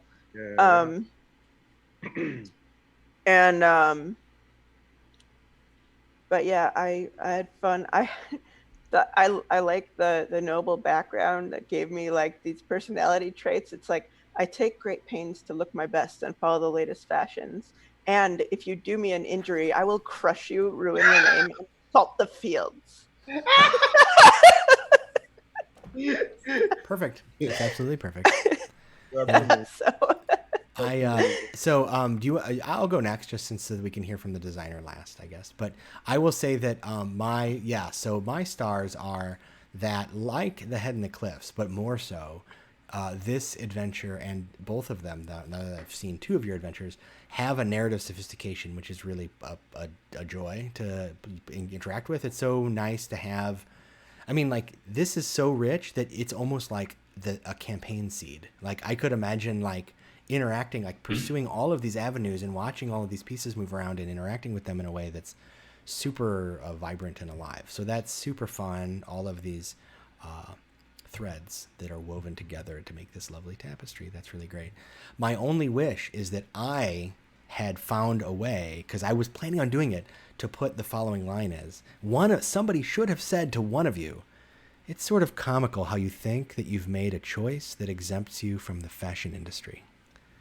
Ooh. Right, which is the Miranda Priestley quote from The Devil Wears Prada that's at the beginning of this adventure, and I'm like, oh, I've got to have an NPC say that, but I messed up and I didn't. So that's my one wish, is that I had gotten that in. All right, so Sharang, what about you? Now that you've played it, do you have any highlights? Yeah, it was super fun to watch and to play. And like I said, I was trying to channel someone who, what would Sharang do if he didn't know about the adventure, right? Like, what would he ask and say? And it was really cool because Kit solved the mystery without prodding. That was really nice to see that Andrew was like, oh yeah, it's body hopping, like that's the thing, right? Obviously I modified the Cambion a bit. Cambion can't normally body hop or whatever. And I loved how Shar was really getting into the fashion show, because I actually have an instruction in the end, which is like, if the players actually say any statements about why they choose the clothing, as long as they say something, even if it's, I like red, like I think red will look nice on Cal, as long as they give a reason at all, that means they put effort in, and that means their characters put more thought in, and give them a bonus in the fashion show role, because I really wanted to encourage my players to like take joy in the silly fashion show stuff. There are like 20 items of clothing that you can pick from. Yeah. That you can put on your models. Yeah, I highlighted the ones that had art, but yeah, there's like Right. there's a chart you can roll on, or just listen. I listed a few others. There's a lot of fun in there. Right. Yeah. And I was really happy. That made me really happy. Also, there are a lot of things. Like, for example, Shothistos couldn't die, right? You cannot save him. And then Trey will be like heartbroken, and he, like, I think there's a bit where when the demon attacks and you're not doing it well, Shothistos will drink a potion of heroism and hurl himself at the demon to save his lover, and then he will. Aww. I really like writing that. And like, you can help Thunder. Thunder has been dating all the children of a specific noble simultaneously without them knowing. Yeah. And the father will come and like be angry at him, and you can save that. And there all this stuff, and you interact with all the plot lines. It was really cool. It made me really happy to like see people enjoy the story like I had written, and see Eugene like embellish with his own like know-how. Like, I don't think I put the like ice bucket which the fingers were in. I'm like, that's a really clever idea. Did I write that? I don't think I wrote that. Well, I mean, there's these fingers Clever. you Like, mentioned. why is the ice here? It's a mysterious thing. Oh, it's because the fingers are fresh. They need to be kept cold. Right, and it's because you wrote that there are fingers used in the ritual, but I couldn't figure out like whose fingers they were. Where'd they come Right, from? right, So I right. thought, well, she must have bought them on the black market. That was my idea. Like Right. she just procured Acquired them. some, right. from She's just seller. like, hey, can I buy some fingers? I can get you a Well, yeah, toba because this it's an afternoon. urban- It's like from Yeah, Big it's Lebowski. urban like Waterdeep. You can go and get it from the Xanathar, right? Like he clearly has supplies of that. Absolutely. So it was really cool seeing the additions by Eugene and the clever like dealing with the Lasha touch by pretending to be Abhilasha. That was so cool. Yeah, that was fun. That was a good move. And then turning it on their head and being like, you thought I was Zabalasha, but I'm better. Yeah, with your glory bard, no glamour bard. yeah, Yeah. that was powerful. Yeah, that was a lot of fun. Yeah, and I tried to write the adventure that you can play it as a one shot and not do all the subplots, or do it as a multi-session Oh game. yeah, you could do that as in 2 or 3 sessions, easy. Yeah, if and you were- can. I have some ideas, just like in Head in the Cliffs. I have some ideas at the end how to make this a bigger adventure if you want. The idea was if you want to make it bigger, you can make a whole subplot with the Lasha touch. You can make a whole subplot with the noble who's after Thunder. Thunder's full name is Thunder like birds flying upwards over the mountains. right. Based Aw, on, I like that. yeah.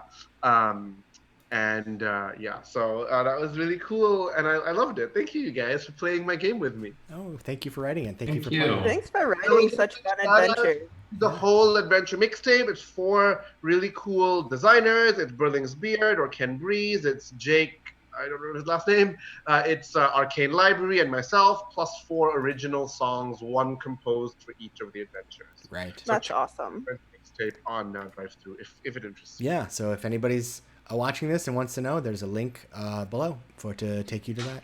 So all right, well that's it. So we have Thursday and Saturday of this week. Those sessions have reached the end of their season. Season 1 here is wrapping up, and they're going to do workshops and roundtable talk about game design. So feel free to stop in to watch those. But this group, we still have 2 more games to get through our session. And next week we're doing Infiltrate the Bastille, a French Revolution setting for Savage Worlds, written by me, in which the crew is tasked with breaking into the Bastille to free the Marquis de Sade on the eve of the French Revolution. All right, so that'll be next week. We'll see everybody then. Woo! See you Bye. later. Thanks for watching. Bye.